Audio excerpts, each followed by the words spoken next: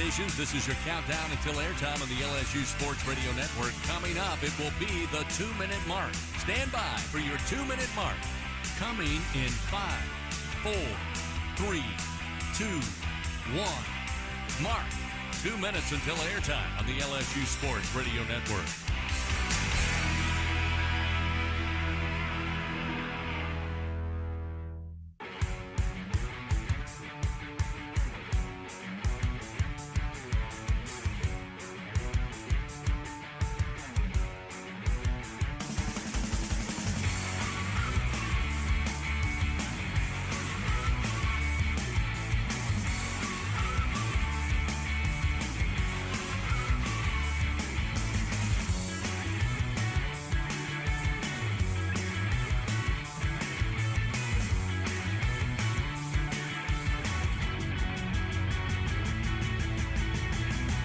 Coming up on the 1-minute mark until airtime on the LSU Sports Radio Network. Stand by for your 1-minute mark. Coming in 5, 4, 3, 2, 1. Mark. 1 minute till airtime on the LSU Sports Radio Network.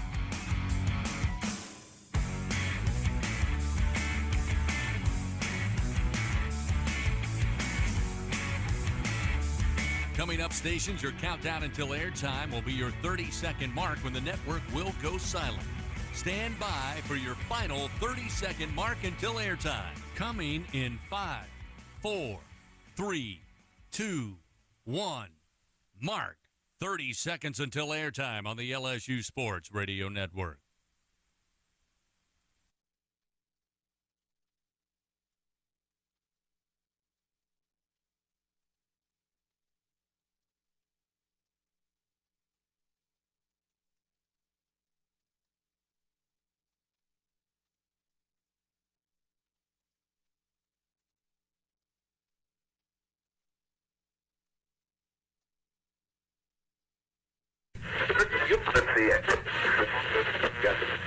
The following is an exclusive presentation of the LSU Sports Radio Network.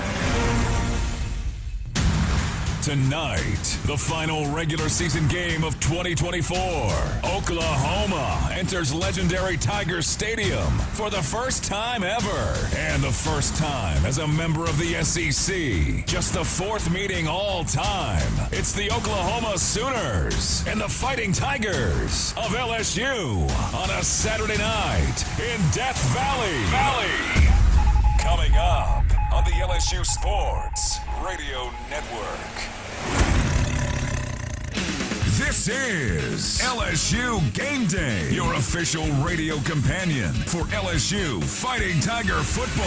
Got it near side 25, gets the sideline, 15, 10, 5, touchdown, Fighting Tigers.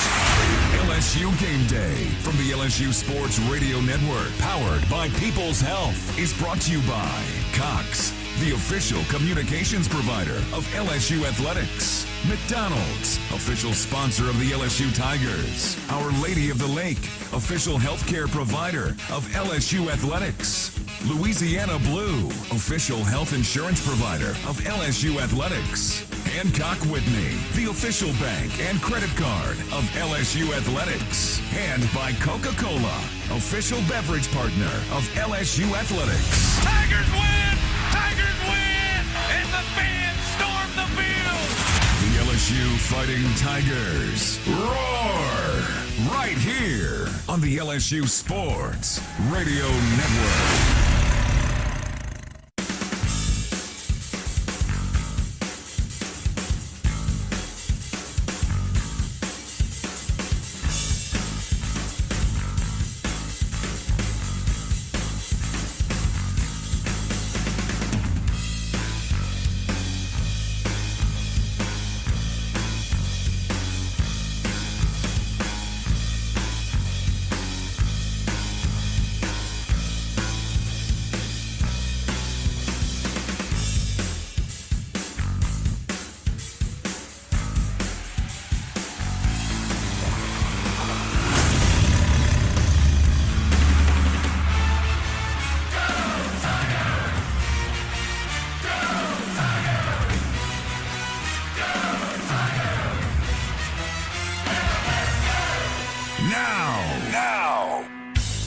inside the shadow of legendary Tiger Stadium. Here are former Tigers Brandon Taylor, Marlon Favorite, and your host, Hunt Palmer. Good afternoon. Happy game day, Tiger fans. This is Fighting Tiger Football. You're listening to the LSU Sports Radio Network. Hey, everybody, I am Hunt Palmer, your host for LSU Game Day. And tonight, the beginning of a new conference rivalry, Oklahoma and LSU. One more Saturday night in Death Valley in 2024, and we've got 90 minutes to get you ready for it. We'll preview this game inside and out, get you the keys to LSU's victory tonight. Scores from around the SEC and college football in rivalry weekend. We'll get a weather date from Brian Haldane. Brandon Drum from OU Insider going to jump aboard to talk about this Oklahoma Sooners team. And Jake Flint, LSU's Director of Athletic Development, is our assistant coach interview of the week. Brandon Taylor, Marlon Favorite with me. We're in the Bud Light fan zone here between the Rams and the Pete Maravich Assembly Center across the street from historic Tiger Stadium. If you're on campus, come on by and see us. Watching the Iron Bowl across the way. There's cold drinks, great food available, and we'll get you ready for LSU and Oklahoma. If you're not on campus, lock us in for the next 90 minutes. It's LSU Game Day right here on the LSU Sports Radio Network. LSU Tiger fans are gearing up with real Tigers apparel and merchandise from the official online store at lsushop.net. Get jerseys, sideline gear, polos, t-shirts, hats, official team merchandise from Nike, accessories, and much more. Over 3,600 products, all shipped right to your door. Head to the place real Tiger fans go for the selection only real Tiger fans get at lsushop.net. The Southeastern Conference. It's the land of legends, the places, the faces, and moments. And he's going for it. It's a touchdown! We've seen the confetti fall again and again. But we're not done. It's time for the next generation to make their mark and go from 14 deep to 16 strong.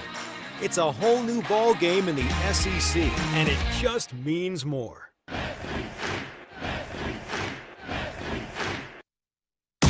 Hey, Tiger fans 12 and younger, don't miss your chance to be a part of Mike's Kids Club, presented by Shell, the exclusive kids club of LSU Athletics. Join Mike's Kids Club for only $25. Get the official Mike's Kids Club t-shirt, free admission to select LSU athletic events, and much, much more. To learn about upcoming events and to join, please visit lsumkc.com. The Mike's Kids Club, presented by Shell.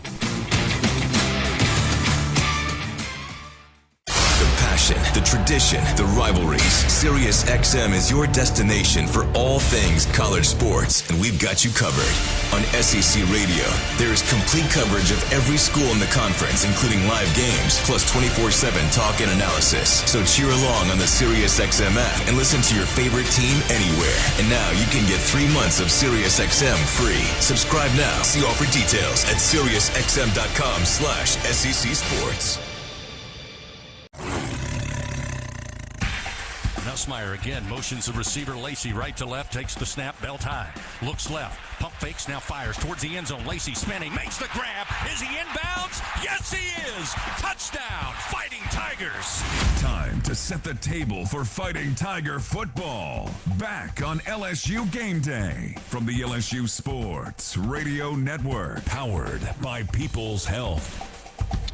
LSU Athletics thanks its Team LSU corporate partners Cox, McDonald's, Our Lady of the Lake, Albertsons, Louisiana Blue, Coca-Cola, and Hancock Whitney. And when the Tigers win, you win. Enter promo code LSU50 the Monday after an LSU football win to receive 50% off your online pizza order at papajohns.com. Better ingredients, better pizza, Papa John's, valid at participating locations only. Hunt Palmer here in the Bud Light fan zone, getting you ready for LSU and Oklahoma. Time to bring in my partners in crime, Brandon Taylor and Marlon Favorite. Happy Thanksgiving, boys. You do okay, Fav, over the week? I did pretty good, man. I think overall Thanksgiving was nice. Had the norm, right? The gumbo, right? A little bit of macaronis on the side. Had enjoyed the bell peppers.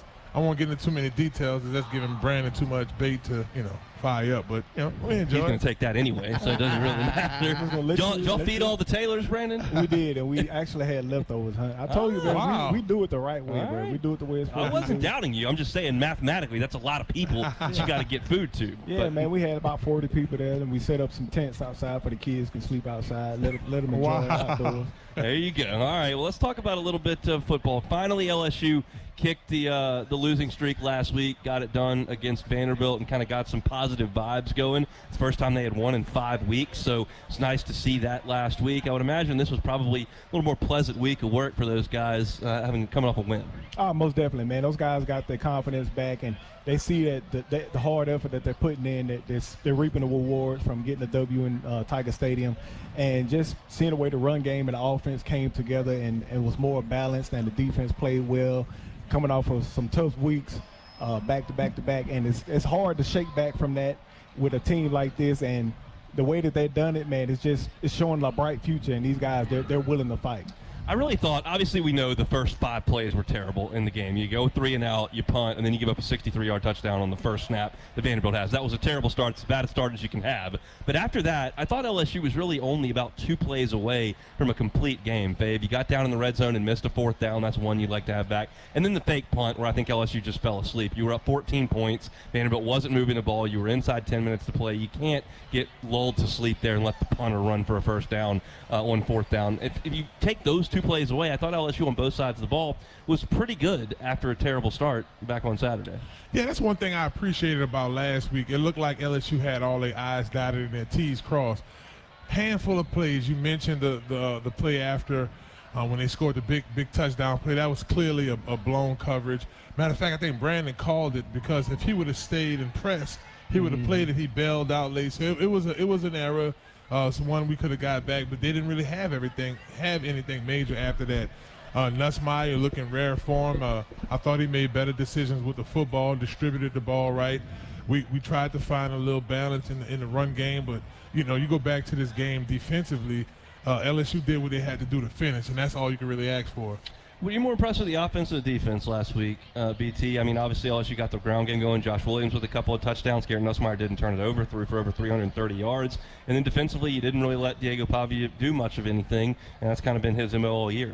I'm more impressed with the offense because of the drought that they've been in, and especially with the turnovers. And that's hard to shake, especially because it's a mind thing. And if you can shake that in your mind, football is 90% mental, 10% physical. If you can break the mental part and strive in that, the physical will follow. And I think that Nussmeier shaking those interceptions that he's been throwing and just distributing the ball, and the offensive coordinator been on the same page with the offense and making it more balanced for Nussmeier to not put all the weight on his shoulders, but to lean on those running backs. And I think it's more impressive to see that on the offensive side of the ball to get out of the drought than on the defense. When y'all were playing, the last game of the year was always Arkansas. And the SEC kind of shoehorned that in there. You know who a lot of the teams in the conference are going to play. They're going to play their in-state rival or a traditional rival. And the SEC kind of forced LSU and Arkansas together and made this goofy trophy. And that was what the season ended. And then A&M came into the league. And, well, we'll make A&M and LSU a rivalry because the states connect, and Texas A&M aren't going to play anymore. And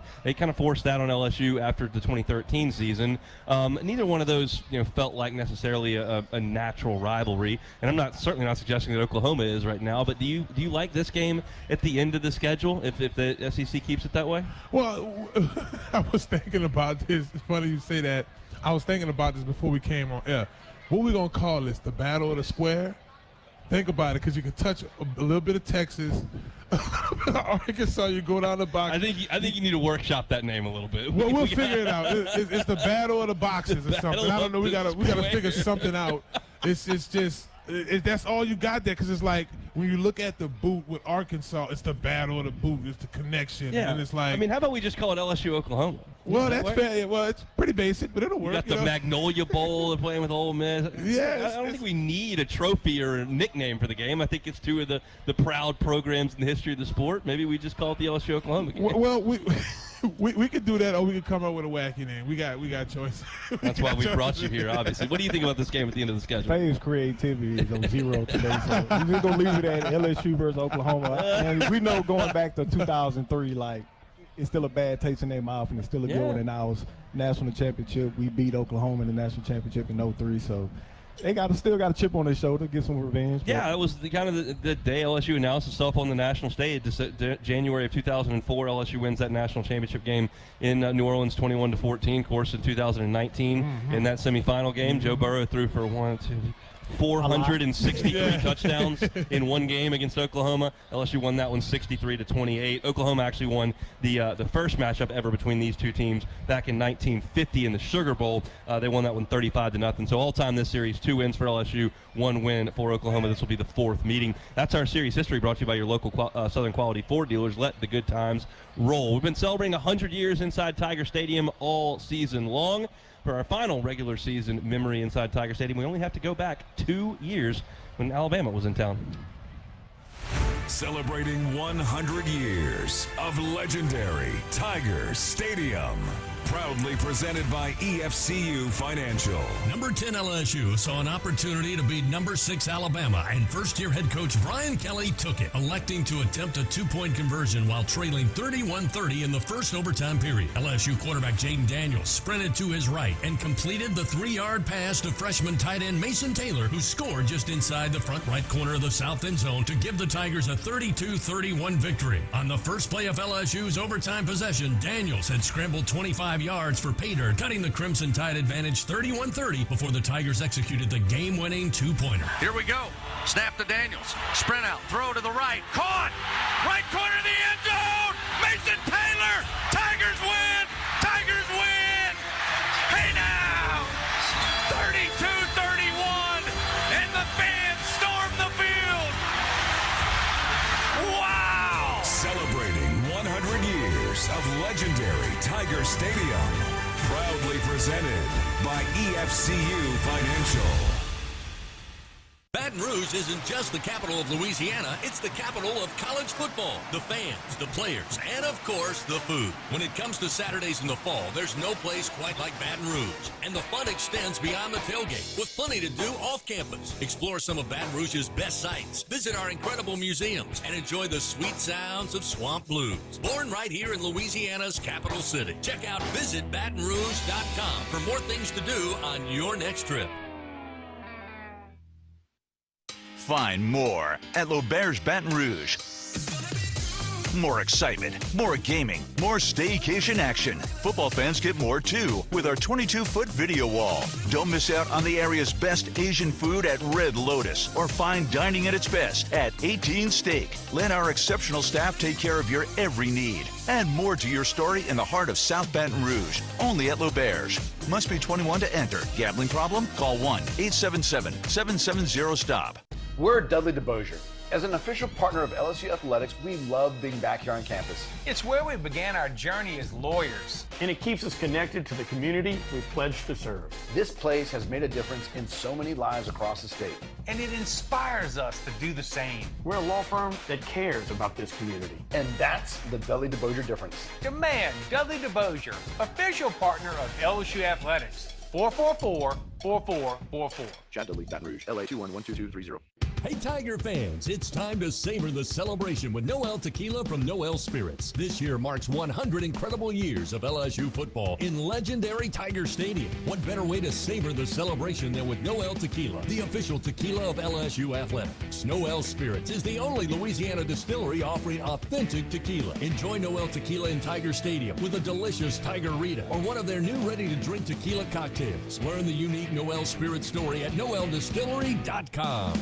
At Albertsons, curbside pickup is easy, but delivery is even easier. Try our new Fresh Pass program and enjoy unlimited free delivery on all your grocery needs. We're offering even more perks like 5% off some of our best brands like O Organic and Open Nature. Plus, even more rewards that never expire to use on gas or free groceries. Start your free 30-day trial today when you sign up for Albertsons Fresh Pass and get free delivery anytime and exclusive perks. Visit albertsons.com/Fresh Pass for program detail. Albertsons, fresh foods, local flavors. Here's the snap. Nussmeier flips it out. Johnson. He's got it at the 5. Trying to get at the pylon. He does. Touchdown, Fighting Tigers. With exclusive analysis, interviews, and plenty of opinion, it's Brandon, Marlon, and Hunt. LSU Game Day, the official pregame show for LSU Fighting Tiger football on the LSU Sports Radio Network, powered by People's Health. Billy Harriman's, the official floral sponsor of the LSU Fan Zone, is delivering smiles daily in our purple vans. Let us help you celebrate life's important moments. Simply call 272-ROSE or click 272rose.com. And Hollingsworth Richards Ford has been a proud member of the Tiger Transportation Team for over 30 years. Come see us today on Florida Boulevard, or you can visit us online at HollingsworthRichardsFord.com. Hunt Palmer, Brandon Taylor, Marlon Favorite with you, getting you ready for LSU and Oklahoma inside Tiger Stadium. It is Senior Day. A bevy of seniors will be honored today before the game. Guys, y'all were able to go through that experience. What's that like, knowing it's your last time to come out of that tunnel in Tiger Stadium? It was good, man. Well, I don't know so much for Faye. We won our game, and we finished off with an undefeated season, finishing number 1 in the season, and just to think back to the journey that you started with that freshman class that you came in with, and those red shirt freshmen that walked on that field with you, man. We left it all on the field, so it was just a great memory, man, just to leave it all in, and I soaked it all in. Our game started off kind of shaky. Arkansas got up on us, but when halftime came out, we turned the switch on, and we ended it well. What running back got stripped, the ball popped up in the air? Was it Michael Ford that maybe got hit by Arkansas? The ball popped up in the air. He just caught it and ran in for a touchdown. That was a sad sight to behold. But, yeah, it ended up working out. Tyron Matthew got loose on a punt return, and everything it was an avalanche after that. Dave, what about you, your memories of Senior Day? Well, I can remember this song playing in my head. Never can say goodbye. That was just stuck in my head. Like, man, it's like, oh, this is my last time. And the funny thing about it, y'all, that walk up, I was one of the captains for that game. And, like, it was a whole emotional thing. You walk out with your family, and everybody's like, oh, it's your last game at Tiger Stadium. And Brandon wasn't spoiled. We did lose the game to Ole Miss because we had to travel to Arkansas the next week. But I just remember the moments. And I had a little spot in the movie Blind Side, right? They took the picture from the cat, so it's like, hey, we beat LSU on my last. You're in the movie for that? Yeah, at the end of the. They send you a royalty check for that? Hey, we gotta talk to them about that. Yeah, they got a couple years too. Big Herman was in that picture. It was funny because it's like, oh man, we did lose that game, but like I remember my boy Michael Wallace got off that game. It was just crazy. So we worried about LSU emotionally last week in whether or not they would rebound from a tough stretch, and then you've obviously got Vanderbilt that's not necessarily going to get the juices pumping. It's a team that's been a doormat in the SEC for a long time. They're not this year, but they have been for a long time. I don't necessarily worry about emotion tonight. The weather's great. The opponent is a big-time program, even though they haven't had the season they wanted. And you've got Senior Day and the emotions that go with that. I think LSU will come out and play really hard. Most definitely. And then you got a team that has nothing to lose, man. To go out there and put on a good display for the fans and go out there and play loose and just have fun with it, man. That's what makes this game so good, when you able to have fun and take it back to when you was 5 years old. It was a kid. Keep it as a game and not as a job or a business. We were able to do that, those young men to go out there and ball out. And you figured that these two teams had playoff aspirations back in August, and the season has not gone the way that they wanted it to at this point. These teams are playing for very little but pride at this point. But last week, LSU kind of cleansed the palate with a win over Vanderbilt, and Oklahoma had their signature game of the season where they just dominated Alabama really from the start defensively. They beat them 24-3, and it kind of ignited the home crowd there. So these two teams aren't in a drought like LSU was in the last week. They're both coming off of a nice win. So I think energy level and effort ought to be really good to be the best team win. It should. The energy level should be high because we got the win. So we had a win that we should have won. And then you have Oklahoma coming off of a high. Nobody and their mother thought that Oklahoma was going to go out there and beat Alabama in the way they did it. So I think that's going to be important for us, not necessarily to give our listeners a little key to victory. But one thing to look at, Hunt, is, hey, they're going to come in here bucked up like, yeah, we just beat Alabama. Alabama beat them. Let's just come down there and embarrass them in Tiger Stadium. But we need to say, hey, this is our home field, right? We used to bust their tail here in the last few years anyway. Let's show them who the king of the square is, right? LSU Athletics would like to thank today's game sponsor, Albertsons, official grocery partner of LSU Athletics. And Tiger fans, do you think you have what it takes to be a true Caniac maniac? Prove it at the next home football game to win free canes for an entire year. Raising canes, one love. Before we take a time out, we will go back to last week, LSU's win over the Vanderbilt Commodores in today's Rewind. This is Fighting Tiger Rewind. Auditory highlights from the last time out for LSU Fighting Tiger football. As heard on the LSU Sports Radio Network, powered by People's Health. Back Back at home for the final 2 weeks of the regular season and looking to break a 3-game losing streak starting tonight as the Vanderbilt Commodores boot-scoot their way down from Music City to take on your Fighting Tigers of LSU. Inside the Capital One red zone for the first time tonight, the Tigers struggled in the red zone here in the month of November. The handoff, Williams runs right through 3 defenders into the end zone. Touchdown, Fighting Tigers. Williams from 20 yards out and a point after away from tying this one up. It looked like Vandy had stood him up after about a 3-yard gain, but credit the veteran running back. Never gave up on the play, kept the legs churning, and he finds pay dirt. Too wide to the left. Daniels, the lone receiver, to the right side. Here's the snap. Give the ball right back to Williams. Sidesteps. Gets free inside the 15, the 10, the 5, and carries a Commodore into the end zone. Touchdown, Fighting Tigers. Great lead block by Mason Taylor. A great cut by Williams once he got beyond the line of scrimmage. Second rushing touchdown of the night for the veteran running back out of Houston, Texas. His 5th rushing touchdown of the year, and the Tigers have their first lead with 51 seconds remaining here in the second quarter. It's 13-7 Tigers with a point after upcoming. But they'll roll the dice. Nussmeier in the pocket, steps up, throws, catch made. Daniels has it at the 20. Outside the numbers, near side, inside the 15, down to around the 12-yard line, a gain of 24. C.J. Daniels with a Louisiana Blue first down, and the Tigers inside the Capital One red zone. First down and 10 at the Vandy 12-yard line. Snap to Nussmeier. Again, very clean pocket. Time in the pocket. Long throw, wide open. Lacey, right corner of the end zone. Touchdown, Fighting Tigers. Lacey hauls it in. 8th touchdown of the season, and the Tigers make it 20-10 with 3:32 remaining in the third quarter. This one will be about a 28-yard try. Slade Roy set to snap it back. Good snap. Placement down. Ramos again will put it up, and the kick is good. 24-10 LSU now leads with 10:41 remaining here in tonight's ball game. They will meet, shake hands as LSU picks up the win. Again, to move to 7-4 on the season, 4-3 in conference play. For Vanderbilt, they fall to 6-5. They are now under 500 at 3-4. Final seconds roll off the clock here at Tiger Stadium. Horn sounds, and this one's in the books. Tigers get the win over Vanderbilt. Make it 10 straight over the Commodores with a 24-17 win at Tiger Stadium tonight. That was a Fighting Tiger Rewind. LSU Game Day continues after this quick break from the LSU Sports Radio Network, powered by People's Health. I learned patience from my adoptive dad. All he had to say was, "Hey, you got this. Just breathe."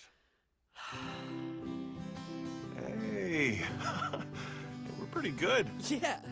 Might have to start a band. I got it. Learn about adopting a teen from foster care. You can't imagine the reward. Visit adoptuskids.org to find out more. This message is brought to you by Adopt US Kids, the U.S. Department of Health and Human Services, and the Ad Council. LSU Tiger fans are gearing up with real Tigers apparel and merchandise from the official online store at lsushop.net. Get jerseys, sideline gear, polos, t-shirts, hats, official team merchandise from Nike, accessories, and much more. Over 3,600 products, all shipped right to your door. Head to the place real Tiger fans go for the selection only real Tiger fans get at lsushop.net. The Southeastern Conference. It's the land of legends, the places, the faces, and moments. And he's going for it. It's a touchdown! We've seen the confetti fall again and again. We're not done. It's time for the next generation to make their mark and go from 14 deep to 16 strong. It's a whole new ball game in the SEC, and it just means more.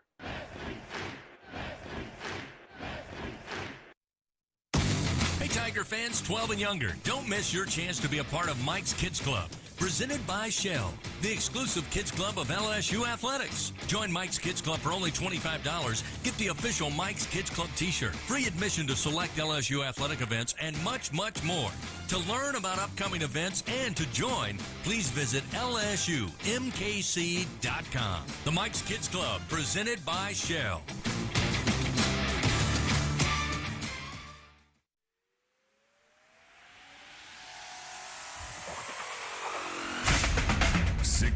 Teams spanning 12 states, leading the way across all collegiate sports, because it just means more.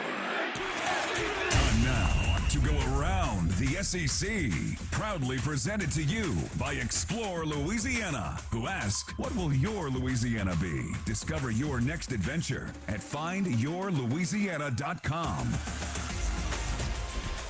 Rivalry weekend in the Southeastern Conference got started yesterday. Ole Miss wins the Egg Bowl 26-14. Jeff Lebby goes winless in SEC play in his first season in Starkville. Ole Miss still hopeful they can maybe sneak their way into the playoffs, but it's kind of doubtful as the Rebs finish 9-3 in the regular season. Wild one in Athens last night. 8 overtimes it took to decide the game between Georgia and Georgia Tech. Homestanding Bulldogs got it done 44-42. They are headed to Atlanta for the SEC championship game and very likely in the playoff. And during the broadcast, it was consistently said that they've clinched a playoff spot. I'm not quite there yet, but we'll see what Georgia can do against the winner of Texas and Texas A&M next week in Atlanta. Finals from today: Tennessee got behind 14-0, but after that just hammered Vanderbilt in Nashville. 36-23 was the final. Tennessee is 10-2. They will be in the college football playoff coming up later on in the month of December. Clemson and South Carolina played a classic in Clemson. South Carolina wins it 17-14. Lenora Sellers had a touchdown run inside 2 minutes to win that one for the Gamecocks. Shane Beamer kind of stating his case as a playoff hopeful. They've got a pretty impressive resume at this point. South Carolina is playing great football. They will be a top 15 team when the polls come out next week. Louisville blasted Kentucky 41-14 in that one up in the Commonwealth State. And still to come in SEC action, Florida and Florida State from Tallahassee. Florida State got a new offensive coordinator. If you didn't hear this, Gus Malzahn has resigned as the head coach of UCF. He will call plays next year for the Florida State Seminoles. And then maybe the game of the year in college football based on stakes, history, tradition, and rivalry. Texas and Texas A&M from Kyle Field, 6:30 ABC. The winner will go to Atlanta to play the Georgia Bulldogs. Who you like in that one, Fabe? It's going to be a wild scene at Kyle Field later on this evening. For some reason, I think Texas A&M going to win that one. I don't know if it's because of their defense. It's definitely not from, I think Texas A&M going to. What you got, BT? That could be a sneaky game for Texas. I think that Texas will play down because they – in big games like that. Do we know Texas is good? Are you sure they're good? That's what I'm thinking. I think Texas A&M might get them. The only ranked team they played. Texas' best win is Vanderbilt. Yeah. That's the best win they have. They played Georgia on their home field and got pushed around. Oh, yeah. That's what I'm saying. The only ranked team they played was Georgia, and they got smacked. And them going into Texas A&M, that's a hard place to win, bro. That's going to be the best environment in college football this year, season-wide. Texas A&M playing Texas, first time since 2011 in Kyle Field. Winner goes to Atlanta for the first time. That's going to be an absolutely ridiculous environment. I'm going to try to sneak a few peeks of that in the press box while we're up there. Let me ask y'all this. Okay, say for instance, because I don't know if our listeners saw that crazy game Georgia Tech last night. What if Georgia Tech would have won? I'm not sure what the ramifications would have been. There's so many variables, and we were doing this for the first time. We don't know. We don't really know. Mm-hmm. So I'm curious to see how it all plays out. But I'm not sure. Obviously, it's not a league loss for them. They'd still be going to Atlanta, so they have a chance to win the league and get a bye and all that. Yeah. It's hard to say. Capital One is offering checking and savings accounts with no fees or minimums. What's in your wallet? And Great American RV Superstores provides world-class experience to campers nationwide. Visit GreatAmericanRV.com for one of the largest selections of RVs and top brands like Tiffin, Jayco, Heartland, and more. Great American RV Superstores, making memories one weekend at a time. Come back with more. It's LSU Game Day right here on the LSU Sports Radio Network. Today, we are shaping tomorrow. We are researching how extreme stress impacts the immune system. from trauma victims to athletes and even astronauts. Our work is leading the way in sepsis treatment, saving countless lives. We're unlocking the mind with music in exciting new ways. Our Lady of the Lake Health and LSU are improving the health of our state and beyond. That's the impact of champions. Imagine the impact we'll have on the future. Together, we roar. Ho ho! Welcome to the Make It Jingle with Kris Kringle podcast. Today we're talking to Jan from Toyota, all about Toyotathon. Hi! So, Jan, got any red Tacomas? Yeah, we have a great selection of vehicles, including Tacomas. After my big job, I'm taking the missus down to Florida to go surfing. Did you say Florida? Can the elves and I go too? Dealer inventory may vary. Current offers on these vehicles end December 2nd. Offers are subject to change throughout Toyotathon, which ends on January 6th. See your participating Toyota dealer for details. Toyota, let's go places. Some days you hit snooze, but not today. Today you have to go on a run to get burgers for the tailgate. You've got to haul something heavy, a cooler stocked with Bud Light. When you've got beer and football, nothing is hard, until the other team scores. Bud Light, easy to drink, easy to enjoy.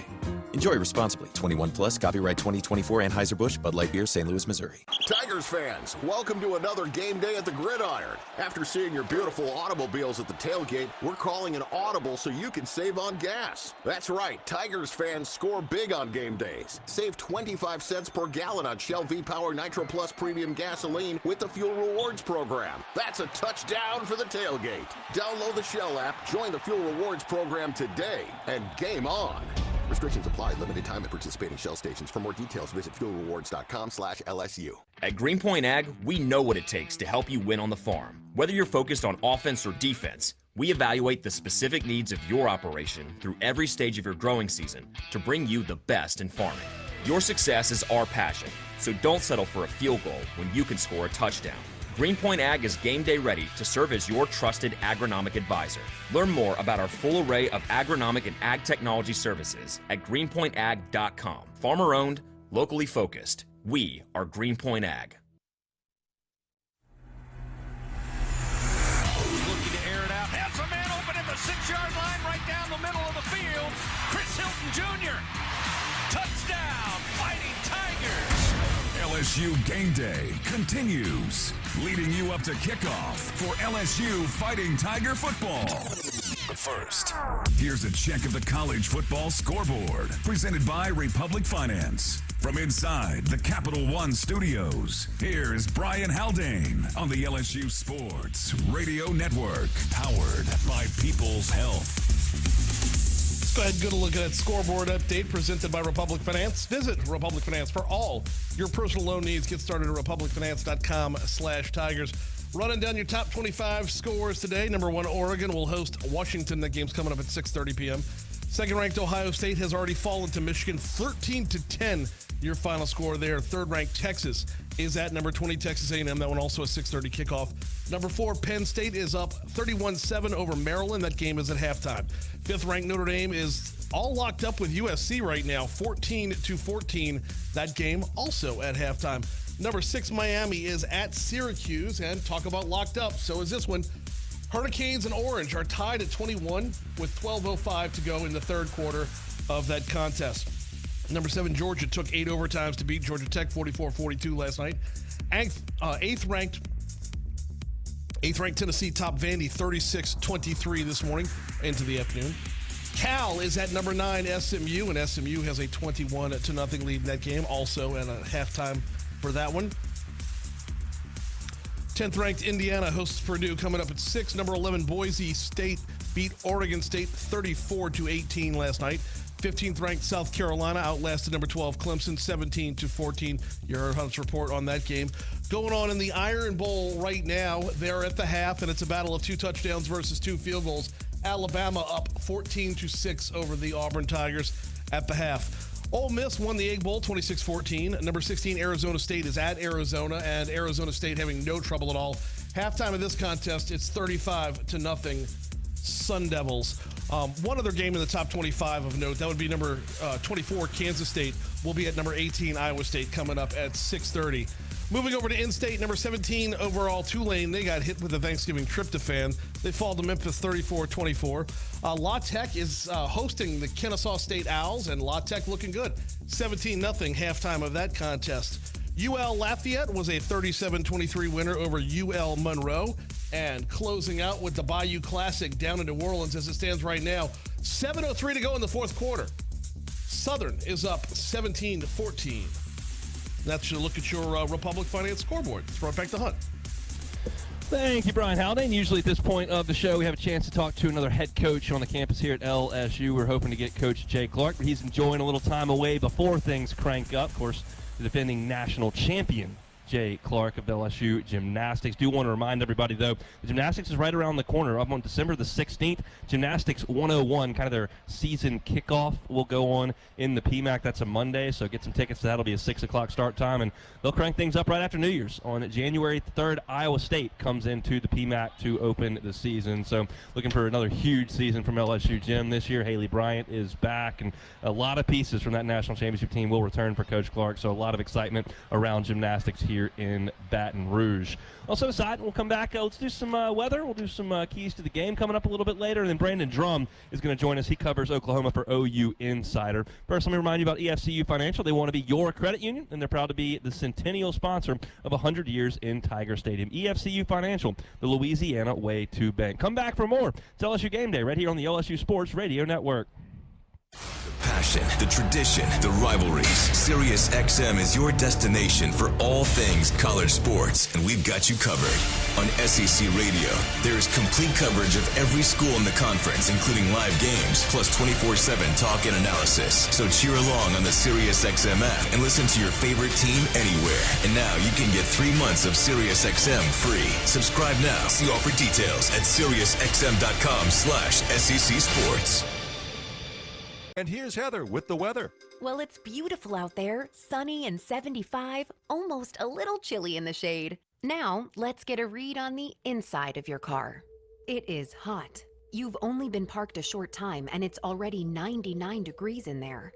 Let's not leave children in the back seat while running errands. It only takes a few minutes for their body temperatures to rise, and that could be fatal. Cars get hot fast and can be deadly. Never leave a child in a car. A message from NHTSA and the Ad Council. The Southeastern Conference. It's the land of legends, the places, the faces, and moments. And he's going for it. It's a touchdown! We've seen the confetti fall again and again. We're not done. It's time for the next generation to make their mark and go from 14 deep to 16 strong. It's a whole new ball game in the SEC, and it just means more. There's danger out there. It lurks on highways and quiet neighborhood streets. It's more likely to kill you than a shark, and more terrifying than the biggest snake. Distracted driving claims lives every day. Every notification, swipe, social post, video, or selfie while driving risks your life. So while you might think public speaking or the zombie apocalypse is scary, what's really terrifying and even deadly is distracted driving. Eyes forward, don't drive distracted. Brought to you by NHTSA and the Ad Council. LSU Fighting Tiger football is on the way as we continue on LSU Game Day. But before boot meets ball, let's get a check of your game day forecast. Now here's the weather. Presented by Southern Air, cooling, heating, plumbing, and electrical. Once again, here is Brian Haldane. Right back in the Capital One Studios, because it's time now for your pregame weather update presented by Southern Air, cooling, heating, plumbing, and electrical. What remaining sun we do have is doing some serious work right now. Temperature's supposed to drop by about 8 degrees between now and kickoff, down to about 51. We're looking at 47 at halftime, 43 for the walk back to the car. So yes, it is getting chilly. If you haven't made your way into Tiger Stadium, you had like that throw blanket in the car, maybe go grab it. While it will be chilly, everything else will be ideal. No chance of rain, 25% humidity out there. A steady 4 mile per hour breeze coming in out of the east. So it is ideal conditions. Temperature is just going to be a little bit lower than we might like. Right now, we are at 59 degrees in the south end zone of Tiger Stadium. Hunt? Thank you, Brian Haldane. Each week when I look at the opponent, Fave and BT, I put their offensive statistics on one page and defense on another page. If it's a really good statistic, I put it in green. If it's bad, I put it in yellow. Fave, what do you notice about Oklahoma's offensive sheet here? There's no green. There's no green here. It is all yellow. This Oklahoma offense has really, really struggled all year to the point that they fired their offensive coordinator 7 weeks into the season. They're 15th in the league in scoring offense, dead last in total offense, dead last in yards per carry, dead last in passing offense, dead last in sacks allowed, 15th in tackles for loss allowed, 15th on third down, and dead last in yards per play. That is a mouthful. That said, last week, they just snapped it to Jackson Arnold and told him to run it 25 times, and he ran for 150 yards on and a couple scores on Alabama. So it stands to reason they'll probably do some more of that coming up on Saturday night. So what do you expect LSU's adjustment to be to the running quarterback, BT? I expect LSU to go in there and load the box up and to put the DBs on the island, play man-to-man on the outside, and force him to throw the ball. That's what we want him to do. We don't want him to run, so we'll play 8-man, 9-man box and let those corners on the outside play man coverage. Fave, your thoughts on that? I'm with him. Let the corners play man coverage, load the box up, so that way we're attacking where the issue is going to lie. Somebody's on the quarterback, contain-wise. Now, it is. They watch film too. There are some opportunities to run up the middle on us on our defense as well, but it's back to me beating the dead horse again. Hey, guys, gap control, don't lose contain. So to BT's point, load that box, trust a little top in them back there to make the coverage happen, you know? It's just been tough on the OU passing game all year because their top 4 receivers got hurt, and they're trying to break in a new quarterback, and they had a freshman quarterback they went to, and they benched Jackson Arnold. It's just been kind of back and forth, but they found something on the ground last week. They ran for 252 on a really tough Alabama front that LSU couldn't move off the football. So this is just going to be a deal where LSU is going to have to play well at the point of attack. If they take that part of Oklahoma's offense away, there's not really a counterpunch that the Sooners have had to this point. So it's interesting because LSU had no answer for Jalen Milroe and no answer for Marcel Reed. And they did play well against Diego Pavia, and they did play well against Taylon Green and Arkansas. So I can't really figure out why some running quarterbacks are going nuts and some running quarterbacks haven't really gotten anything going at all. It's a mystery to me. It's all about consistency and just going out there and playing loose and playing Tiger football, getting all 11 guys to the football and making the big plays when you're supposed to, and not playing hero ball, just relying on one person to make the plays, which, as we seen in the beginning of the year when Harold Perkins was on the field, was all about, we need to get Harold Perkins to make plays. On defense, you control your own destiny. What you put on the field is what you get out of it. And as a defensive player, that's why I play defense. I hated offense because you got to depend on everybody else. The center got to snap the ball. The quarterback got to get the ball. The quarterback No, I'm on defense, see ball, get ball. If I see the ball, I'm going to get it. So that's why they got to play in this stadium, and I think it'll turn out well for them. We saw in the Vanderbilt game, Fave, LSU leaned on some true freshmen on defense. You saw Ahmad Bro play a good bit at defensive tackle. Dominic McKinley played his most defensive snaps of the year. You've also seen Devon Keys play some at the linebacker spot, and that took Greg Penn off the field a little bit to try to keep him fresher than he had been all year. This is the point of the year where you got to have your true freshmen figure some things out, and it seems like LSU's tossing theirs into the fire there. You have to get those guys meaningful reps because we don't have any playoff aspirations. Nothing's happening for us. Nothing is happening for us in regards to the national championship. So let's get some of these young guys we brought in here as recruits, see what they can do in these situations. So you get the young bucks like McKinley and them getting in there. Now the thing about the defensive line, we probably maybe the second, maybe third easiest position on the field. So I expect to hear that from you. Yeah, I'm being real. Hey, a couple of times, I do some sophisticated stuff like some twists. They never really dropped me in coverage. I don't know why. I know why. I had the hops. You know what I'm saying? I had the hands. They could have did that. But it's easy. Hey, he said see ball, get ball is like, okay, win in the gap. Like, don't lose in this gap. So get those young bucks accustomed to the offensive guards and tackles that are all conference. Have them going against them so that way next year they got the little experience. Keys to the victory coming up next. It's LSU Game Day right here on the LSU Sports Radio Network, powered by People's Health. A strong power game is the key to winning on the field and off it. With available Pro Power onboard, the Ford F-150 acts as a mobile generator to keep your job site running on the workday and your tailgate rolling on game day. No wonder Ford F-Series is America's best-selling truck, 47 years straight. Ford F-150 and your Southern Quality Ford dealer. Proud sponsor of LSU Athletics. See Owner's Manual for important operating instructions. Everyone has their own favorite way to experience Louisiana. For some, it's the taste of hot beignets with a creamy cafe au lait. For others, it's swaying to the music of brass bands, Zydeco, and all the music in between. It's boating on the bayou, weaving your way through festivals, road tripping in pursuit of the greatest gumbo. Whoever you are, whatever you crave, Louisiana will feed your soul. Go to findyourlouisiana.com to plan your visit today. It's almost time for kickoff, and the only thing missing in your game day plans is a refreshing drink. With 15% alcohol by volume and a colorful collection of fun flavors, Buzzballs are the perfect ready-to-drink cocktail for every moment of the game. Try the rich choco chiller, zesty lime Rita, spicy chili mango, or discover your new favorite flavor. Cheer for your team with a cocktail you can count on to taste like a winner every time, in just a matter of seconds. Find your go-to play and buy Buzzballs today. Buzzballs is a proud partner of LSU Athletics. Please enjoy Buzzballs responsibly. Buzzballs, Carrollton, Texas.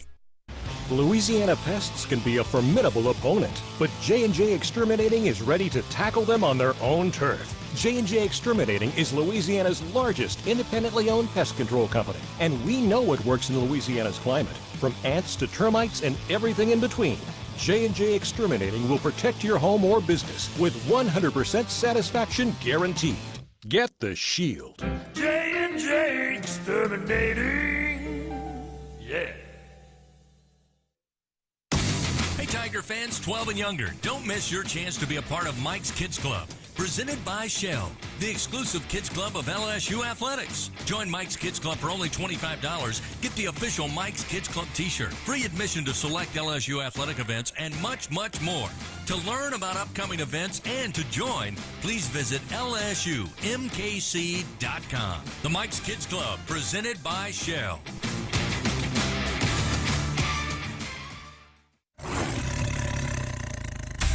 Give to Durham. Huge hole up the middle. Durham inside the 20, inside the 15, stays up right inside the 5, lunges towards the end zone in the left corner, and touchdown, Fighting Tigers. The ball came out, but he had already crossed the goal line. The freshman, Caden Durham, with his first touchdown as a Tiger. 26 yards, and LSU's on the board. As we get closer to kickoff for LSU Fighting Tiger football, time to get the guys' keys to victory. Presented by Slow Melt Ice. Whenever you're ready to cool it down, count on Slow Melt Ice. Visit slowmeltice.com. This is LSU Game Day on the LSU Sports Radio Network, powered by People's Health. That Slow Melt Ice isn't going to have to do quite as much heavy lifting this evening as it did back in September, because that sun is setting out to the west and the temperature is dropping right now on campus. It's going to be a chilly one inside Tiger Stadium tonight. Fabe, let's do keys to the game. What you got?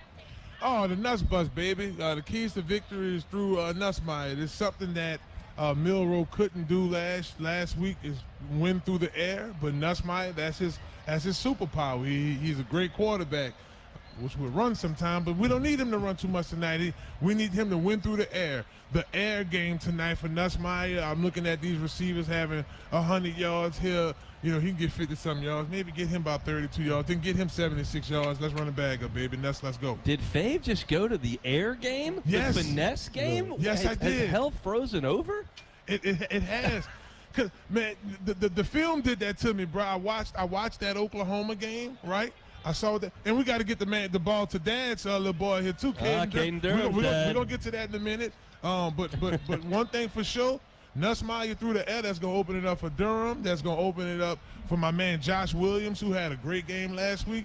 Through the air hunt, baby. Let's make it happen. All right, BT, you got a key to the game for me? My key to the game would be the linebacker play and just them running freely and keeping eyes and containing this quarterback that likes to run the ball and that is very capable of running the ball and actually controlling the game with his feet and forcing him to pass the ball instead of letting him break big runs. So my key to the victory is going to be this linebacker play.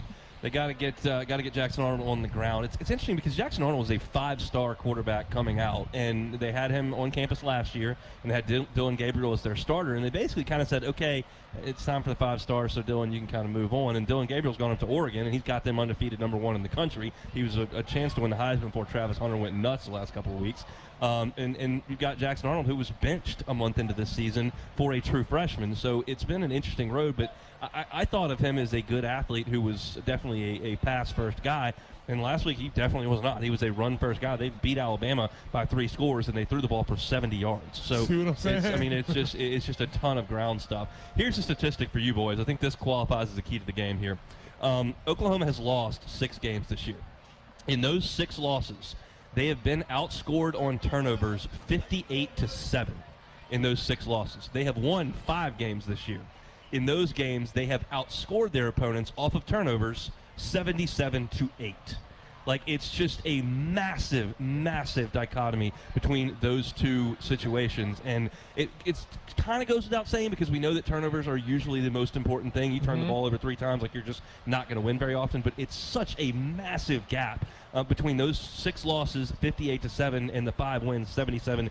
Jalen Milroe threw 3 picks last week, and we know that LSU has had some issues with that. And Nussmeier was great last week. He never put the ball in harm's way, and when he plays like that, and when he plays like he did against Arkansas, where he manages the game and just keeps everything in front of him, doesn't try to get too aggressive, you can throw it away if you need to. Take a sack on 3rd down, and we'll punt the ball. It's not the end of the world. But he can't try to force things like he did in College Station, because that's how things unravel. And Oklahoma has done a good job in their wins of getting that done. When they get beat, they have given the ball away, and they haven't gotten that help. So I can't find a stat that's more telling than that.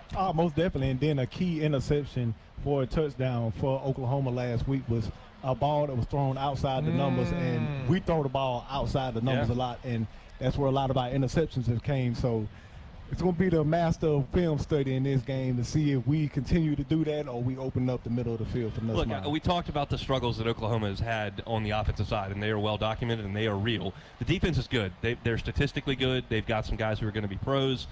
They've got Stutzman's one of the best linebackers statistically in the history of their program as well. So their defense is good, and they can make some plays. The offense has got big issues, but their defense is tough, and LSU's going to have to see what they can do against that unit coming up this evening. When the Tigers win, you win. Enter promo code LSU50 the Monday after an LSU football win to receive 50% off your online pizza order at papajohns.com. Better ingredients, better pizza. Papa John's, valid at participating locations only. And PellPrint.com is South Louisiana's online print shop. Go to PellPrint.com for your printing, mailing, banners, and promotional items. PellPrint.com, proud to support LSU athletics. When we come back, it's time to look at those Oklahoma Sooners. Brandon Drum is our guest. We'll join him next. Coming up on LSU Game Day on the LSU Sports Radio Network. I learned patience from my adoptive dad. All he had to say was, "Hey, you got this. Just breathe." Hey, we're pretty good. Yeah. Might have to start a band. I got it. Learn about adopting a teen from foster care. You can't imagine the reward. Visit adoptuskids.org to find out more. This message is brought to you by Adopt US Kids, the U.S. Department of Health and Human Services, and the Ad Council. Half of the world's population depends on rice for 80% of their daily food needs. By 2050, population growth could increase rice demand by 30%. But as climate changes, rice output is decreasing. At LSU, we're using genetics, genomics, and AI to create new rice that yields more with less resources. We're not just feeding the hungry, we're growing a better future. The Southeastern Conference. It's the land of legends, the places, the faces, and moments. And he's going for it. It's a touchdown! We've seen the confetti fall again and again. We're not done. It's time for the next generation to make their mark and go from 14 deep to 16 strong. It's a whole new ball game in the SEC, and it just means more. She's got got a seam. He's down the near side hash. Tiger fans, if you've ever wanted to listen to the LSU Sports Radio Network while watching your Fighting Tigers on TV, now you can, and it's easy to do. Just pause the TV. Use the LSU Sports mobile app to stream the audio on your smartphone or tablet. Connect to a smart speaker, then wait for the audio to catch up to the point your TV is paused. Push play, and you are all set. Watch the Tigers and listen with the LSU Sports Radio Network and the LSU Sports mobile app. 15, 10, 5, touchdown, Tigers! I learned patience from my adoptive dad. All he had to say was, Hey, you got this. Just breathe. Hey, we're pretty good. Yeah. Might have to start a band. I got it. Learn about adopting a teen from foster care. You can't imagine the reward. Visit adoptuskids.org to find out more. This message is brought to you by Adopt US Kids, the U.S. Department of Health and Human Services, and the Ad Council. They're looking to throw. Nussmeier looking for Taylor. Wide open in the end zone. Touchdown, Fighting Tigers. As we get closer to kickoff, it's time for Tiger Recon, a scouting report on LSU's opponent. This is LSU Game Day from the LSU Sports Radio Network, powered by People's Health.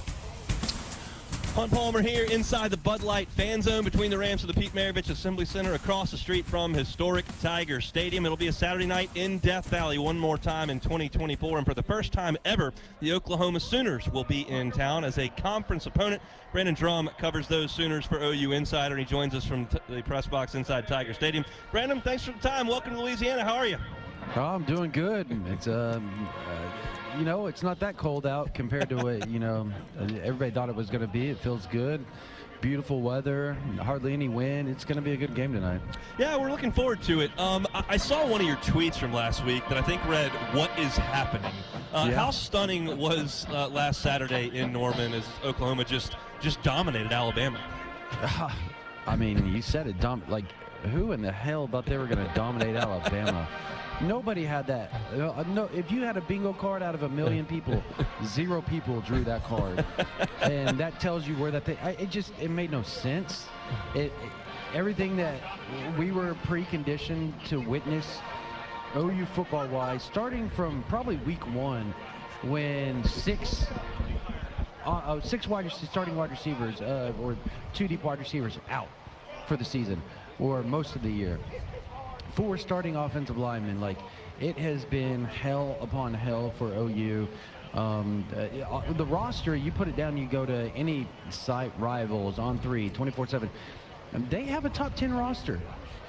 They are definitely not a top 10 team on the field this year, and there's a lot of circumstances that led up to that, and a lot of it leads up to injury, but a lot of other things lead up just, you know, bad timing on the hire. And I will never, ever bash Seth Luttrell. He's a friend of mine. I've known him for 20-something years, and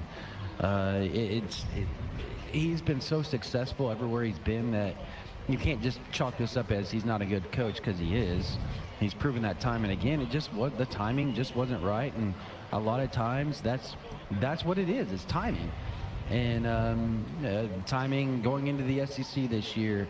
Timing with the injuries. If OU was in the Big 12 this year, even with all the crap that they've been through, as talented as they are, they're probably still playing for a back-end playoff spot, and that's how different it is. Yeah, life's a little different in this super conference now that the SEC has become. Has there been a significant change in what the offense is trying to accomplish since the coordinator change with Seth Luttrell moving out? Look, they're running the ball more. But I think the fact that Jackson Arnold isn't looking over his shoulder has made a world of difference for him. He's more confident. Did he only throw for 80 yards last week? Yes, he did.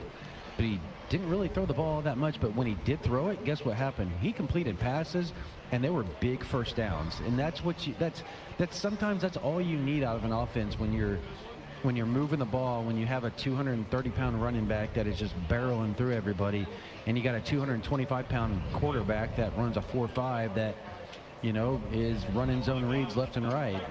You know, so when it works, you know, I think Travis Davidson said it best. He's one of the guys. He's we call him the voice of the fan.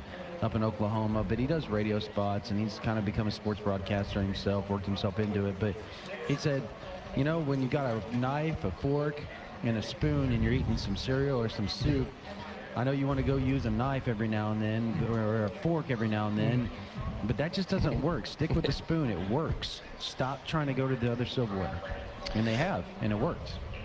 Dudley DeBosier stands up for the purple and gold and fights for Tiger fans all across Louisiana. Dudley DeBosier, proud to be an official partner of LSU Athletics. So step aside, come back and talk about this Oklahoma defense that statistically has been very good. We're chatting with Brandon Drum. We'll do that when we come back. It's LSU Game Day right here on the LSU Sports Radio Network.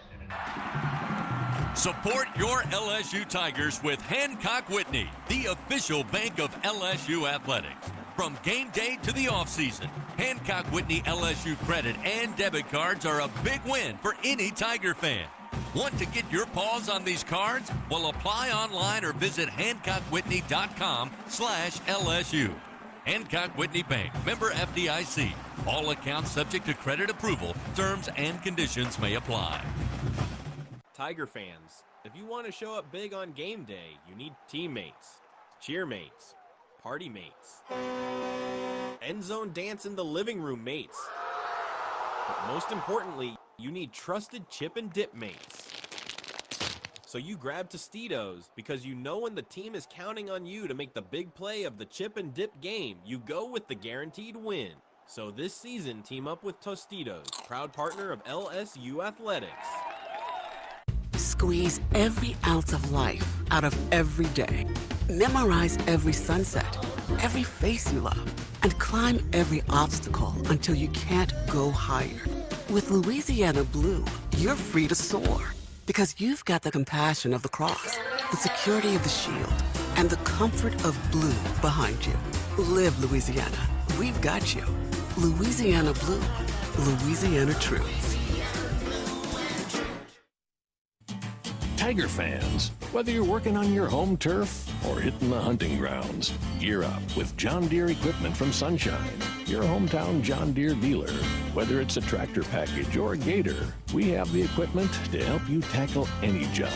With 0% financing available, let us help you bring home a winner this season and get powered by Sunshine. Visit us at sunequip.com. Sunshine, official partner of LSU Athletics. Find more at L'Auberge Baton Rouge.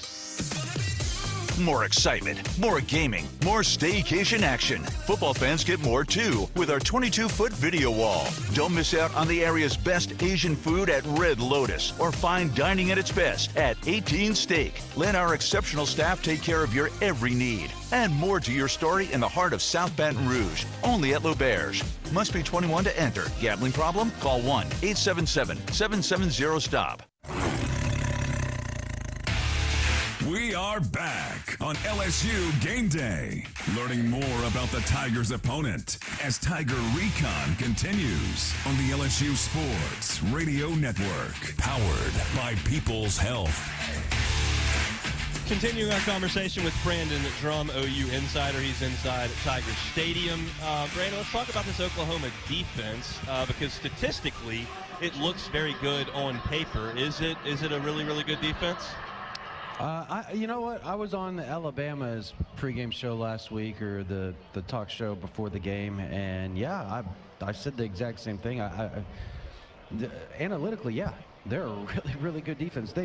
They have defended the most series, most possessions, most plays out of almost every college football team in the nation this year. You get the analytics into that, and yeah, they're one of the best college football defenses in the nation, and they've been that way from the start. You look at what they did to Alabama last week. You look at, you look at what they did to Texas. Yeah, did they lose to Texas? Like, I think it was like 30-something to 3 or whatever, or 9 or what. I don't remember the whole score, but point being is that 2 minutes left to go in the first half. It was a 7-3 ball game. Oklahoma was driving down the field and they fumbled the ball. And they subsequently fumbled the ball 3 straight possessions. And they go down 21-3. If they had a pulse on offense with Oklahoma's defense gave them the possession inside their own 50, right? The plus side of the 50, 3 straight possessions to start the game. and they ended up with 3 points because of fumbles, because of miscues, because of 4th and 1 not converting. So, yeah, this defense has been amazing this year. It's been really good. I think everything but one cornerback spot has been very, very good for Oklahoma all season. What would you call the biggest strength of the defense? Their safeties and their front seven. I think Eli Bowen on one side does a fantastic job. I think everybody saw what he did to Ryan Williams last week, and he's been doing that ever since he started playing for Oklahoma a lot. His side of the field gets shut down a lot of the time, not every time, but a lot of the time. But you know, Des Malone, Jacoby Johnson, Kenai Walker, they've struggled a little bit on the other side, and that's been kind of the Achilles heel for Oklahoma as far as deep balls go. But they do give up a deep play, and it's normally to that side of the field, wherever opposite side of Eli Bowen. How was the kicking game for Oklahoma? If this thing came down to a field goal, how would they feel about that? Coin flip. Look, you know, Zach Schmidt has been maligned his whole career at Oklahoma, but he's actually come in and done really well the back half of the season. He wasn't the guy leading up to it. His Florida State transfer came in and was doing a really good job for Oklahoma, or wasn't doing a good job, so they finally went back to Zach Schmidt. And he started being somewhat more consistent. As far as punting goes, Ellinger is, oh my gosh, I just went blank, but the punter is really, really good. Really good. Let's do a vibe check in Norman. I know obviously as of 7 days ago before the Alabama game, things were really bad in Norman. I would get that. Yeah. But did last week kind of put some of that on the back burner, or is it still an uncomfortable spot? Yeah, it's crazy, right? A week in college football is a lifetime, right? It changes everything. So yeah, everybody's kind of back on a good vibe right now. They feel good about where the program's headed. And I think people are starting to see that injuries have cost Oklahoma at least 3 wins. And I don't think that's like hyperbole at all. I think that's a reality of the situation. And I think people see that, hey, if they could actually have some sort of depth and not have their depth also injured, they might have won, 9 games this year. 8 for sure, probably. And that's just the reality of it. And it didn't happen. That's the way the world works. Nothing's given to you. You have to fight through things, and that's kind of what Oklahoma's had to endure this year. We appreciate some time, Brandon. Enjoy the football and safe travels back to Oklahoma. All right, thanks, guys. He's Brandon Drum, OU Insider. Calling all Tiger parents, your child could be the next Whataburger kickoff kid. Visit lsusports.net/kickoffkid. Be entered for a chance to be on the sideline during the next home football game. Whataburger, just like you like it. We'll come back for more. It's LSU Game Day from the Bud Light Fan Zone on the LSU Sports Radio Network.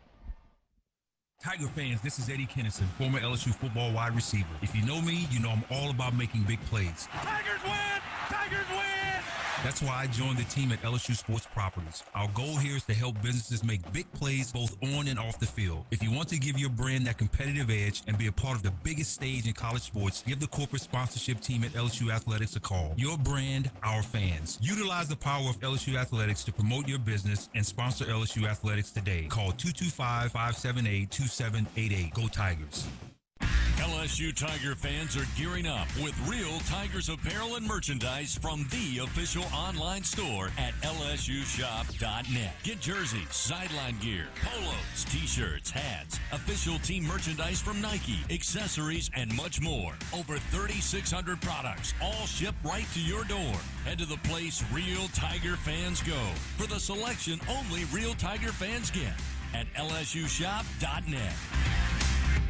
The Southeastern Conference. It's the land of legends, the places, the faces, and moments. And he's going for it. It's a touchdown! We've seen the confetti fall again and again. We're not done.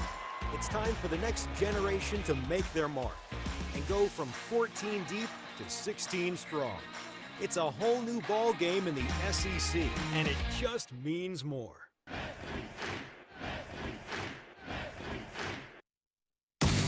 Tiger fans 12 and younger, don't miss your chance to be a part of Mike's Kids Club. presented by Shell, the exclusive kids club of LSU Athletics. Join Mike's Kids Club for only $25. Get the official Mike's Kids Club t-shirt, free admission to select LSU athletic events, and much, much more. To learn about upcoming events and to join, please visit lsumkc.com. The Mike's Kids Club, presented by Shell. Tiger fans, this is Eddie Kennison, former LSU football wide receiver. If you know me, you know I'm all about making big plays. Tigers win! Tigers win! That's why I joined the team at LSU Sports Properties. Our goal here is to help businesses make big plays both on and off the field. If you want to give your brand that competitive edge and be a part of the biggest stage in college sports, give the corporate sponsorship team at LSU Athletics a call. Your brand, our fans. Utilize the power of LSU Athletics to promote your business and sponsor LSU Athletics today. Call 225-578-2788. Go Tigers. The shotgun snap, give it right back to Thomas. He'll try to go far side, gets to the corner, leaps towards the end zone. He's in. Touchdown, Fighting Tigers. Xavier Thomas.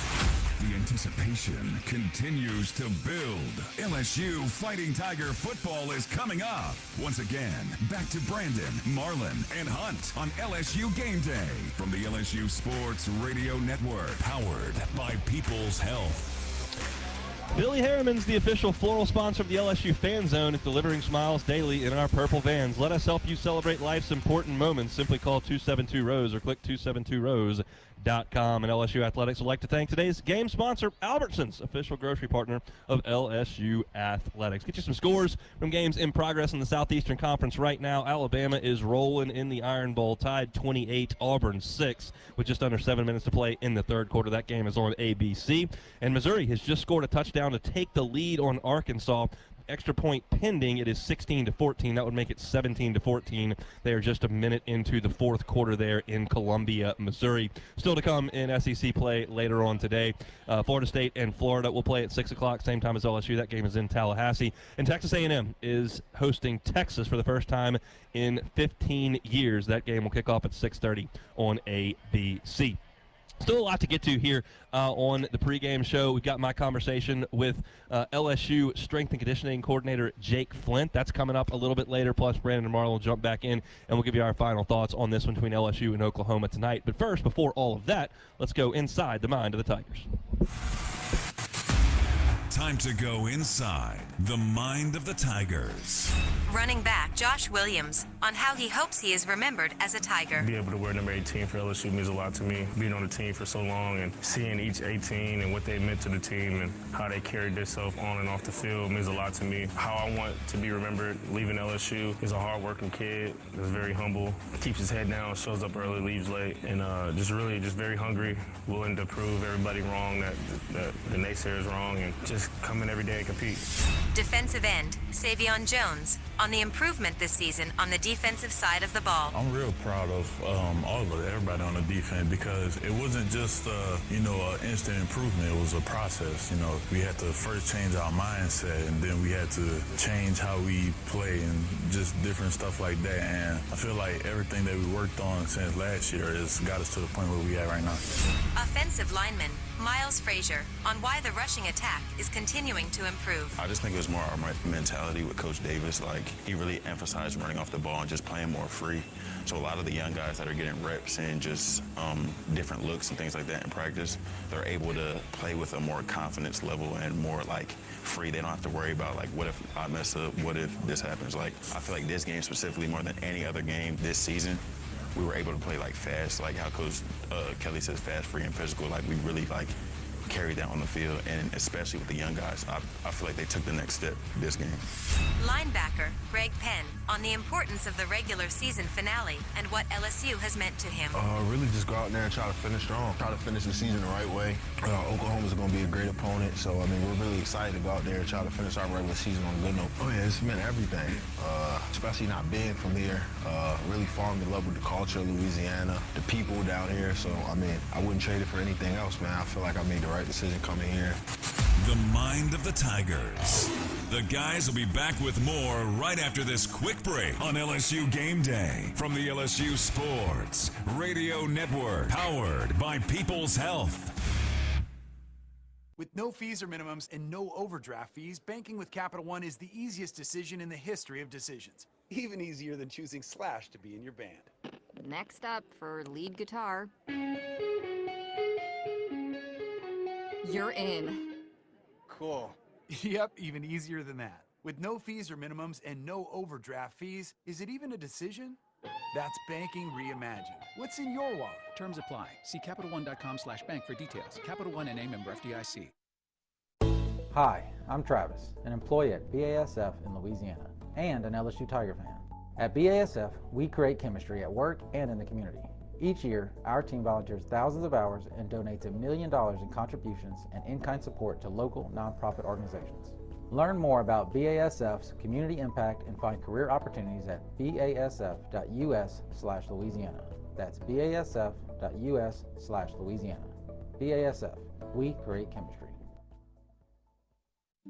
Looking for the perfect stocking stuffers? Then give all about the Jingle Scratch-Offs from the lottery. Pick up Holiday Jingle, win up to $500.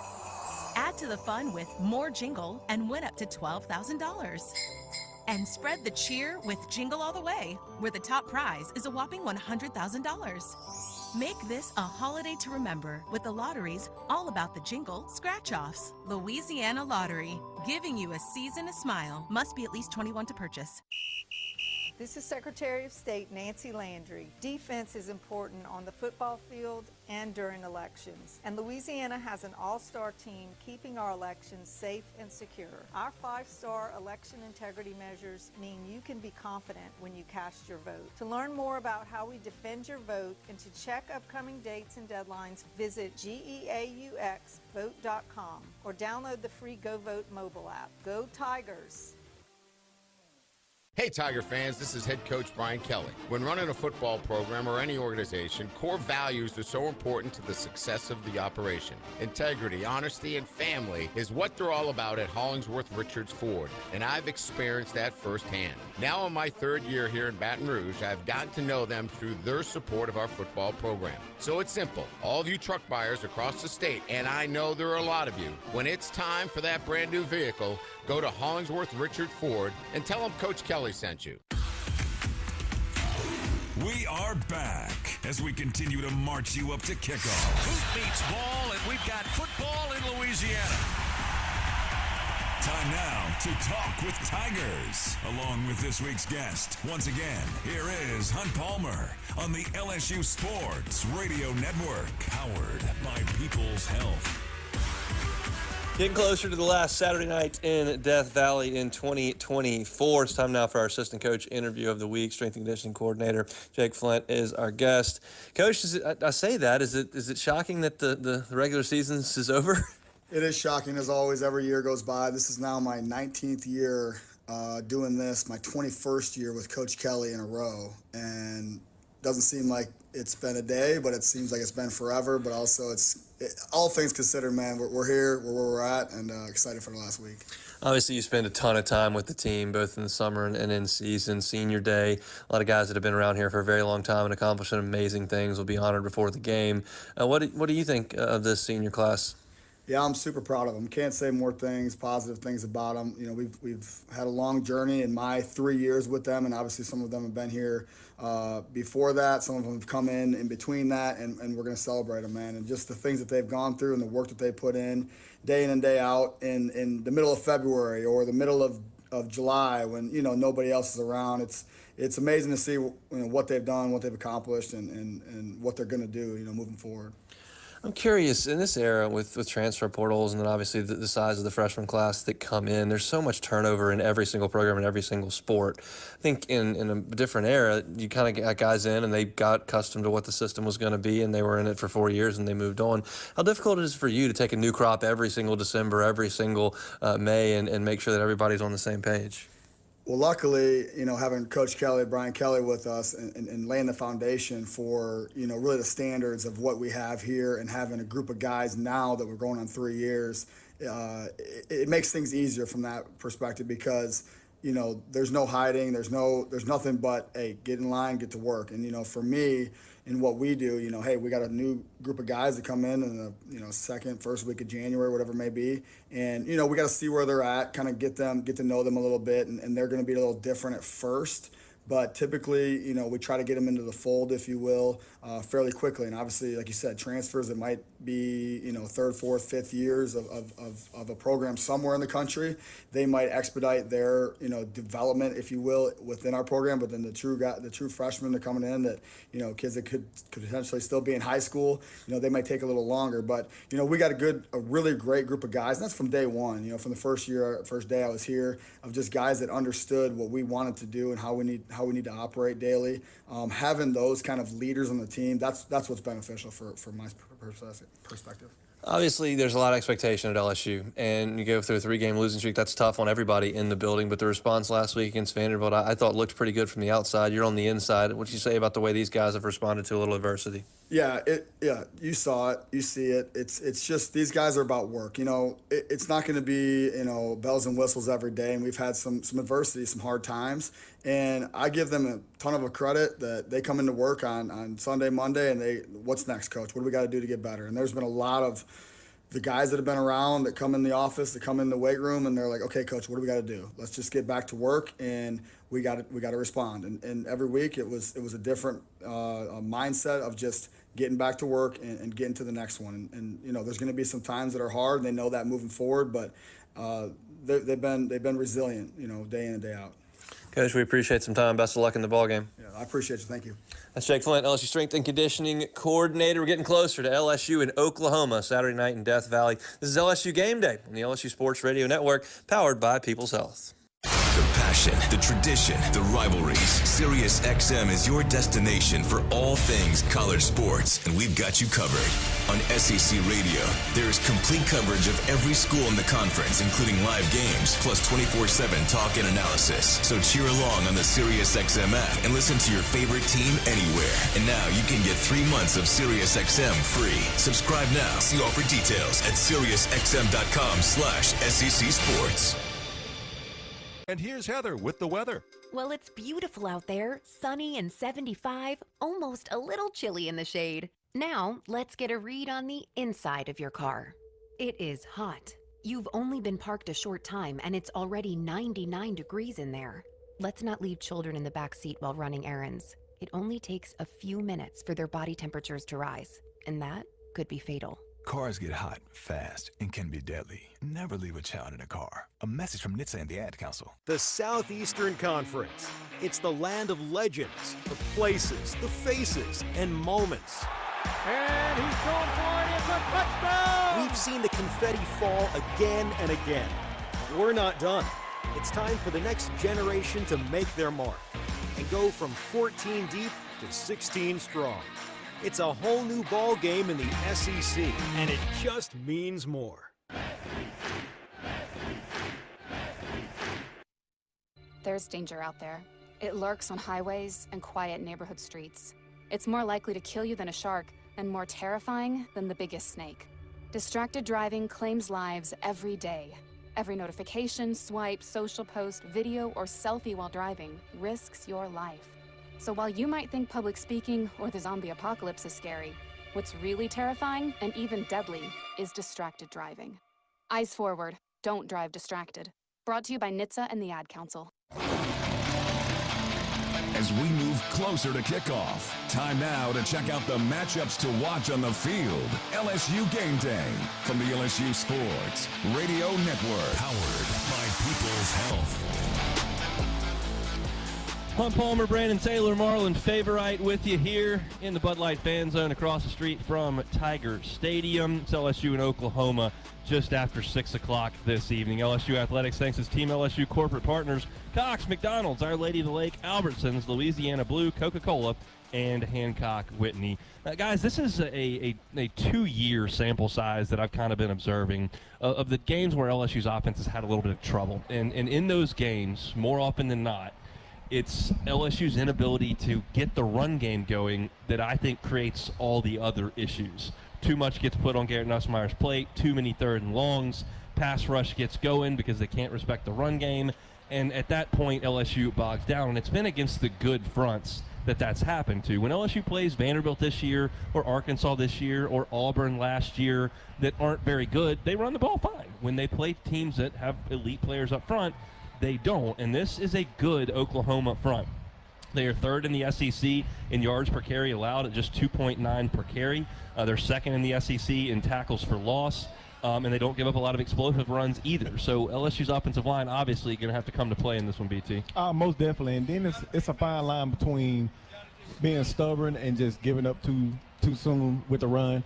I think we got to stick with it. Even if it isn't going well early, you still got to continuously just get those guys rolling and pounding on those defensive line fronts and just continue with it. I mean, just pull old play out that Les Miles book, man. That stubbornness will get you to where you need to be sometimes, but you just got to open up the playbook and keep it balanced. And look, Josh Williams had a great week last week against Vanderbilt. Caden Durham's had a really good freshman year, and this will be probably a bit of an emotional game for Caden Durham. He's from the state. He played his high school football at Duncanville in the Dallas area, but his mom ran track at Oklahoma, so that's in his bloodlines, and he'll obviously be featured heavily in this game. And I think if LSU does get that going a little bit, then I think they'll be just fine. If they don't, that's where the issues could arise. And I picked this game on my local show here in Baton Rouge, 20-17 LSU. I think it's going to be a low-scoring game because I think Oklahoma's offense is terrible, and I think that their defense is going to give LSU some problems, specifically on the ground. So that's kind of where my head is, Fabe. When LSU has run the ball this year and they've run it well, what have you noticed about the positives in the run game? Well, one of the biggest things I picked up about the positives is the speed in our running backs once they get in the open field, particularly Caden Durham. By the way, that was his dad that came in front of us. That is his twin. I knew exactly. He had to turn around. He turned around and was like, no, you didn't got to tell you Caden's dad. I see it. But it was his elusiveness. I mean, I guess if it's one game I go back to to best describe the type of LSU running game I like to see, Caden Durham, quarter one, South Alabama. Now, I know that was a lesser opponent, but that scheme of run really looked well with our offense. And this is at a time, Hunt, where we're discovering that our offensive line isn't one of the best run blocking offensive lines, but that game they showed a little bit of improvement, and it showed in the run. And BT, this all kind of feeds into it, but you look at Oklahoma's defense, and statistically, they're really good in all those categories I rattled off. The one Achilles heel that they have is they allow a lot of big plays in the passing game. A passage of 20 yards or more, they're 13th in the 16-team SEC. Only 3 teams give up more big passing plays than them.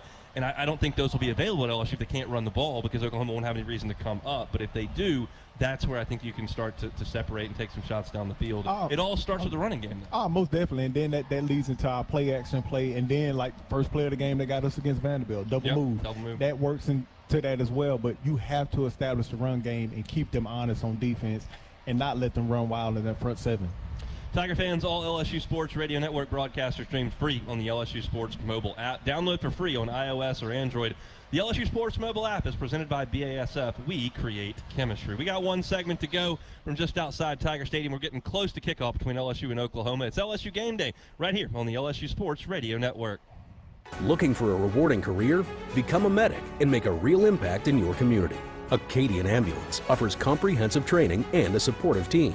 Visit becomeamedic.com to learn more and start your journey. That's becomeamedic.com. Albertsons is making shopping and saving easier than ever. Check out Albertsons For You in our mobile app, where you can shop for groceries and save weekly with digital coupons all in one place. With Albertsons For You, you can earn rewards points every time you shop and redeem them for free groceries. Brand new Albertsons For You members receive $5 off their next $25 purchase just for signing up. Download the Albertsons app or go to albertsons.com to sign up. Albertsons, fresh food, local flavors. The passion, the tradition, the rivalries. SiriusXM is your destination for all things college sports, and we've got you covered. On SEC Radio, there is complete coverage of every school in the conference, including live games, plus 24/7 talk and analysis. So cheer along on the SiriusXM app and listen to your favorite team anywhere. And now you can get 3 months of SiriusXM free. Subscribe now. See all for details at SiriusXM.com/SEC Sports. You made it through 3 Zoom calls, exchanged that blouse, had lunch with your mom, and brought the cat to the vet. Again. No wonder you can barely think about your health care. At Women's Hospital, our priority is women's health. And nobody keeps women on the go like we do, so you can roll through your errands without slowing down. Be healthy and proactive. Keep your annual mammogram appointment because early cancer detection can save your life. At Women's, your health is our priority. Make it yours, too. When you open a crisp, cold Bud Light, you know game day is here. You owe me $5. We mean every sound. Enjoy responsibly. 2022 Anheuser-Busch Bud Light Beer, St. Louis, Missouri. Closing in on kickoff for LSU Fighting Tiger football. Here are some final thoughts from the guys as we wrap up LSU Game Day on the LSU Sports Radio Network, powered by People's Health. Get you caught up on scores from those 2 SEC games in progress. Missouri leads Arkansas 20-14 with just under 10 minutes to play in that ball game up in Columbia. Alabama and Auburn in a better game than it was 20 minutes ago. Auburn just put it in the end zone. It's 28-14. Alabama leads the Iron Bowl with just under a minute to play in the third quarter there. So get you posted on that as we inch closer to kickoff between LSU and Oklahoma. Pass rush, Fave, it's something that we talk about a lot. I don't anticipate that Oklahoma is going to throw the ball a ton in this game. They certainly didn't last week. They beat Alabama by 3 scores, throwing for 70 yards. So I don't think that they're going to focus a lot on throwing the football. But if they do get in those opportunities, we've seen Braden Swinson have a really good year. Savion Jones has had a nice year as well. And as we mentioned earlier in the show, you're starting to see some of those young freshmen get to the field. Gabe Relaford's playing a little bit, Don McKinley, Ahmad Bro. What about the pass rush tonight, Fave? Well, we may not get much of a pass rush tonight just because we're going to be on such alert for the quarterback run. But if we get in a situation where we start to shut down a quarterback run, which we have the capability of doing, right? Now we position ourselves to open up some pass plays, and now we can pin our ears back. And it's nothing like for the guys who may enter the draft next year, like a Swinson, of course, maybe a Savion. If this is his last year, right? Savion Jones has to come out. So, guys like that might want to lick their chops, pin their ears back, senior night in Tiger Stadium, and go get some sacks. But they're going to have to force that situation based off the nature of how Oklahoma's going to come out there and try to run on us. It just feels, the more I break this game, and look, heaven knows I'm wrong all the time, but the more I break down this game, the more I look at this game, the more I look at statistics, the more I look at what the teams are trying to accomplish. I just feel like this is going to be a low-scoring game. I don't see one of the teams kind of separating with some big plays and consistent offense. I think that Oklahoma doesn't generally allow a lot of that because they're not very good on offense creating explosive plays, and their defense has been really good. It feels to me like this is going to be a close game in the fourth quarter. Yeah, go ahead, B. Oh, yeah, most definitely. And it's going to come down to the team that has the least turnovers that's going to win this football game, because I think it is going to be that close of a game. And if you're out there getting 15-yard penalties and false starts, which we've been getting on the offensive line, like, it can play into how the end result of this game will be. So we're going to have to play a squeaky clean game and just come out of this game with our head above water. I made up a statistic last night at my house. We were watching some football, and I saw a muffed punt, and I said, I think that the team that muffs a punt loses 98% of the time. Every time you muff a punt, it just feels like it's just such a massive play in the game. You go from taking over to giving the other team the ball, and inevitably when you muff a punt, you're giving them the ball in really good field position. It's just that kind of stuff can't happen. LSU hasn't had issues with that all year long. Xavier Thomas has done an awesome job in the return game. But to your point, they need to play really clean. They've done that twice this year. They played exceptionally clean against Arkansas and Vanderbilt, and those were two comfortable wins. Last week was 7 points. As I was sitting there, I never thought Vanderbilt was going to win that game last week. And so that's LSU's task in this game. It's just a matter of can they do it. And they can. The stage is set. As we mentioned earlier, you have a team that's coming in here cocky. Hey, yeah, Alabama rolled over them. We rolled over Alabama. We're going to show them Tigers. So that's the energy they're coming with. So we can match that energy with more intensity by coming out there and kicking it. What I wanted to say, kick some freaking, but I can't say it. Shouts out to House Party. That was one of my favorite movies coming up. But yeah, punch them in the mouth, elbow him in the helmet, come out and be physical. That's what I really want to see. I know I was talking about wanting to see Nussmeier do his thing, and I think he's going to have, I think he might put up 28, 35 points. He gave the passing game some flowers, and he came back 20 minutes later and said, but really they just need to be physical.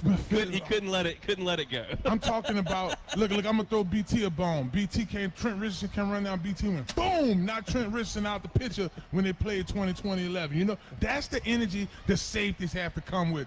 That's the energy that punch them in the mouth, be more physical on them when they try to run. Quarterback won't run. He a running back now. Boom, hit him in the mouth, Hunt. I'm telling you, bro. You don't think this has a chance to become a rivalry?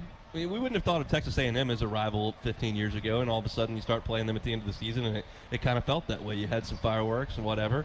Now they're playing Texas at the end of the season, which is the way that it should be. But could this become a bit of a rivalry? Yeah, most definitely. And just to think, like, Hunt, I've told you this a couple of times, like just being in an NFL locker room and going to the combine. A lot of people envy LSU. Like, we are the most hated team. No, I'm serious. I'm dead serious. We are the most hated school in the United States of America. I'm serious, bro. A lot of people envy this school for reasons I don't know. Like, they didn't get off, or we beat them at one point in time, or we everywhere. This logo is everywhere. Everywhere I go is people going through the airport. Go Tigers! It's everywhere. Like, and a lot of people envy that, and I think that it's a chip on everybody's shoulder when they play against us. We'll see. I wouldn't mind playing Oklahoma at the end of the season every year. There's not really a more fitting deal, and if they're going to play Texas, who's a huge rival in that Red River game, and generally in September, early October at the State Fair, then I think putting this game at the end of the season works out okay. I think now obviously they used to play Oklahoma State, but they're not in the same conference anymore, so that's not necessarily going to happen. Babe, you're trying to make this rivalry thing happen. I'm talking square to you, baby. Babe, just tell us how you think the game goes tonight, all right? I'm going with Buddy that was here with me. I forgot his name, but he was like, man, I'm telling you what the score is. He said 35-28 the Tigers, so I'm going to just roll with the random. 35-28, LSU is victorious tonight.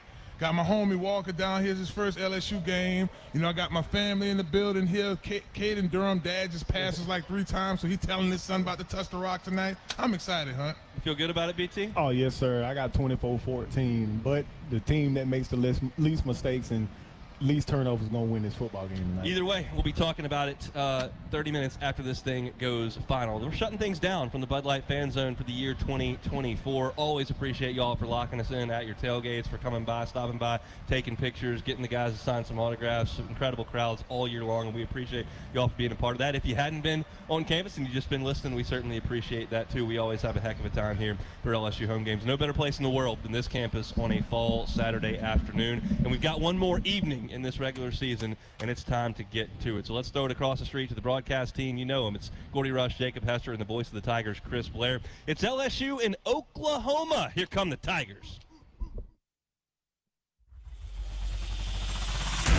This has been LSU Game Day.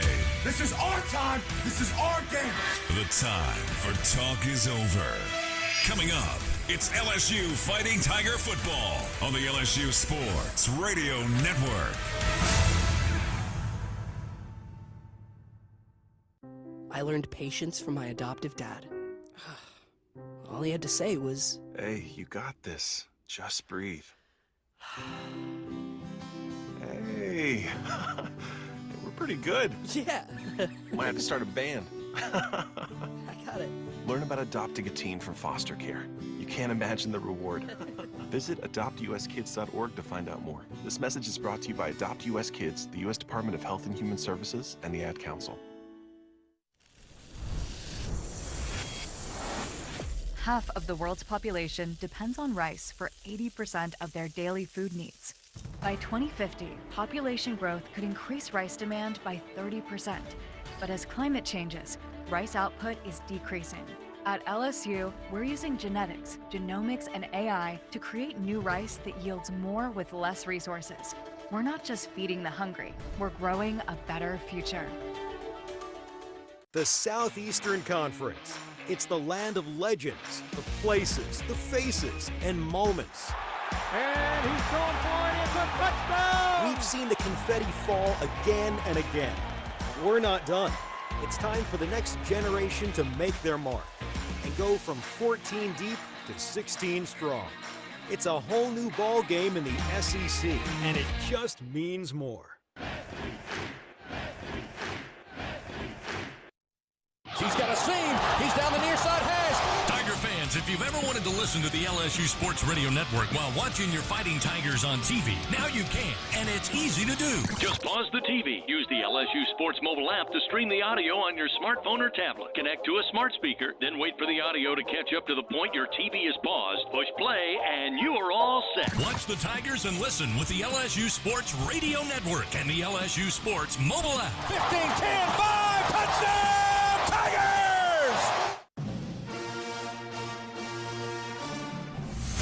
This is the LSU Sports Radio Network, powered by People's Health. 100 years of All-Americans. Billy Cannon watches it bounce. He takes it on his own 11. He comes back upfield to the 15. Stumbles momentarily. He's at the 20. Running hard at the 25. Gets away for 100 years of champions. And it's 5, 4, 3, 2, 1, 0. Tigers are the national champions! 100 years of legends. The 2019 winner and 85th recipient of the Heisman Memorial Trophy is Joe Burrow, LSU. The 2023 Heisman Trophy winner is Jaden Daniels from Louisiana State University. Celebrating 100 years of Tiger Stadium.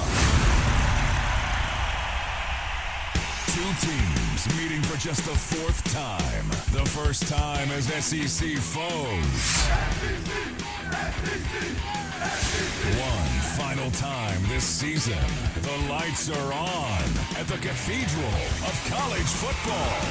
Death Valley at night is the apex environment of college football. They're not lying to you when they say that. It's the Oklahoma Sooners. Your Fighting Tigers of LSU. The sun will soon find its home in the western sky, and it will be Saturday night in Death Valley. And the countdown to kickoff starts now. From inside legendary Tiger Stadium with the call of the game, here are former Tigers Jacob Hester, Gordy Rush, and the voice of your Fighting Tigers, Chris Blair.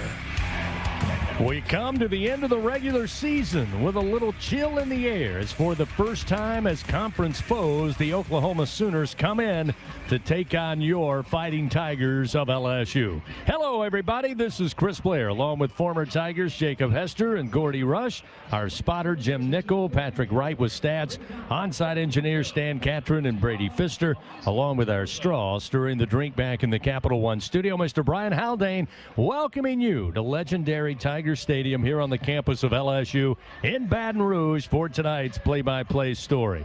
Looking to finish on a winning note, Coach Brian Kelly and the Tigers come off a 24-17 win last week over Vanderbilt. Now they take on a Sooners squad that has struggled in their first season as an SEC member, but Oklahoma and Coach Brent Venables come off their biggest win of the year with a 24-3 victory over Alabama last weekend in Norman. Both teams hope to finish the season strong and leap into the offseason with plenty of momentum. So find your favorite chair, grab your favorite beverage. Just the fourth meeting all time with all previous matchups on a bowl stage, with LSU winning 3 straight, including 2 that led to LSU national titles. One final time on a Saturday night in Death Valley. It's Oklahoma, it's LSU, and it's coming up next on the LSU Sports Radio Network.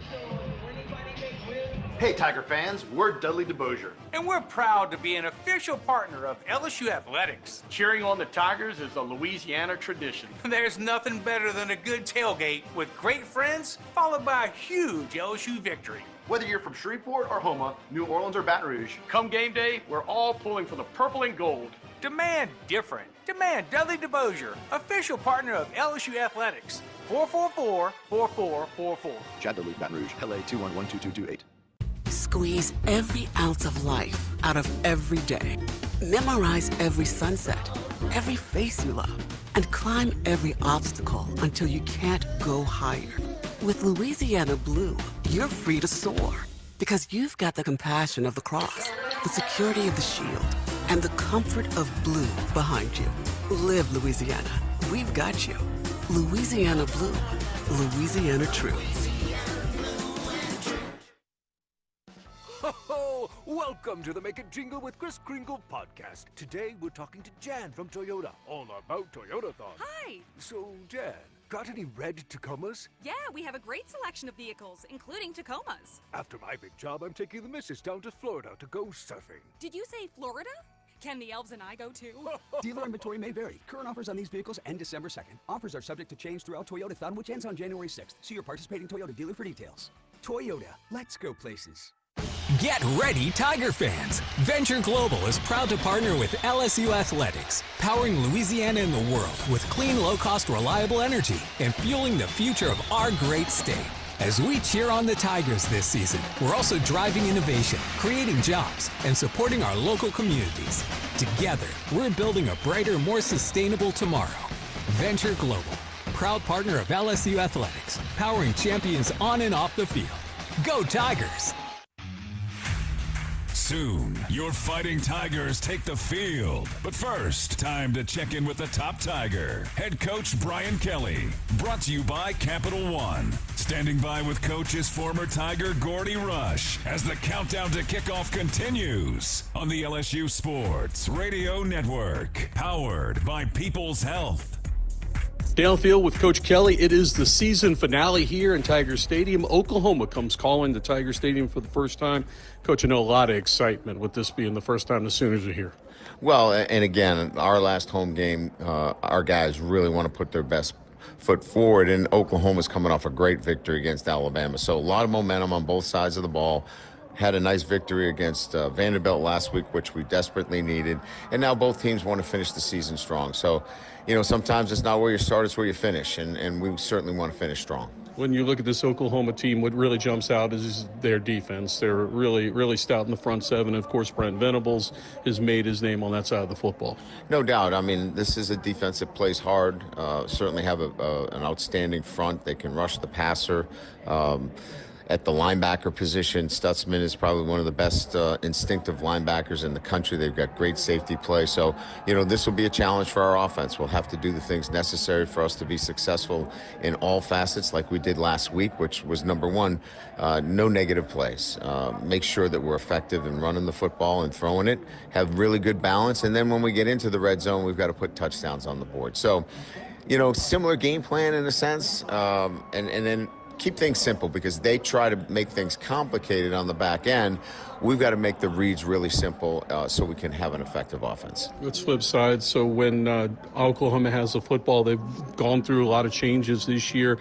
New coordinator, and Jackson Arnold has stepped up and really played well as of late. Yeah, I mean, I think they've changed the way they want to play offense. Seth Luttrell was much more of a spread offense, and not that they're not spread now, but they're more centric in terms of running the football and running the quarterback. Arnold was their leading rusher last week.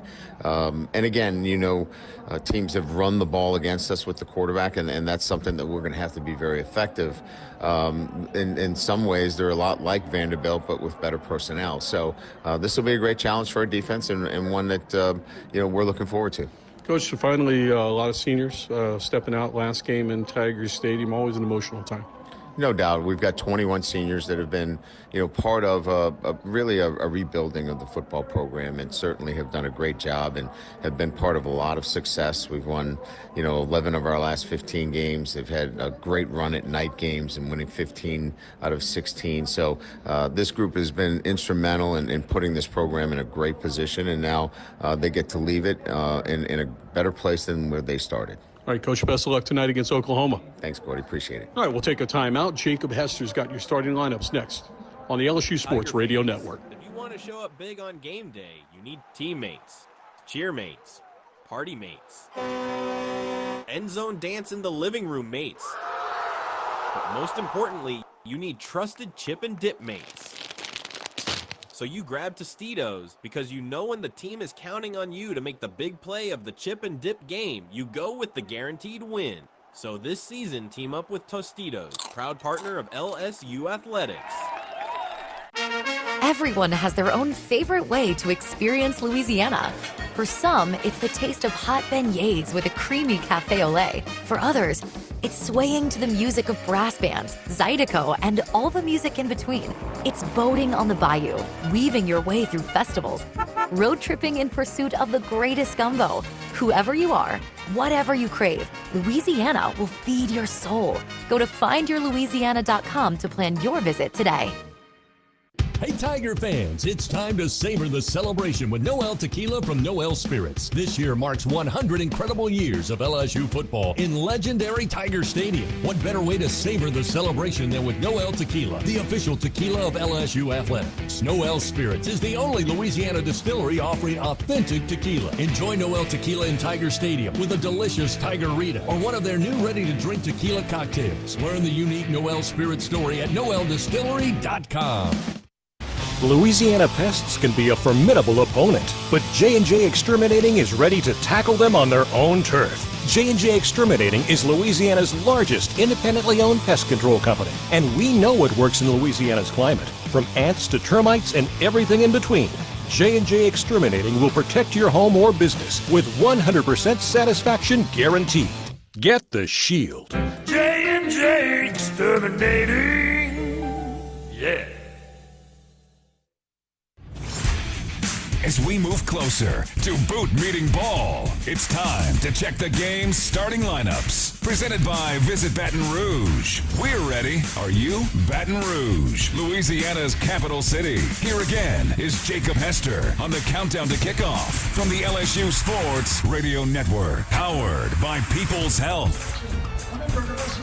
All right, and welcome back inside Tiger Stadium here as we get ready for your 7-4 LSU Tigers to take on the 6-5 Oklahoma Sooners. LSU and SEC play 4-3. Oklahoma 2-5. Oklahoma, though, coming off that big win last week against Alabama. Here's how it's going to look when the offense is on the field for the Oklahoma Sooners. At receiver, certainly a position group that has been decimated by injuries. It will be number 13, J.J. Hester.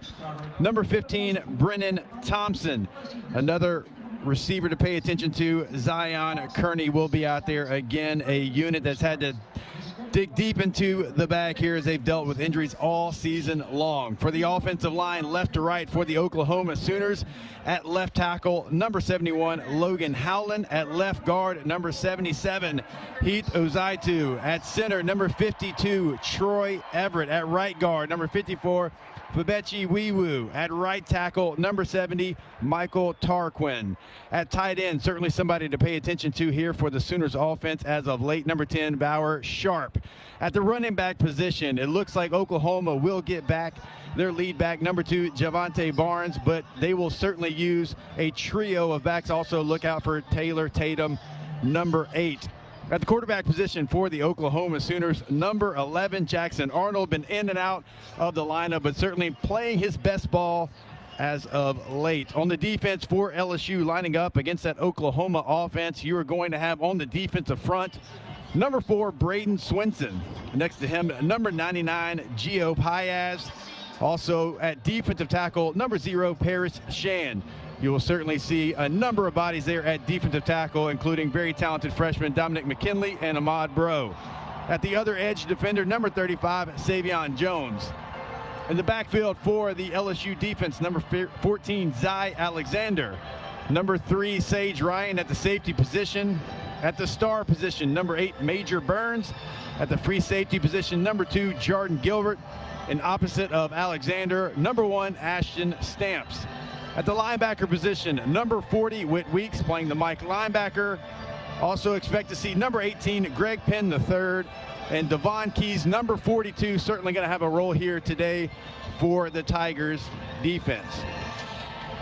On the defensive side of the football for the Oklahoma Sooners, on the defensive front, number 32, R. Mason Thomas.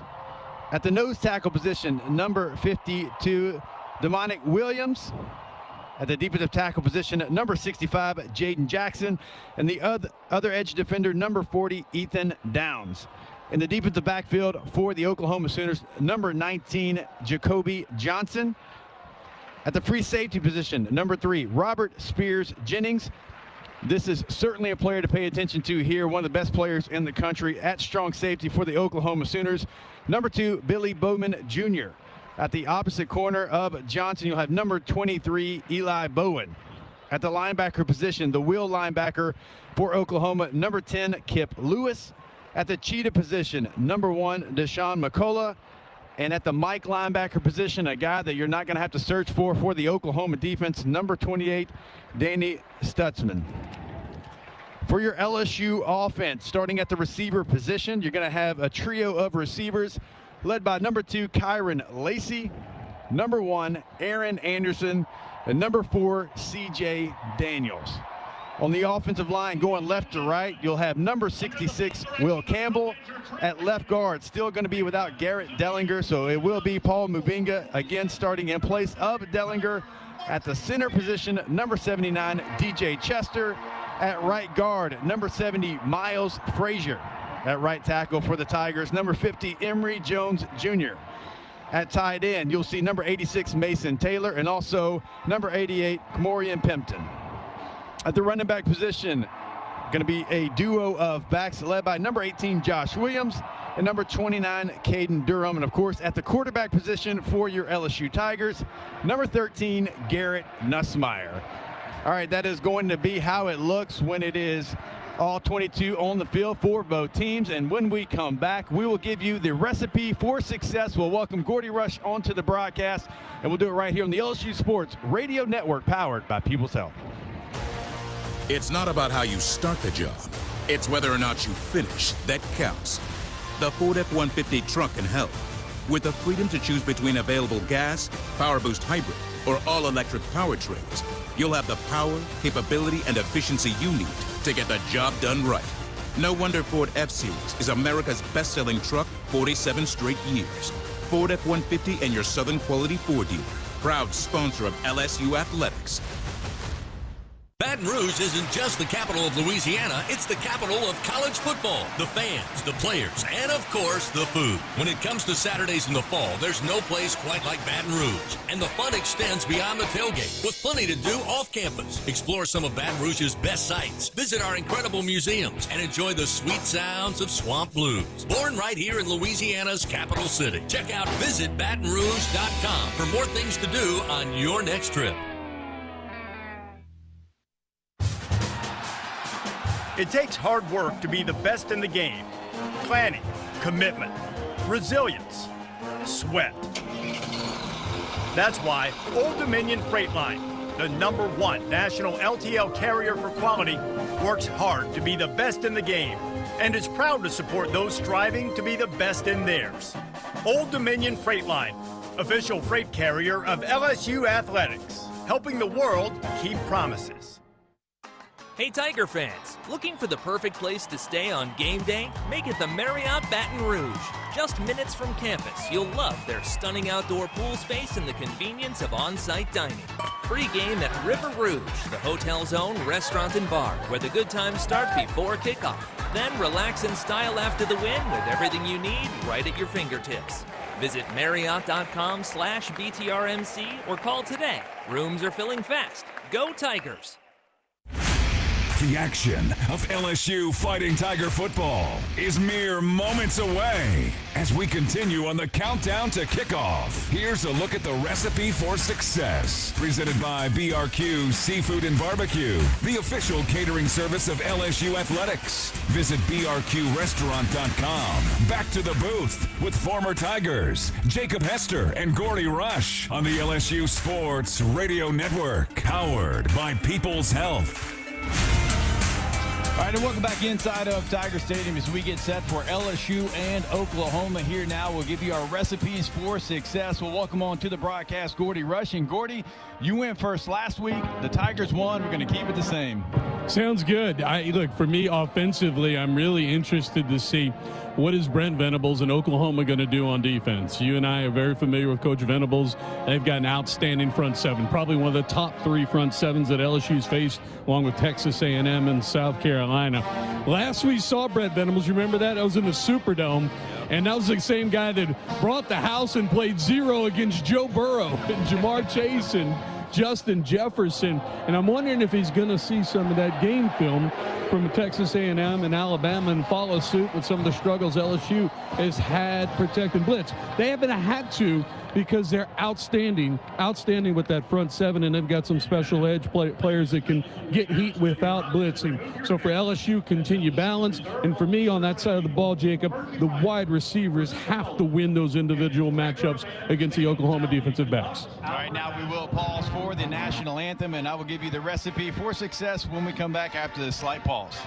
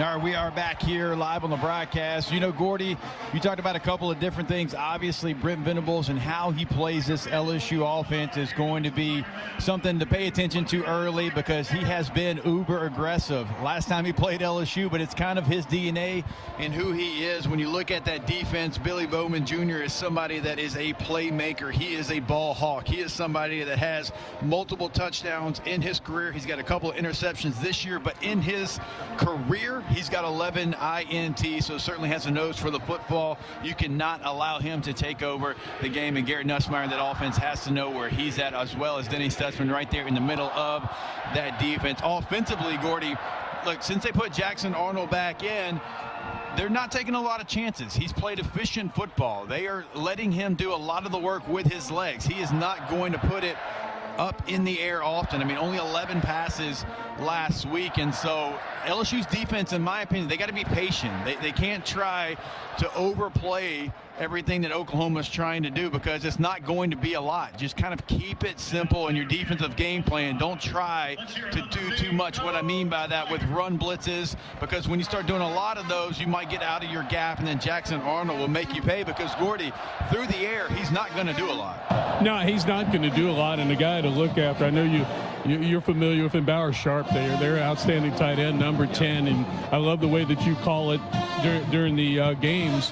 Whenever LSU does bring pressure, teams do a great job of recognizing it and replacing him, and Sharp's a guy that's going to replace those linebackers if Weeks, if Penn, if those guys are going to come up the field, and it's going to fall on the safeties. I'm with you 100%. It's about gap responsibility, and I think the big thing for LSU defensively, 8 times out of 10 against these offenses, 8.5 times out of 10, they've been great. It's the bust. You got to clean up the big plays. You can't be sloppy. Any sort of mistakes, this guy will take at the house. He did a couple of those against Alabama last week.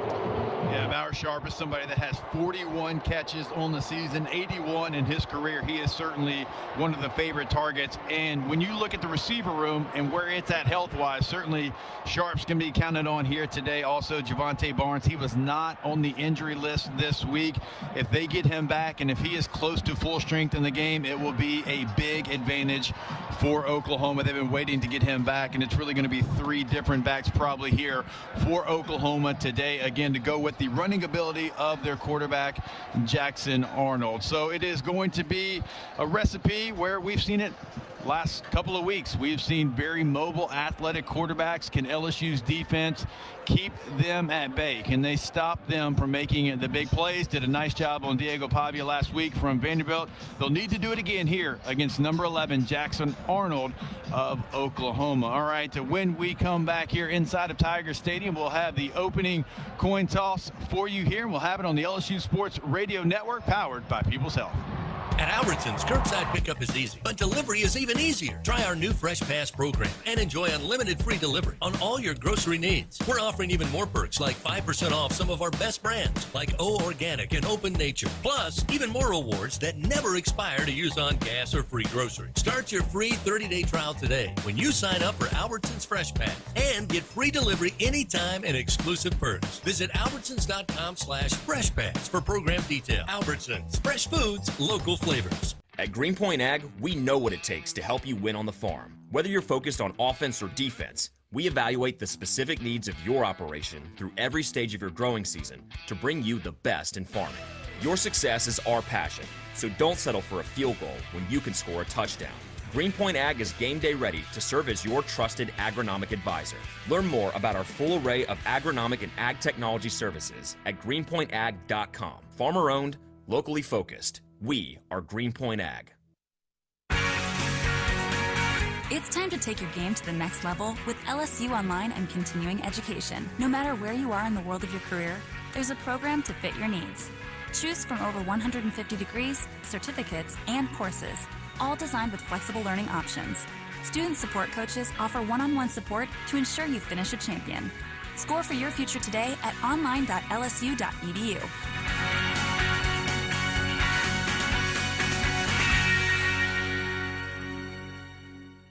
Do you have both Medicare and Medicaid? With the People's Health Medicare Advantage Plan, you could get up to $280 per month to spend on utilities, healthy groceries, and over-the-counter items. $280 per month. Don't miss out on these extra benefits. Call 1-844-663-2133. Plans are insured through United Healthcare Insurance Company or one of its affiliated companies, a Medicare Advantage organization with a Medicare contract and a contract with the state Medicaid program. Enrollment in the plan depends on the plan's contract renewal with Medicare.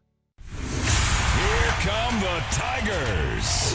This has been the countdown to kickoff. It's game time for LSU Fighting Tiger Football on the LSU Sports Radio Network, powered by People's Health.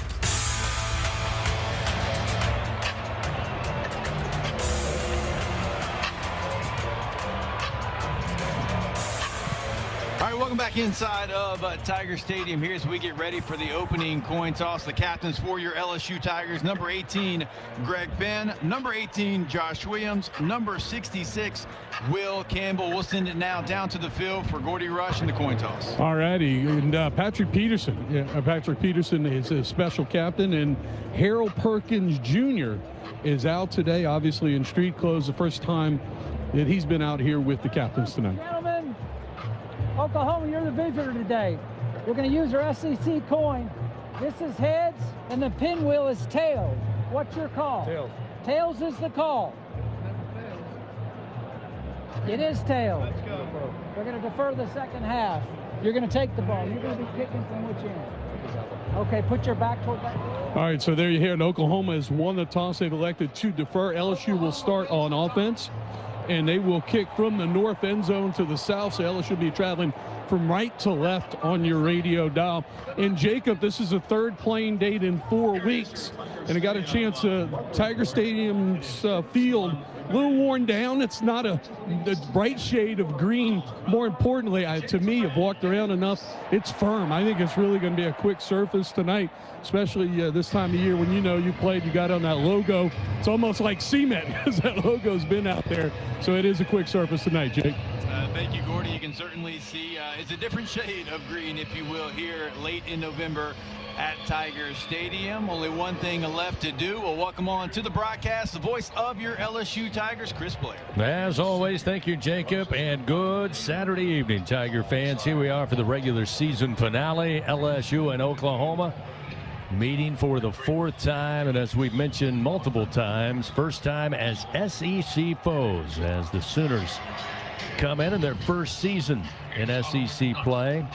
Again, it's been a struggle for Coach Brent Venables and company. The Tigers certainly have not had the season they were hoping for, but both teams looking to cap off the season with a win here tonight in order to improve their bowl status and, of course, to get momentum headed in to the offseason and into spring football. We're ready for the opening first half kickoff, as always, presented by Cintas, proudly helping local Louisiana businesses stay clean, safe, and ready for the workday, and have done so for over 35 years. Zach Smith will tee it up at the 35-yard line. Back deep, Xavier Thomas along with Josh Williams for the Tigers. Kicking left to right, boot meets ball. We've got football in Louisiana.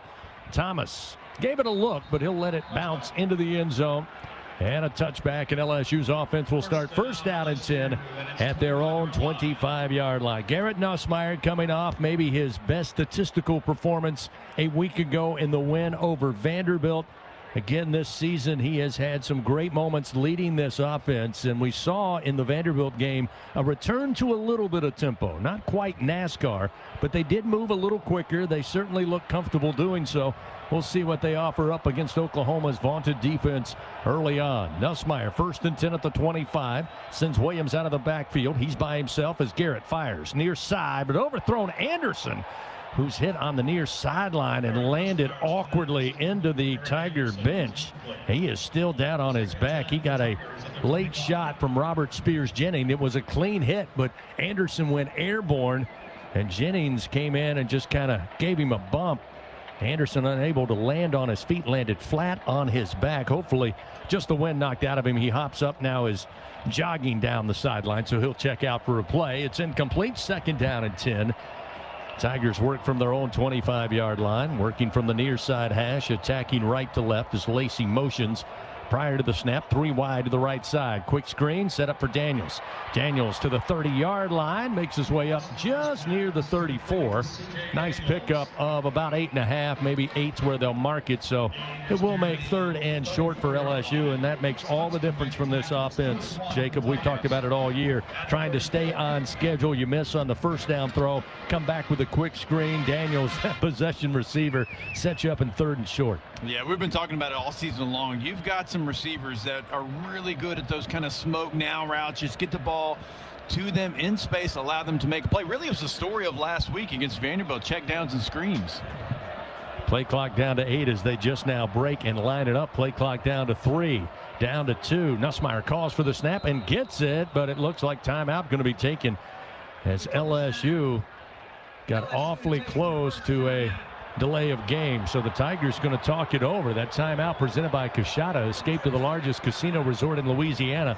Coshada Casino Resort, Louisiana's best bet. So you hate to burn your first time out at the half at the 14-10 mark. And Gordy, I mentioned that LSU went a little quicker on offense. That time they were kind of huddled up. They were changing personnel, and suddenly once they got lined up, you only had about 7 seconds on the clock. Yeah, with the heavy package, that meant Bo Bordelon winning the game as the extra tight end, then put Xavier Thomas, and then you had the double motion. They'd moved Thomas back, and they were bringing him back, and that reverse motion just took too long to develop, and Brian Kelly ran down the sideline, actually called the timeout right in front of Cortez Hankton. Sideline reports as always, powered by your hometown John Deere dealer in Sunshine. So after the timeout, LSU still looking at 3rd, a little less than 2. They must reach the 35-yard line. The ball placed down just inside their own 34.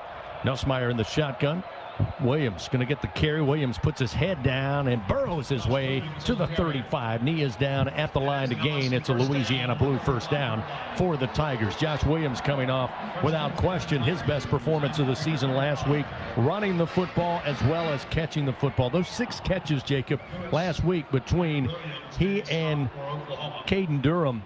Only 6, but they made a big difference. Absolutely, they did. In his first play here, it's a great individual effort. The first down wasn't there on contact, and he wills himself to get past the line. Aaron Anderson checks back in. He'll be in the slot to the right side. Nussmeier almost fell trying to backpedal, and now we'll just throw this one away into the Sooner sideline, far side. And we'll set up 2nd down and 10 from the 35. Yeah, lost his footing there, CB, and I don't think he wanted to get out of the pocket as soon as he did, but the pocket kind of collapsed once he started to trip there because he did such a good job last week of staying in that pocket. The lineup, 2 receivers left. Mason Taylor, the tight end, moves to the right side of the formation. Quick sling out to the 40-yard line. Long throw from the far side hash to the numbers near side. Catch going to be grabbed by Lacey. A gain of 6 as he makes his way. Well, they'll mark him at the 42, so a gain of 7 yards. So again, sets up third and manageable here. Eli Bowen was there to make the tackle for Oklahoma. Again, LSU not quite lined up yet, looking to the near sideline. Now they start to get their nose over the football with plenty of time on the play clock. Move it to the near side hash, looking at 3rd down and 3 from their own 42-yard line, opening drive of the game. Nussmeier, shotgun snap, long throw, far side, out of the reach of Anderson. Led him too far at the 45-yard line. He couldn't come up with it. It's incomplete. That's going to set up 4th down and 3, and we will see the punt unit come on. Even though Garrett Nussmeier has a fantastic arm, I mean, you've mentioned it already a couple of times. You're throwing from the opposite hash and basically through the other sideline there. Even if Aaron Anderson catches that, I think he has to extend so much, CB. He's not going to be able to stay on his feet. That's just a very difficult pass and catch there on 3rd down and short. Peyton Bowen will set up deep for Oklahoma. Peyton Todd to let it go. The Sooners come after it, but Peyton gets it off. Takes a bounce at the 26. And inside the 20, and eventually LSU will down it around the 12-yard line. So a 47-yard punt after the bounce. No return, and Oklahoma's offense will take to the field for the first time tonight with 12:36 remaining first quarter and no score. Fans, it's the weekend. That doesn't mean sleeping in. We've got Tiger football to watch and Bud Light's to drink. Nothing easier to enjoy than that. Bud Light, easy to drink, easy to enjoy. Oklahoma, last-minute huddle on that far sideline. Now they'll make their way to the football. Again, 1st and 10 from their own 12. We'll see Jackson Arnold, as Jacob mentioned prior to kickoff, back into the starting lineup over the last 5 games, coming off his best performance running the ball last week in the 24-3 win over Alabama. A lot of quarterback power as well. They led with a running back. Out of the shotgun, they'll fake the end around. Arnold rolling out to his right. He'll just throw it away. Pressure was coming. Greg Penn forced him to throw it into the LSU sideline, and quickly it'll be 2nd down and 10 from the Sooner 12. Yeah, that's a really nice job by the defense. Blake Baker has Whit Weeks on the quarterback. Greg Penn really does a nice job also of the switching responsibilities with Weeks once he goes with the back, and then Penn takes the quarterback.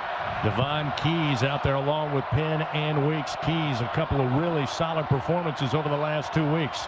Here's the toss near side, running with it, and LSU trips him up.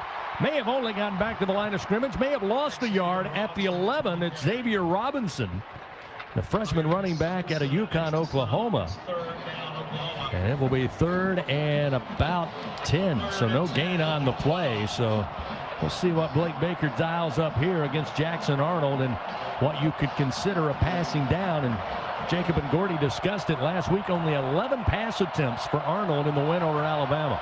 But now looking at 3rd down and 10 on their first possession. Shotgun snap, quick screen behind the line of scrimmage. LSU's there, and he's brought down at the 14-yard line. It was Jacob Jordan on the catch, but LSU again flying to the football. They pick up just 2 yards. It'll be 4th and 8, and quickly Oklahoma will send on their punt unit, Luke Elzinga, coming off the far sideline. He'll be standing right at his goal line, letting this one go with Xavion Thomas setting up shop at the LSU 40. Yeah, that's exactly where you want Oklahoma, 3rd and long. That is not where Jackson Arnold, this offense, is comfortable. Nice job by the LSU defense.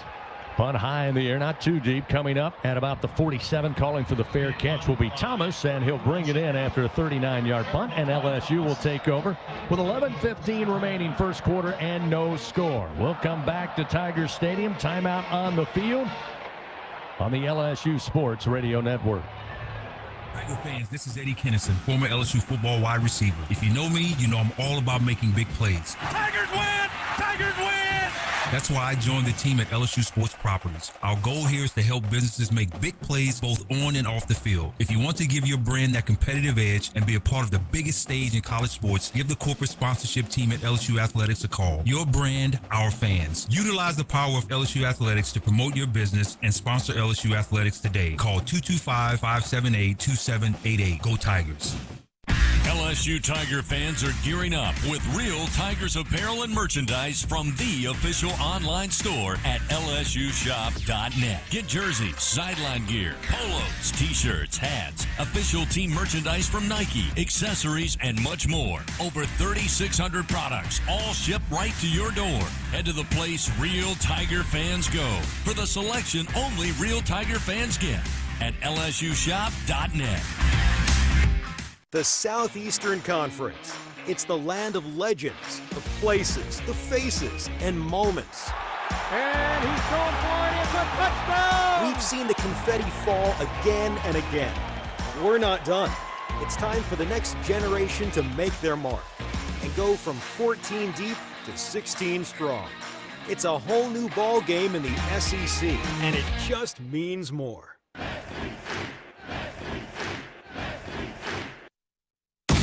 Hey Tiger fans 12 and younger, don't miss your chance to be a part of Mike's Kids Club, presented by Shell, the exclusive kids club of LSU Athletics. Join Mike's Kids Club for only $25. Get the official Mike's Kids Club t-shirt, free admission to select LSU athletic events, and much, much more.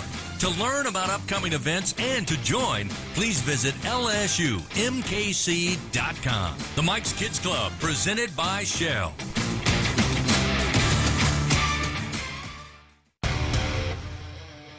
Live coverage of LSU Fighting Tiger football on the LSU Sports Radio Network, powered by People's Health.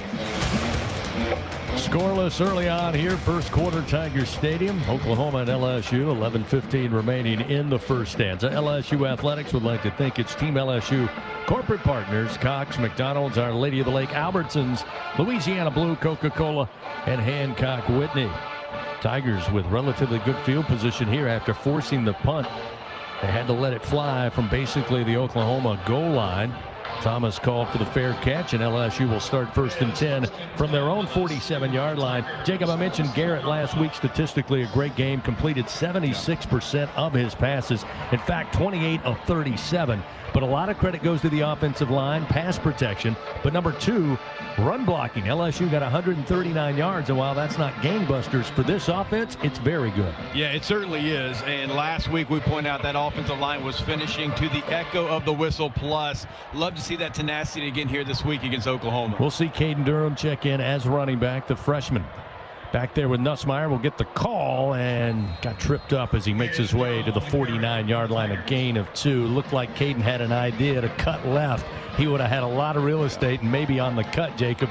We talked about the short turf out there, maybe just slipped up a little bit. Yeah, you can see exactly where he wanted to go. It was actually a nice job by the left side of the offensive line that kind of crashed everything down. There was certainly a cut there. Cut off his inside foot and falls. Doesn't get to that cut. May have gotten clipped inadvertently by DJ Chester, the Tigers center. So it'll be 2nd down and 8 from the 49. Little play action. Nussmeier standing in the pocket, flips it out to Durham near side. The running back has it. Stiff arms a man at the 45, down the near sideline, and out of bounds inside the Sooner 35. They'll mark him out at the 34-yard line. A gain of 16 on the little dump pass to Caden Durham. It's a Louisiana Blue 1st down for the Tigers. Yeah, that play's made because Garrett Nussmeier doesn't panic. He stands tall in the pocket. Credit the LSU offensive line, but doesn't try to do too much. Fake it to your running back. He comes open and gets lost a little bit. It's an easy pitch and catch. Turns into a big play because Caden Durham turns it into a big play. They swing it over, place the ball down on the near side hash. DJ Chester puts his nose over the football. Nussmeier calls for the snap and gets it. Give to Durham. Durham straight ahead, trying to fight his way to the 30-yard line. He'll get about right there for a gain of 4. Sets up 2nd down and 6. Yeah, so far it's pretty good movement from the LSU offensive line going back to kind of both runs here on this drive. This is a good front 7 for Oklahoma as well. I mean, they've got Sunday players across that front 7. It's a good test for the LSU offensive line. So far, so good. 2nd down and 6. Ball just outside the Oklahoma 30-yard line. 2nd possession of the night for the Tigers. Nussmeier will send 2 receivers right. Chris Hilton, the lone receiver, to the left side of the formation. Nussmeier in the pocket, tight pocket, but throws across the middle. And the catch grabbed at about the 19-yard line. Kamorian Pimpton makes the grab, 11 yards. It's a Louisiana Blue 1st down. Yeah, that's going to be big for his confidence. It really the first contested catch that Pimpton's had this season there. And if you're going to play 12 personnel with 2 tight ends, which LSU likes to do, since you moved Green to kind of a receiver position, you're going to have to count on Pimpton. So it's nice to see him get that confidence here. I know it's the last game of the regular season, but that's a young player that can use that moving forward. Gamorian with his 5th catch of the year for 37 yards, and the Tigers for the first time tonight inside the Capital One red zone. First down and 10, ball marked at the 19-yard line. Handoff Durham. Durham running downhill to his left. Gets to the line of scrimmage, and I'll say that's about all. No gain on the play. Woody Washington, the 5th-year senior out of Murfreesboro, Tennessee, playing the cheetah position for Coach Brett Venables, able to make the stop. 8:19, clock moving, scoreless here in the first quarter. LSU, though, getting deep inside Oklahoma territory. Their first red zone opportunity of the night. Tigers on the year, 82% inside the red zone. Looking for the end zone, though. They fake the end around to Thomas. Backpedal throw by Nuss to Williams, and Williams makes his way down near side to maybe the 17. Kind of got crossed up with Campbell, who was out there blocking on the perimeter. Looks like Thomas going to get the credit for the takedown on Williams. That'll set up about 3rd down, and they'll say 9. Wow, they say no gain on the play. Well, they'll move him up a yard. They'll mark it at the 18. So Tigers still with work to do. About 3rd and 9 upcoming here. After reaching the red zone, now things starting to stall. Big 3rd down here for Nussmeier and company. They'll send Lacey in motion left to right, 3 wide to the right side. Here's the snap. Nussmeier looking left, forced out of the pocket, throws. Wide open Lacey at the 17, far side. Gets out the side, the numbers, 10-5, touchdown, Fighting Tigers. 18-yard touchdown, Nussmeier to Kyron Lacey. And the Tigers score first, 6-0 with 7:09 to play. Lacey on the year with his 9th receiving touchdown. Nussmeier dials up his 24th of the year. And Damian Ramos on trying to add one more. I kind of wished it into fruition that they have struggled inside the red zone, but on 3rd and 9, Lacey wide open in the flat far side. Oklahoma crossed up in their secondary. That's too easy for Lacey. He's going to find the end zone. Waiting on the snap from Slade Roy. It's back.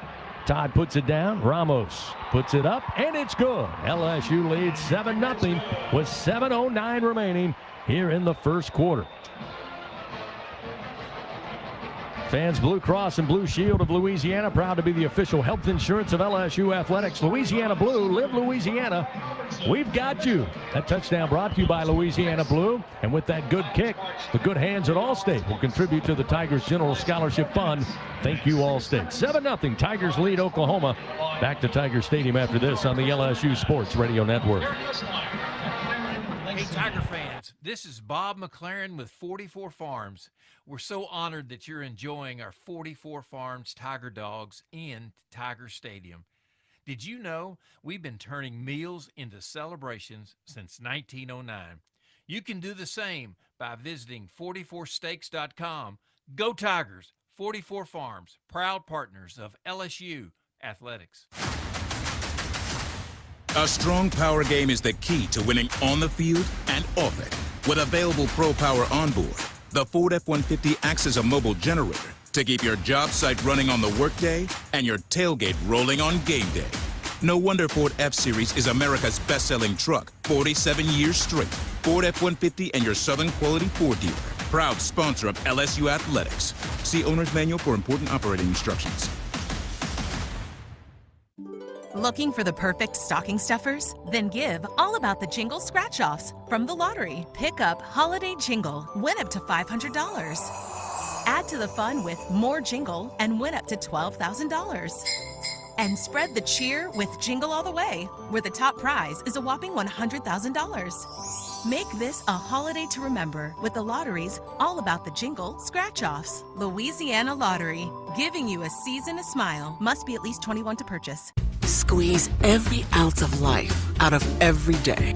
Memorize every sunset, every face you love, and climb every obstacle until you can't go higher. With Louisiana Blue, you're free to soar because you've got the compassion of the cross the security of the Shield, and the comfort of blue behind you. Live Louisiana. We've got you. Louisiana Blue. Louisiana True.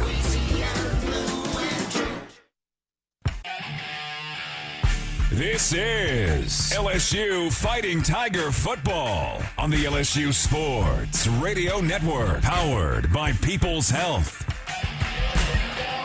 LSU Athletics would like to thank tonight's game sponsor, Albertsons, official grocery partner of LSU Athletics. Certainly hope everybody had a wonderful Thanksgiving holiday on Thursday. It's been a wild weekend, starting on Friday and into today when it comes to college football.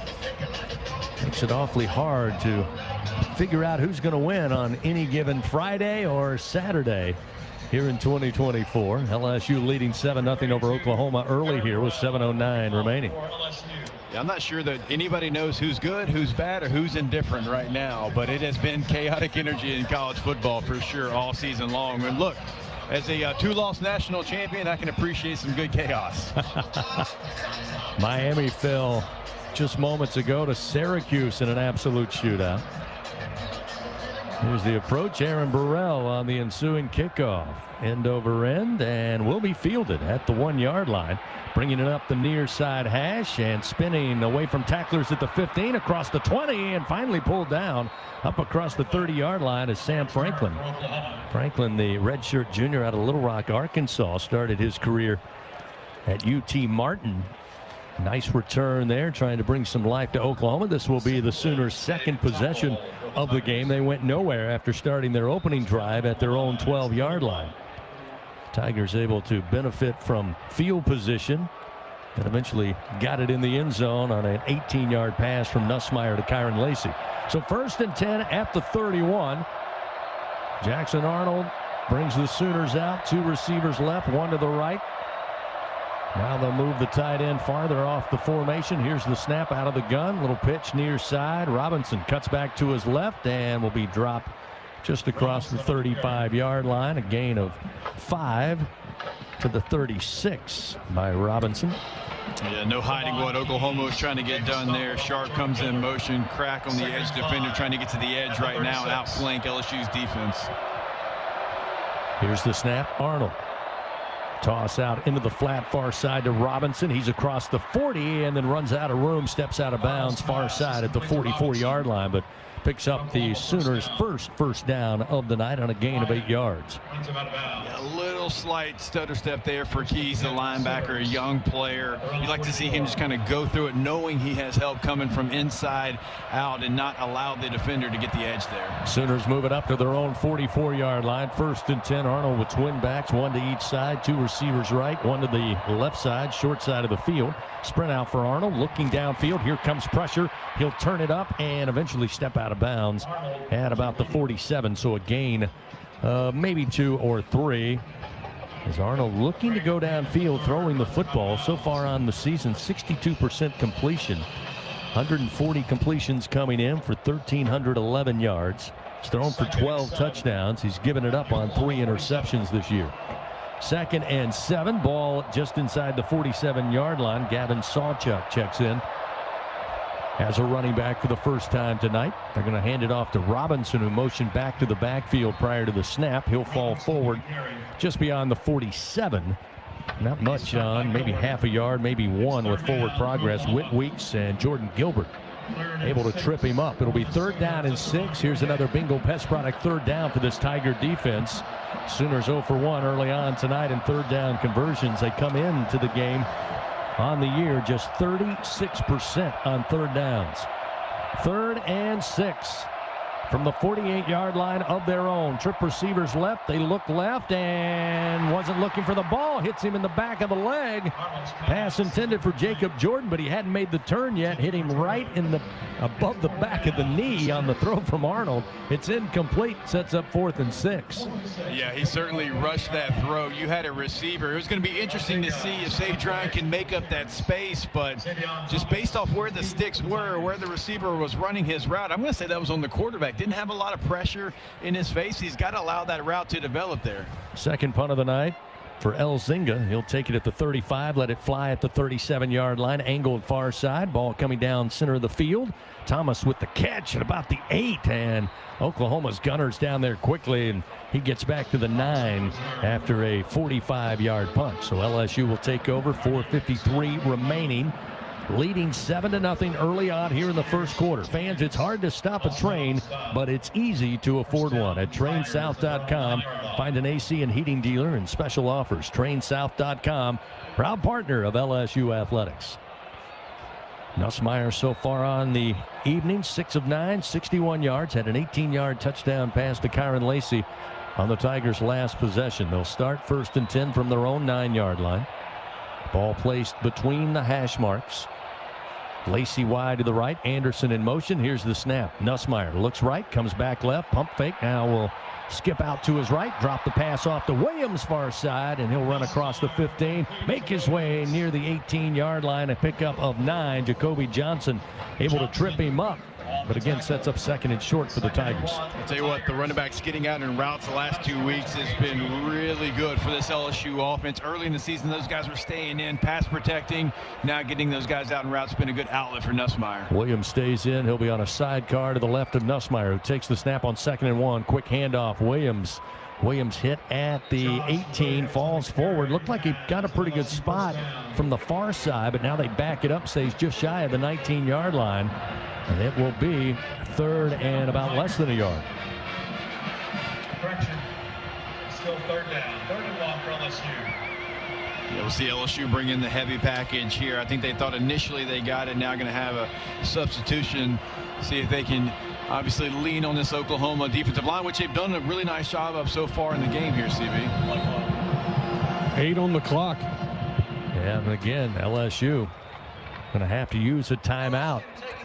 With that personnel change, the play clock dwindling down. So the 2nd timeout of the half, charged to LSU, presented by Coushatta. Escape to the largest casino resort in Louisiana. Coushatta Casino Resort, Louisiana's best bet.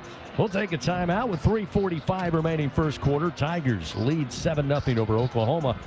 LSU looking at 3rd and 1 from their own 18 when we come back on the LSU Sports Radio Network. The passion, the tradition, the rivalries. Sirius XM is your destination for all things college sports, and we've got you covered. On SEC Radio, there is complete coverage of every school in the conference, including live games, plus 24/7 talk and analysis. So cheer along on the Sirius XM app and listen to your favorite team anywhere. And now you can get 3 months of Sirius XM free. Subscribe now. See all for details at SiriusXM.com/SEC Sports. And here's Heather with the weather. Well, it's beautiful out there, sunny and 75, almost a little chilly in the shade. Now, let's get a read on the inside of your car. It is hot. You've only been parked a short time and it's already 99 degrees in there. Let's not leave children in the back seat while running errands. It only takes a few minutes for their body temperatures to rise, and that could be fatal. Cars get hot fast and can be deadly. Never leave a child in a car. A message from NHTSA and the Ad Council. The Southeastern Conference. It's the land of legends, the places, the faces, and moments. And he's going for it. It's a touchdown! We've seen the confetti fall again and again. We're not done. It's time for the next generation to make their mark and go from 14 deep to 16 strong. It's a whole new ball game in the SEC, and it just means more. There's danger out there. It lurks on highways and quiet neighborhood streets. It's more likely to kill you than a shark, and more terrifying than the biggest snake. Distracted driving claims lives every day. Every notification, swipe, social post, video, or selfie while driving risks your life. So while you might think public speaking or the zombie apocalypse is scary, what's really terrifying and even deadly is distracted driving. Eyes forward, don't drive distracted. Brought to you by NHTSA and the Ad Council. Go behind the scenes. Check out our booth cam on Facebook and YouTube from the LSU Sports Radio Network. 7-0. LSU leads Oklahoma here on this Saturday night in Death Valley. 3:45 remains first quarter. We went to timeout. LSU had to burn their second timeout It appeared that maybe they thought they had gotten the line to gain beyond the 19 on the last play from scrimmage. They ruled it short, shy of the 19. LSU trying to change personnel, burn the timeout. Jacob, we get about halfway through that timeout. Our officials come out and say they're going to take a look at where the ball was placed after that play. So we go under official review, brought to you by Acme Oyster House. But, well, that's going to be costly if they come back. Therefore, it's a first down for LSU. But LSU loses a timeout after they come back and say he did reach the 19. It is a Louisiana Blue first down, but the Tigers don't get the timeout back. And so they use it because they also initially thought Josh Williams got past the line to gain, and so they sent a different personnel out there. They were in 11 personnel. Then you don't get it. Then they got some of the jumbo package out there. There's a lot of confusion, but you're right. You know, you get the first down, but now you're down to one timeout here left in this first half. 1st and 10 after the review at the 19-yard line of their own. Anderson again will motion left to right. Nussmeier working with Williams in the backfield. Fakes the screen. Now Nussmeier under duress. Rolling to his right. Tough throw. Going up for it. Daniels pulls it down, but he's out of bounds on the white line. Far side in front of the Sooners sideline, so it's incomplete. It'll be 2nd down and 10 at the 19-yard line. Gordy Rush, let's check in with you. A Sunshine Sideline report. I can't imagine. I mean, Coach Kelly knew he had to call the timeout, but I can't believe he's pleased. No, he's not pleased at all. Both of those timeouts. This one was a special circumstance, but you do not want to burn timeouts on trying to get personnel packages on and off the field. 2nd down and 10 at the 19. Taylor moves from left to right of the formation. Oklahoma with 4 at the line of scrimmage will shift prior to the snap. Nussmeier throws, and it's behind Lacey. Far side, coming up the far side hash, but he threw it behind him, incomplete. And it will be 3rd down and 10. The Tigers coming in right at 50% this season, 3rd down efficiency. And even though they're 1-1, Jacob, in their last 2 games, the 3rd down efficiency has been phenomenal. I mean, all season long it's been phenomenal. It's something that's really kept LSU in some of those games they got behind early. They've been able to come back because of what they've done on 3rd down this year. So now 3rd and 10. Again, Oklahoma will shift at the line of scrimmage. They've got 5. Now they'll back up 4 at the line of scrimmage, showing blitz, but they'll back up in coverage. Nussmeier forced out of the pocket, ball's out. Oklahoma going to scoop it up at about the 8-yard line, rambling into the end zone on a 9-yard scoop and score, Mason Thomas. And now Oklahoma, a point after away from tying it up, has another costly turnover for LSU under pressure. And again, Nussmeier kind of spun right into where the pressure was coming, and they just stripped him of the football, and Mason Thomas picked it up on the bounce, and you could tell the big guy was not wanting to just fall on it. He wanted to pick it up and score, and he does. Yeah, it's really been something that has been, you know, Garrett Nussmeier's kind of go-to, and you mentioned, I mean, instead of maybe stepping up in the pocket or even living just taking the sack, he's tried to get outside of the pocket with poor ball security. That's just never going to be a recipe for success. It's a couple of weeks in a row, really, we've seen that, and the balls hit the turf. Zach Smith on for the point after. His kick is up, and the kick is good. So just like that, we are tied at 7-all with 3:26 remaining here in the first quarter. Tigers again coughing up the football, and Oklahoma making them pay. And certainly part of what Brent Venables has made in his career is don't give it away, get takeaways, and Oklahoma does it right there. And boy, just a disastrous drive from the very word go. Thomas fielded the punt at about the 8-yard line. The drive started at the 9. They had to fight to get to the 19. After review, they got a fresh set of downs, and then it just explodes in their face on the fumble, scoop and score, and we're tied 7-all. You're right about that. And look, I'm not saying that's all Nussmeier's fault. DJ Chester gets beat right now, so he has pressure in his face. But when you realize that you're beat, that's when you protect the ball with 2 hands. You live to play another down there because, look, those big fellas like that, like you said, they're coming with bad intentions. And unfortunately, you know, now we're tied up after LSU had all the momentum. Here's the ensuing kickoff. Going to be a little short, fielded by Thomas at about the 2-yard line, far side. Actually, it's going to be maybe Aaron Anderson was back deep that time. It was Aaron Anderson. And he'll make his way to about the 21 before being thrown back there. And LSU will quickly start this possession. 1st and 10 at the 21. Now in a tie game, 7-all with 3:18 remaining. EFCU Financial celebrating its 90th anniversary. They're proud to be the centennial sponsor for 100 years in Tiger Stadium. EFCU Financial is the Louisiana way to bank. So now the $64,000 question: how will the LSU offense respond after quickly turning it over? A scoop and score to tie the game. They get the ball back. Toss near side, running with it's going to be Durham, but Oklahoma had it snuffed out, and he just dives head first to about the 22, only a yard gain. Yeah, kind of gave himself up there, CB. I think he thought he was going to have a collision and actually did a nice job of splitting the defenders. If he keeps his head up, I think you have a pretty big play here because there was a small crease. 2nd down and 9.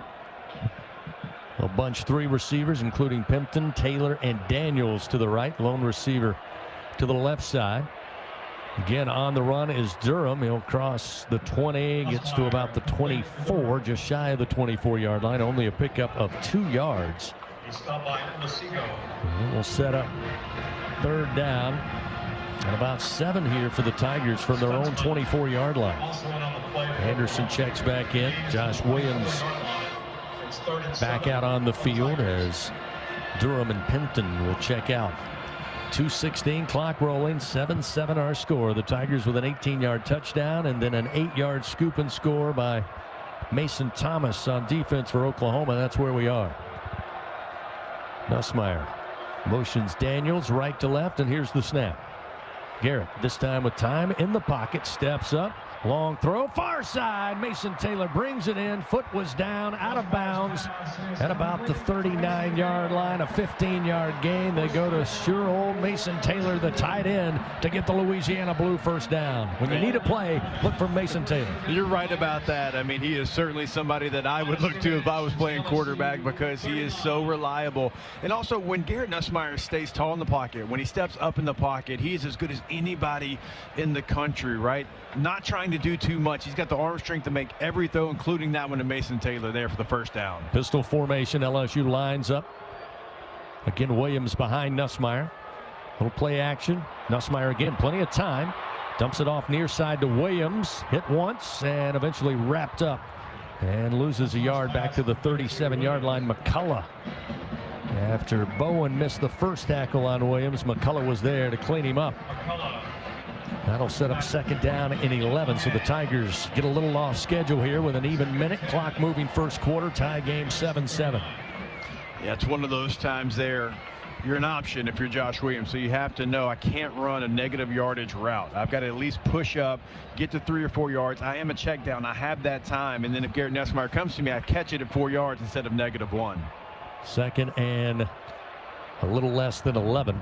And they'll go on the ground, and a nice little run by Josh Williams, who gets 6 yards up to the 44-yard line. Will make it 3rd and manageable here.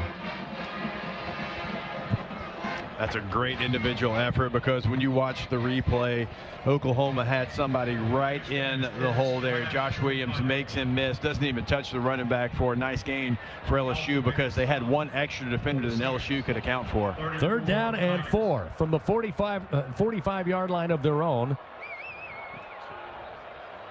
Play clock. Quarter clock, rather. That'll be the final play. So LSU ready to switch sides of the field, start 2nd quarter action. So we played 15 minutes, and it's 7-7 LSU and Oklahoma. Fans, don't miss the Brian Kelly Show. Of course, thanks to our group at TJ Ribs, sponsoring the head coaches shows all season long. Our next show will be Matt McMahon, coming up for basketball season. Premieres on December 30th. 2nd quarter action coming up. Timeout on the field. 7-7 our score. This is the LSU Sports Radio Network. Hi, I'm Kevin Falk, LSU Hall of Famer. My years at LSU were amazing. I've always loved celebrating with my teammates, especially when someone was serving up some delicious Manda sausage. For a lot of Tiger fans, it's just not game day without Manda in the mix. Serving top quality sausage and original seasoning is Manda's strong side, but it's Manda's flavor that's always got me running back for more. You get it, running back for more. After 75 years, the flavor still says it all. Manda Fine Meats, the official smoked sausage of LSU Athletics. How powerful is Cox Fiber? Powerful enough to stream all my live sports actually live? Yep. Powerful enough to share my screen more smoothly? You got it. Powerful enough to keep my games online and my squad on top? Oh, yeah. That's pretty powerful. Introducing Cox Fiber, from the company with the fastest download speeds 9 years in a row. It's internet built for tomorrow, today. Cox, always building better. Limited availability in select areas. Speeds vary and are not guaranteed. Cox terms and other restrictions may apply. Analysis by Ookla of Speed Test Intelligence in Las Vegas, Omaha, Phoenix. Fixed median download speed Q2 2016 to Q1 2024. Some days you hit snooze, but not today. Today you have to go on a run to get burgers for the tailgate. You've got to haul something heavy. A cooler stocked with Bud Light. When you've got beer and football, nothing is hard. Until the other team scores. Bud Light. Easy to drink, easy to enjoy. Enjoy responsibly. 21 plus, copyright 2024 Anheuser-Busch, Bud Light Beer, St. Louis, Missouri. Get ready, Tiger fans. Venture Global is proud to partner with LSU Athletics, powering Louisiana and the world with clean, low-cost, reliable energy and fueling the future of our great state. As we cheer on the Tigers this season, we're also driving innovation, creating jobs, and supporting our local communities. Together, we're building a brighter, more sustainable tomorrow. Venture Global, proud partner of LSU Athletics, powering champions on and off the field. Go Tigers!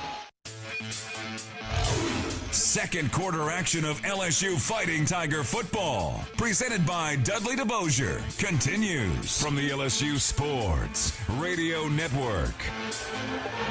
We start the second quarter of action here at Tiger Stadium. 7-7 LSU and Oklahoma. The Tigers 18-yard touchdown pass. Nussmeier to Lacey to get on the board first. Point after was good. And then a miscue on offense. A fumble by Garrett Nussmeier, picked up by Mason Thomas, the defensive end for Oklahoma. Scoop and score. Point after good. Ties us up at 7-all. LSU now attacking towards the south end zone. Looking at 3rd and 4 from their own 45-yard line. Taking a look at the first quarter stats brought to you by Hancock Whitney. Again, LSU looks dominant. 6 first downs to just 1 for the Sooners. Just 7 rushing yards so far for the Tigers, 87 through the air, but a total of 94 yards, where Oklahoma offensively just 19 yards total offense. Garrett Nussmeier, by the way, 10 of 15, 87 yards and a passing touchdown so far. So on 3rd down and 4, Nussmeier stands in the shotgun. Pimpton motions left to right. Handoff to Williams. Williams straight ahead, and he's very close. Looked like the nose of the football was reaching the 49, but then the side judge from across the way kind of made a little angle. He came out from the 49, there. But then zigzagged. Perfect way to describe it. He zigzagged his way to the 48. Tigers going for it on 4th and short. They give it to Williams, and Williams going to be stood up, but it looked like forward progress to midfield. That should be enough for a Louisiana Blue first down. Boy, oh boy, he ran into the teeth of the Oklahoma defense, but credit Williams. He got enough surge to reach the midfield stripe, and it keeps the drive alive for LSU as they convert on 4th and a yard. Nussmeier, backside pressure. He doesn't see it, doesn't feel it. Ball came out.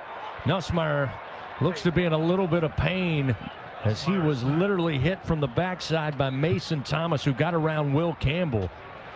Thomas with 2 big plays now for the Sooners defensively, and Nussmeier appears to be in quite a bit of pain on his back as the trainers come rushing out. Yeah, he couldn't even, I mean, he's pointing to his arm. He couldn't even stop the movement there. I mean, just wallowing in pain. That does not look good for LSU. Gordy, you're down there. As we said, Thomas basically got around Will Campbell and then at full speed just mashed him from the backside. Yeah, he's kicking his leg up and down. He's a tremendous amount of pain. Now they finally sitting him up here and looking. I'll tell you what, tough cookie. He's getting up. He's walking it off. He's holding that right shoulder. Yeah. That right shoulder. You know, sometimes, Gordy, when you're trying to go fast, and it was a 4th down, and they got it, but, you know, it's going to be close, and you don't want a review, and you want to make sure you get it. Sometimes when you go fast like that, not everybody's on the same page, and that's kind of what it looked like with Will Campbell there. And it's going to be Swan. A.J. Swan was out there throwing with Colin Hurley. So not Ricky Collins. It'll be A.J. Swan once again. So again, Nussmeier headed to the medical tent near side, still writhing in pain, as we pointed out, holding that right shoulder. He'll step into the tent. A.J. Swan, the transfer from Vanderbilt, had to check in earlier this season for a play, but this one might be an extended stay for the backup QB. Handoff to Williams. Williams bounces off one defender, but then lost his balance, brought down at the 43. No gain on the play. And the Tigers look at 3rd and about 17 upcoming. That sack, by the way, lost 7 yards, so it certainly gets LSU behind the chains. And now for the backup quarterback, A.J. Swan, who, again this season, completed 1 pass for 2 yards. Oklahoma, no surprise. They've got virtually everybody at the line of scrimmage here on 3rd and long. Play clock down to 5 as Swan steps into the shotgun, takes the snap, looking to throw. Will dump it off. Long throw. Gets it to Daniels at the 48. Daniels crosses into Sooner territory, but pulled down at the 49 near side. Pickup of 8, well shy of the first down, and that will bring up 4th and a punting situation. So tough break for the Tigers as Nussmeier crushed by Mason Thomas with a backside hit on the sack. Still inside the medical tent as they take a look at that, what appeared to be his right shoulder. Peyton Bowen back deep at the 8-yard line for the Sooners. Blake Oschendorf will let it fly from his 40. Hangs in the air. Fair catch called for at the 10, and bringing it in is Bowen after a punt of 39 yards. So with a timeout on the field, LSU without QB1 for the very moment after the injury to Garrett Nussmeier. We got a tie game, 7-7.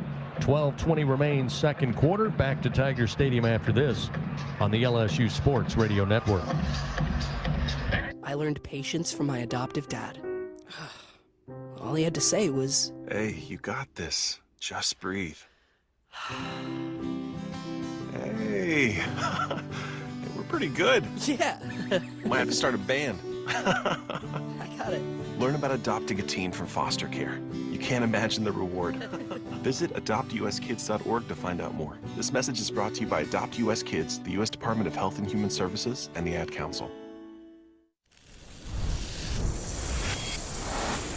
Half of the world's population depends on rice for 80% of their daily food needs. By 2050, population growth could increase rice demand by 30%. But as climate changes, rice output is decreasing. At LSU, we're using genetics, genomics, and AI to create new rice that yields more with less resources. We're not just feeding the hungry, we're growing a better future. The Southeastern Conference. It's the land of legends, the places, the faces, and moments. And he's going for it. It's a touchdown! We've seen the confetti fall again and again. We're not done. It's time for the next generation to make their mark and go from 14 deep to 16 strong. It's a whole new ball game in the SEC, and it just means more.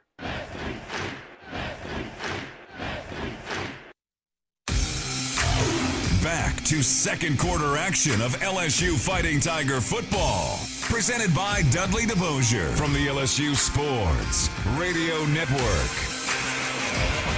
12:20 remaining here in the second quarter. It's a tie game, 7-7. Fans, LSU Athletics once again would like to thank its Team LSU corporate partners, Cox, McDonald's, Our Lady of the Lake, Albertsons, Louisiana Blue, Coca-Cola, and Hancock Whitney. But right now, the biggest story is Garrett Nussmeier injured on a sack.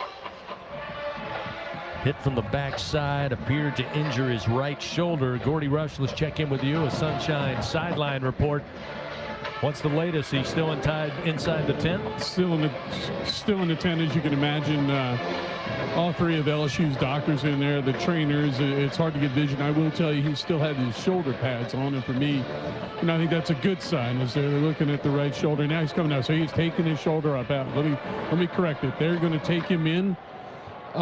He has his shoulder pads off, so he did take his shoulder pads off. They're taking him inside, and he's got his flap jacket on, and I will tell you, he has his right arm by his side, and that's never a good good movement when there's been a shoulder injury or something to that. So they're going to take a look at this, and so it will be A.J. Swan next series.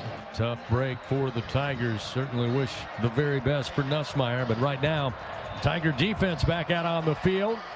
It'll be first down and 10 at the 10 of the Sooners as they attack right to left as we look down on the field. Jackson Arnold in the shotgun. He'll bring Robinson back to the backfield and hand it off. Robinson stretch play far side. Broke one tackle, but eventually LSU, plenty of purple jerseys there, bring him down. Really not much of a gain, just beyond the 10-yard line. We'll say second and a long 9. Greg Penn and Braden Swinson able to clean him up on the outside. It'll be second and 9 as we roll under 12 minutes remaining before halftime. Yeah, you can tell that LSU's expecting Oklahoma to go east and west. That's been the game plan so far. They've had 2 linebackers kind of flowing in those directions, with Greg Penn being kind of the second guy and really playing cleanup. This time the handoff Robinson. He weaves his way through traffic and somehow able to miss some possible tackles and makes his way just beyond the 14-yard line off the right edge. Whit Weeks eventually there to make the stop. It'll be third down and about 7 upcoming here. They're 0 for 2 on third downs, and the Tiger Stadium crowd trying to lift this LSU defense. Big Pingo Pest product third down here. Third, and they'll say 5 for the Sooners. Ball marked just inside their own 15. 3 at the line of scrimmage, now make it 4 for the Tigers. Here's the snap back, Arnold. Little shovel pass, and going down is Robinson. Leveled at the 14-yard line by Braden Swinson. Oh my, talk about a stiff arm check, and Robinson dropped like a sack of potatoes. That did not fool Braden Swinson there. He was waiting on the shovel pass there. Did everything the right way, right? Doesn't have to worry about any kind of illegal hit. I mean, it's shoulder pad right on Oklahoma offensive football player. It's a heck of a job by 4 there. Another punt for the Sooners. Again, Aaron Anderson will be back deep. He fielded the kickoff last time. He'll step up, call for the fair catch, bring it in at the LSU 40-yard line. So again, great job by this LSU defense, Jacob. They give LSU relatively good field position here, though they'll be without their starting QB1, Garrett Nussmeier. And just for a confirmation, it is a shoulder. They went in to take an x-ray, so that's been confirmed to me. Thank you, Gordy. It'll be first and 10 now at the LSU 39-yard line.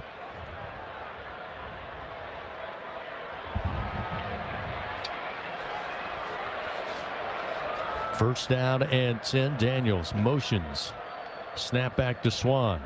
Handoff Durham. Durham with a hole. Far side hash now outside the numbers. 35-30, 25-20. Tripped up inside the Sooner 20-yard line. Falls down inside the 15. They'll mark him at the Oklahoma 12. 49-yard run by Caden Durham.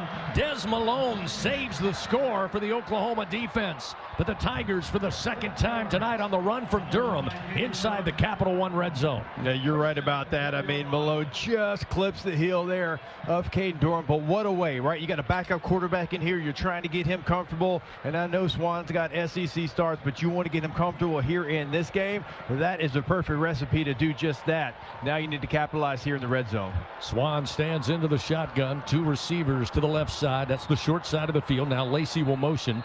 And right at the snap, we've got whistles timeout and play halted. LSU calls a timeout, and that'll be their final timeout of the half. 30 seconds timeout. So they have used all 3 timeouts. Gordy Rush, I know you've done a great job updating us on Garrett Nussmeier. Any word on Xavier Thomas? We haven't seen them in that last kickoff for Oklahoma after their score, and then Anderson fielded that punt just moments ago. You know, and actually I am going back to the bench. Trying to see if I was down by the end zone by the chute, waiting to see if Nussmeier came back. That x-ray machine's up in the medical side on the 2nd floor, and they can usually get that pretty quickly. Let me check on Thomas. CB, I did notice that Thomas kind of has a towel on his head. He doesn't have a helmet in his hands, and so I would not expect him back here in this game. Another tough break there if you're without Xavier Thomas. Not only the sure-handed in special teams, but certainly has the ability to hurt an Oklahoma defense in the passing game. It'll be First down and 10. Ball marked at the 11-yard line. So after the timeout, LSU will go on the ground again. Durham this time straight ahead and stood up. I'm not even sure if forward progress getting back to the line of scrimmage. That side judge backing up near the 12, but looks like he did lose maybe half a yard. And again, Coach Kelly mentioned it on Monday. When you talk about some of the best defensive fronts here in the SEC, you think of Texas A&M, you think of Ole Miss, you think of South Carolina. He said, don't sleep on Oklahoma.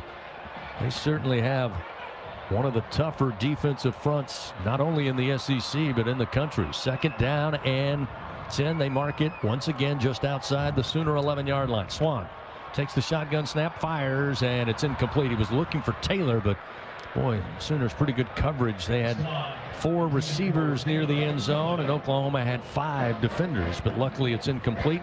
Sets up third down and 10 at the Oklahoma 11-yard line. And you're without your starting quarterback. We just mentioned that for whatever reason, Xavion Thomas appears to be unable to go. You get down inside the red zone. Oh, it's a must if you can find the end zone. Yeah, without question. We talked about it during one of the breaks. This is why A.J. Swan is here. He's got SEC starts at Vanderbilt, right? You bring him into this situation, you have to run your offense. You can't play conservative. You have to have everything available, and this third down is going to test that theory here. 2 wideouts to the right. Now Lacey will come over. And it looked like they wanted to call timeout, and they didn't have any, and the play clock hit 0. So a delay of game, and that certainly angers the Tiger fans here inside Tiger Stadium, as that will back them up from the 11 to the 16-yard line. Yeah, and you know, you've got a veteran quarterback in there, so you've got to run your offense. The operations have to be the same as well. You can't have penalties like that when you're trying to go take the lead. So that'll back him up third and 15. Ball now at the Oklahoma 16-yard line. Swan takes the shotgun snap, looks right, looks back across the middle, fires, and nobody at home. I think Mason Taylor was the intended receiver, but that one a good 10 yards in front of him. Falls harmlessly in the back of the end zone, and that will set up 4th and 15. And the Tiger fans are not very happy at the moment. And Damian Ramos will come on and try to regain the lead for LSU with his foot, looking at about a 34-yarder just inside the far side hash, kicking towards the south end zone. Obviously, these points going to be crucial here now, trying to take a deep breath for your offense and try to regroup. Well within his range. Ramos 19 of 24 on the season. Swings the leg. Kick is up, and the kick is good. LSU back on top 10-7 with 8:39 remaining here in the second quarter. With that good kick, the good hands at Allstate will contribute to the Tigers General Scholarship Fund. Thank you, Allstate. 10-7. LSU leads Oklahoma. Back after this on the LSU Sports Radio Network. Southern Air Heating, Cooling, and Plumbing, your trusted experts for all your home service needs. With over 35 years of dedicated service, we prioritize your comfort and satisfaction. As an official partner of LSU Athletics, we bring our expertise to every game, from installations to repairs. Our team delivers honest pricing with no surprises. Call us today at 225-777-8888 and experience the difference with Southern Air Heating, Cooling, and Plumbing. Go Tigers! This is Coke Zero Sugar. Could I be the best Coke ever? Try and taste with your ears. Hear those bubbles? Imagine them tingling on your tongue. Fizzy deliciousness. Listen to that cascading liquid. A mouth-watering waterfall. Irresistibly tasty. Zero sugar. Crisp, refreshing, and ice cold. Is Coke Zero Sugar the best Coke ever? Try and decide. Today, we are shaping tomorrow.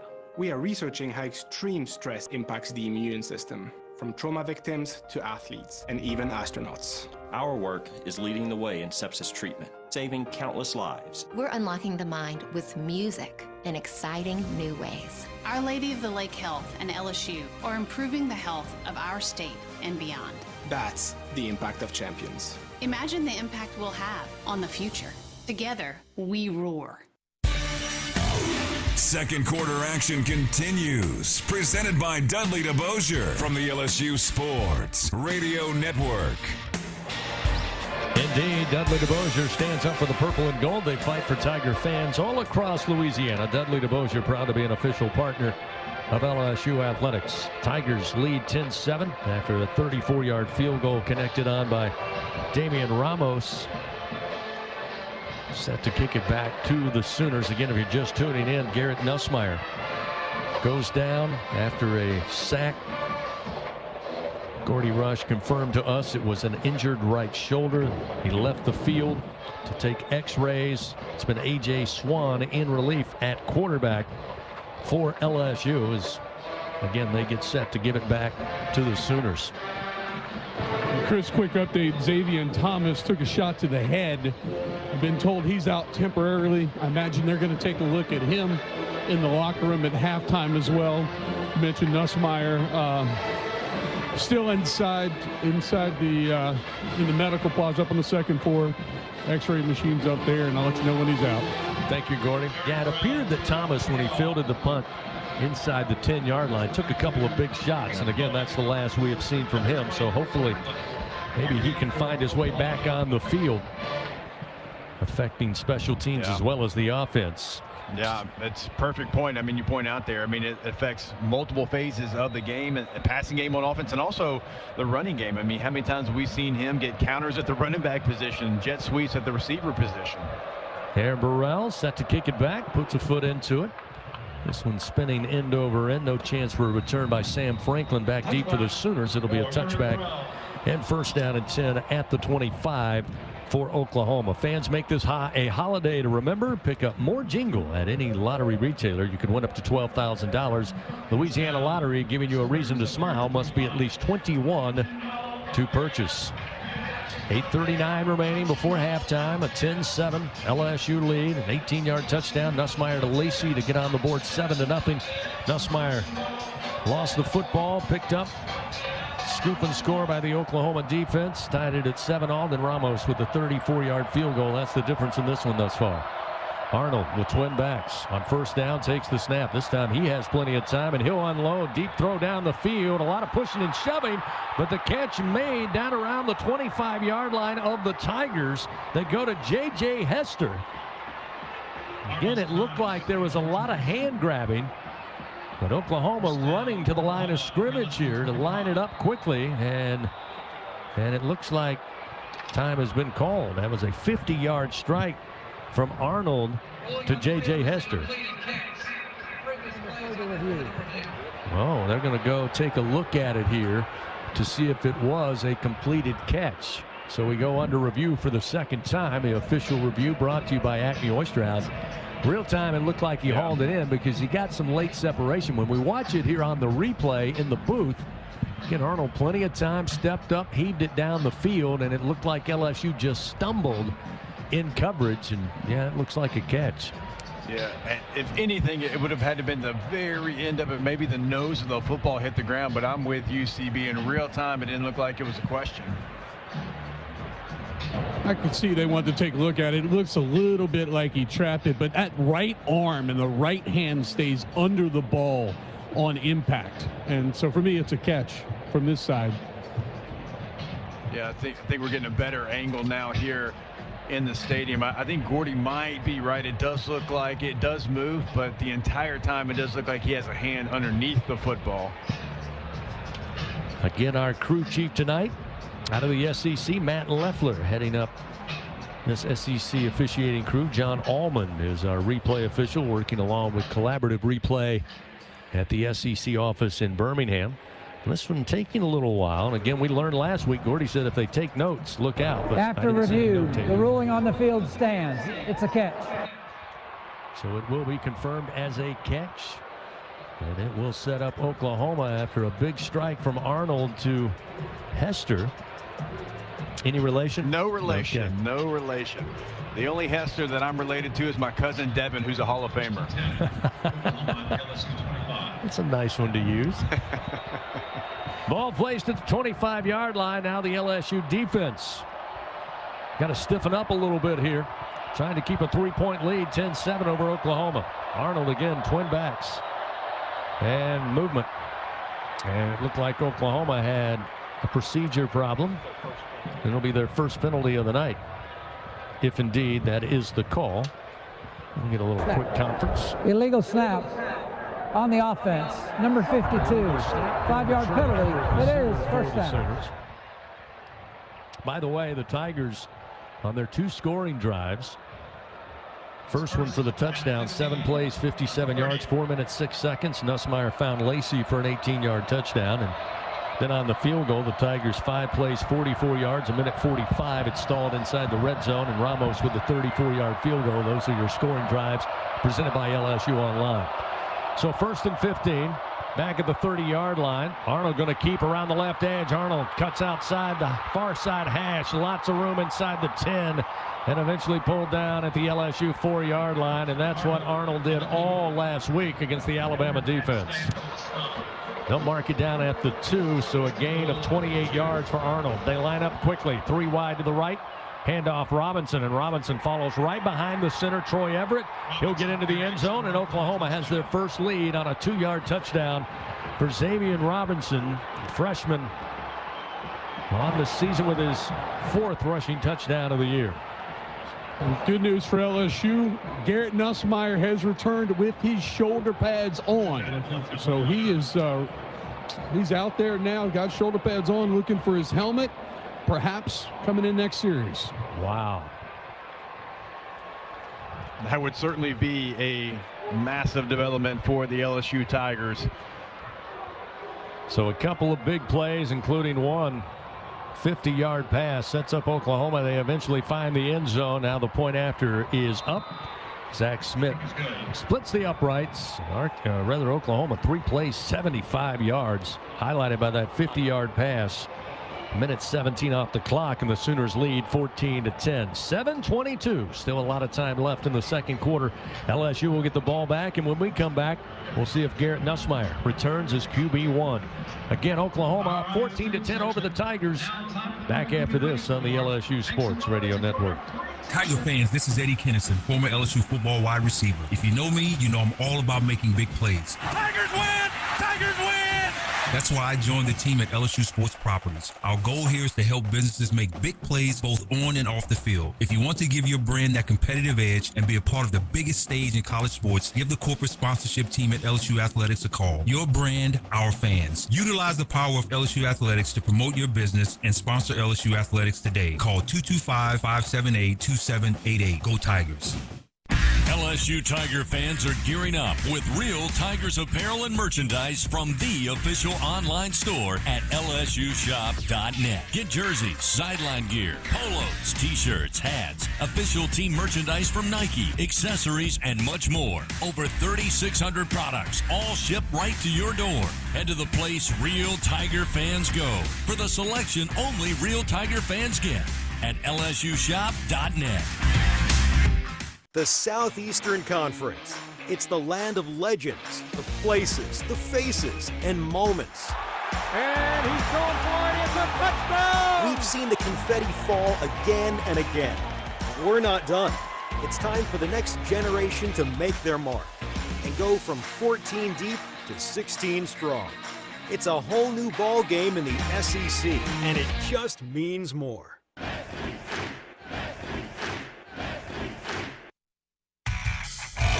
Second quarter action of LSU Fighting Tiger football. Presented by Dudley DeBosier from the LSU Sports Radio Network.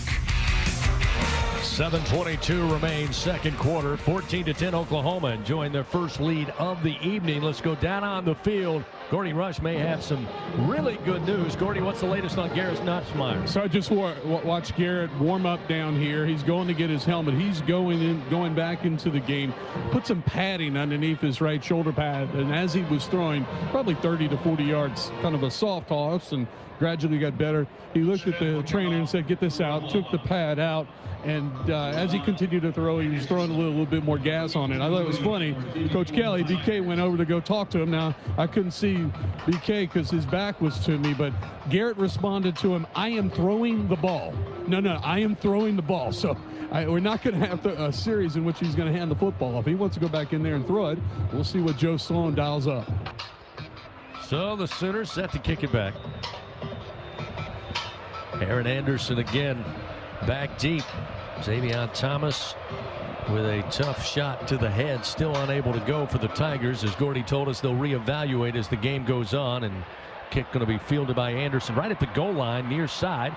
Cuts to the middle of the field. Anderson with room across the 25-30.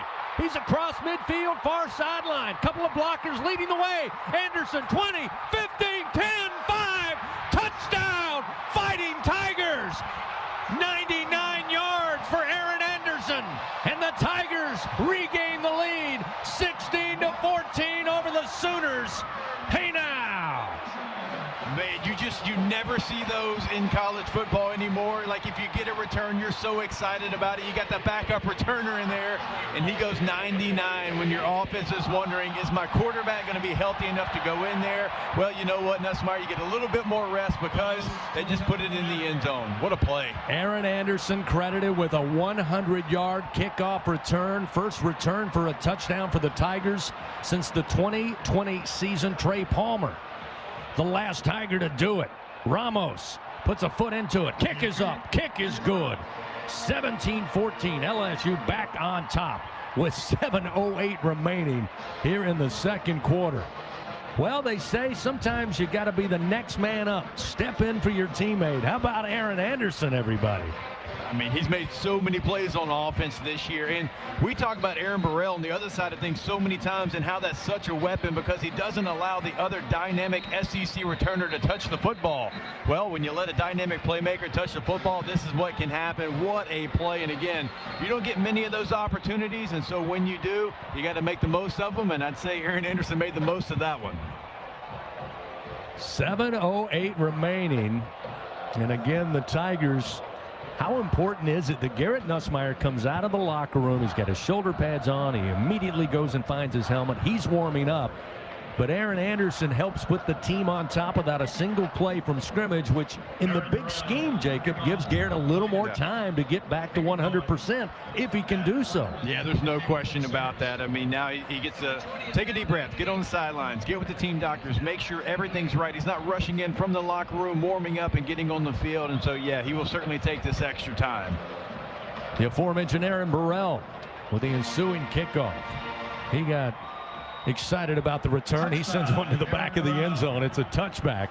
First down and 10 at the 25-yard line. We got some pushing and shoving after the fact between the Sooners and Tigers, but cooler heads prevail, and they make their way to the respective sideline. That's the second LSU kickoff return for a touchdown here in Tiger Stadium since 1981. Again, there's been some great moments where it's happened. It just doesn't happen often. And when you talk about the new rules and the way kickoffs are handled, they're rare for everybody these days. And Aaron Anderson, again, officially listed as a 100-yard return to get the Tigers on top 17-14. Let's see if it infuses this Tiger defense. First and 10 at the 25 for the Sooners. Jackson Arnold calls for the shotgun snap. Steps back 3 steps. Fires. Nobody home. Incomplete up at the 34-yard line. Thought he might try to dump it off underneath the sharp, but I think he was actually looking for Raggins a little farther downfield. But either way, it was off the mark and incomplete. Second down and 10 at the 25.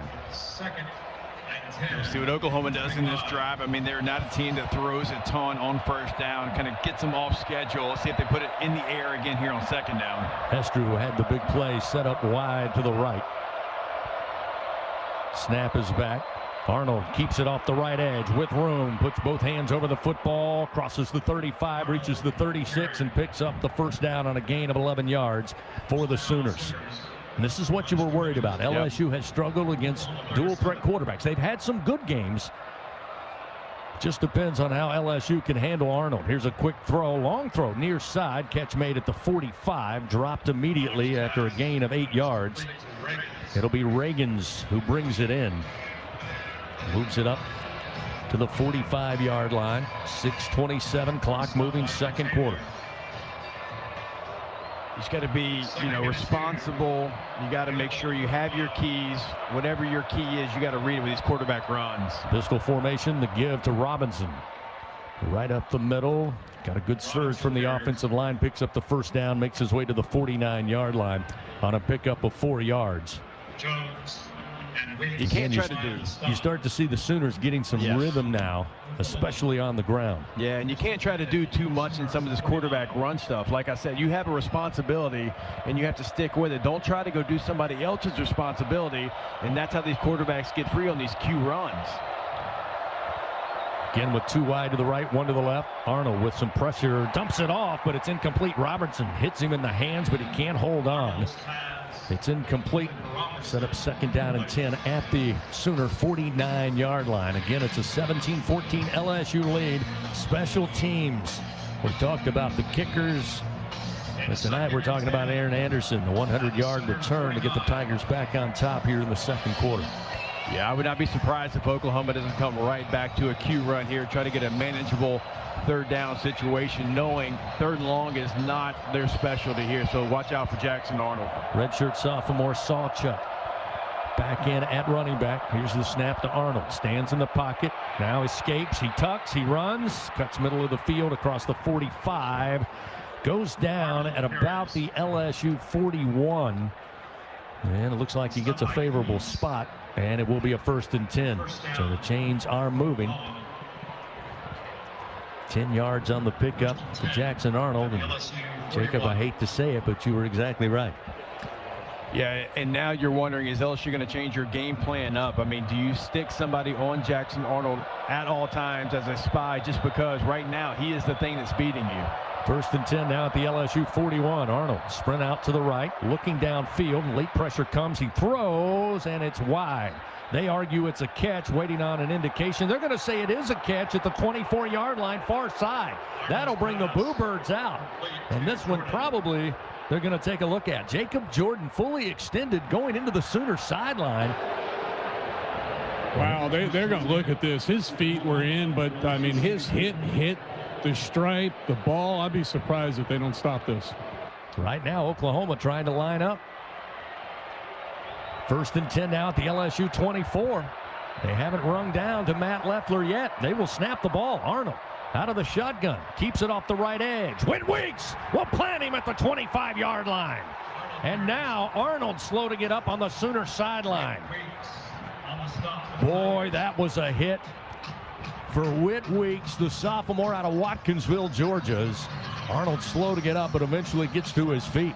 But he's going to shake that one off.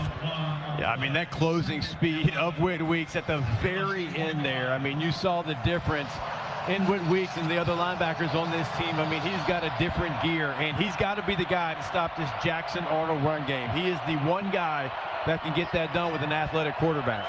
Loss of a yard after that stop by Weeks. It's 2nd and 11 at the LSU 25 in Oklahoma. Now going to talk about it. They'll burn a timeout. Stops the clock with 3 minutes and 45 seconds. Timeout presented by Coshada. Escape to the largest casino resort in Louisiana. Coshada Casino Resort, Louisiana's best bet.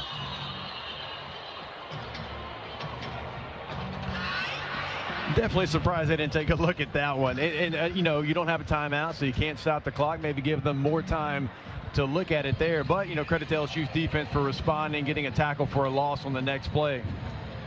A great response by Whit Weeks. And I think Gordy was right. I mean, both feet were in bounds, but as the catch was being made into the boundary, it looked like he didn't have control until his hips and entire upper body was laying on the ground on the sideline. But nonetheless, they took a look, said it was a good play, and LSU's defense able to come up with a big stop by Weeks, set them back 2nd down and 11 at the 25-yard line as the Tigers try to hold on to a 3-point lead. 17-14 with 3:45 remaining 2nd quarter. So after the timeout, Sooners will send 2 receivers right, short side of the field, 2 wide to the left, single back, and Gavin Sawchuk. Jackson Arnold shouts instructions to the offensive line. Now a little extra to his tight end. He'll step back into the shotgun. Here's the snap. Handoff. Going to be Sawchuk, and he gets upended, goes nowhere. He may have lost a yard at the 26. LSU just able to get to him. Javier Suggs kind of upended him. Yeah. Kind of crunched the offensive lineman and then was able to take down Sawchuk. I mean, he's known for his pass rush ability in the inside. I mean, that was a run stuff there. I mean, he completely interrupted that run flow immediately. 3rd down and 12 for the Sooners. They're 0 for 3 on the night. LSU's defense trying to dig deep here for a Bengal Pest Product 3rd down, looking for a stop. Arnold sends the running back out of the backfield. Quarterback draw. Arnold hit. Arnold goes down at the 26-yard line. No gain on the play. Again, it's Whit Weeks leading the charge defensively. He had several Tigers to help him as well. And Arnold with another tough stuff on the run attempt. It'll set up 4th down and 12, and we'll see the kick unit come on in Zach Smith. Smith on the year, 8 of 9 in field goals. Had a long of 56 earlier against Missouri. So this one will be about a 44-yarder from the far side hash, kicking towards the north end zone. Not a chip shot by any stretch of the imagination. With 2:28 clock moving second quarter. Ben Anderson, the long snapper for the Sooners. Waiting on the snap. Here it comes. Placement is down. Kick is on its way. Plenty of leg, and the kick is good. And we are tied 17-17 with 2:13 remaining before halftime at Tiger Stadium. Now, what's going to be interesting here in this offensive series, I mean, you got 2:13 left. Obviously, you're an offense that typically would go try to get points because you've been one of the better offenses, right, in that 2-minute drill. But with your quarterback's health, what are you going to do? Are you going to, try to run the football, get to halftime CB, allow your quarterback to get healthy? Remembering Oklahoma does get the football to start the second half, and so you kind of want to be aggressive here. How aggressive can you be with Garrett Nussmeier's injury? 11 plays, 49 yards, 4 minutes, 55 seconds. Drive would stall for the Sooners at the 26-yard line of the Tigers, but a 44-yard field goal by Zach Smith ties the game 17-all. Aaron Anderson back deep once again. A few moments ago had a 100-yard kickoff return for a touchdown. Williams to the far side. Anderson on the near side hash. Here's the approach by Smith. And again, end over end. Anderson coming over, and it will be fielded this time at about the 1. Comes up the numbers near side. Spun off a defender at the 20. Makes his way to the 25. Fighting for extra yards. Carries Sooners across the 30. Almost to the 35-yard line. Aaron Anderson using everything he's got to move about 5 Sooners 5 or 6 yards after initial contact. And boy, Aaron Anderson showing the fight tonight for his Tigers. And with 2:02 remaining, LSU's offense on the field in a tie game, 17-all. That's great field position for LSU. And again, let's see how aggressive they're going to be, knowing points will be crucial here. You don't get the ball to start the second half. Nussmeier back in at QB1. Motions Lacey on 1st down and 10 from the 34-yard line of their own. Give it to Williams. Williams tripped at the line and then crab walks his way to about the 38-yard line. And that will bring us to the 2-minute timeout with 1:58 remaining here in the second quarter. We'll take a timeout. 17-17. We've seen scores in so many different ways so far here in the first half. Do the Tigers have another? Find out after we come back on the LSU Sports Radio Network. Hey Tiger fans, are you ready to roar? Oxbow Rum Distillery is the official rum for LSU Athletics. Our cane to glass rum is made just 2 miles north of Tiger Stadium. We handcraft every drop from our own Louisiana sugarcane, all grown right across the river. So whether you're tailgating at the stadium or dropping by our tasting room for a tour and cocktail, you'll be keeping it local. Visit Oxbow Rum Distillery, open Thursday to Sunday, noon to 6. Go Tigers! Bridgeway Hospice, the official hospice of LSU Athletics, is the champion's choice for hospice care in South Louisiana. With over 10 years of excellence and experience, Bridgeway has 3 locations to serve you and your loved ones: Baton Rouge, Lafayette, and Plaquemine. Ask for Bridgeway Hospice by name, your champion's choice in comfort and compassionate care. Bridgeway Hospice says, go Tigers! It takes hard work to be the best in the game. Planning, commitment, resilience, sweat.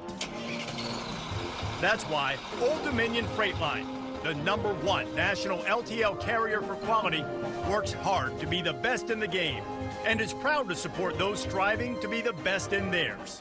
Old Dominion Freight Line, official freight carrier of LSU Athletics, helping the world keep promises. Second quarter action of LSU Fighting Tiger football, presented by Dudley DeBosier, continues from the LSU Sports Radio Network. Dudley DeBosier stands up for the purple and gold. They fight for Tiger fans all across Louisiana. Dudley DeBosier, proud to be an official partner of LSU Athletics. We got a minute 58 remaining second quarter. We got a tie game, 17-17, LSU and Oklahoma. Here in the regular season finale coming up, we'll have the ISC Constructors Fighting Tiger halftime report. Brian Haldane back in the studio. We'll run through the first half stats, highlights, and scores around the SEC and beyond. We can give you a little bit of a Republic Finance scoreboard. Again, last night, a marathon game in Athens. Georgia outlasts Georgia Tech in 8 overtimes, 44-42. Ole Miss struggled with Mississippi State, a team winless in league play, just 2-10 on the year, but Ole Miss pulls away late, 26-14 over the Bulldogs. Earlier today, Kentucky in that in-state rivalry got throttled by Louisville, 41-14. Missouri gets by Arkansas, 28-21. Alabama wins the Iron Bowl, 28-14 over Auburn. South Carolina keeps the wins racking up. The Gamecocks go into Little Death Valley in Clemson to get the win, 17-14 over the Clemson Tigers. Tennessee struggled a little bit against Vandy early, but get the win 36-23 over the Commodores. And at last check, early moments of the second quarter, Texas leading Texas A&M in Bryan College Station 7-0. We'll get a full recap of those scores coming up with Brian Haldane in just a bit. But right now it's 2nd down and 6. LSU scrimmaging from their own 38-yard line. Handoff Williams again, and he'll make it to the 40, or maybe just shy. Again, that side judge walks out on a yard line and then just kind of, again, to borrow Jacob's phrase, zigzags a yard or two back. So they say he's down at the 39. Nope.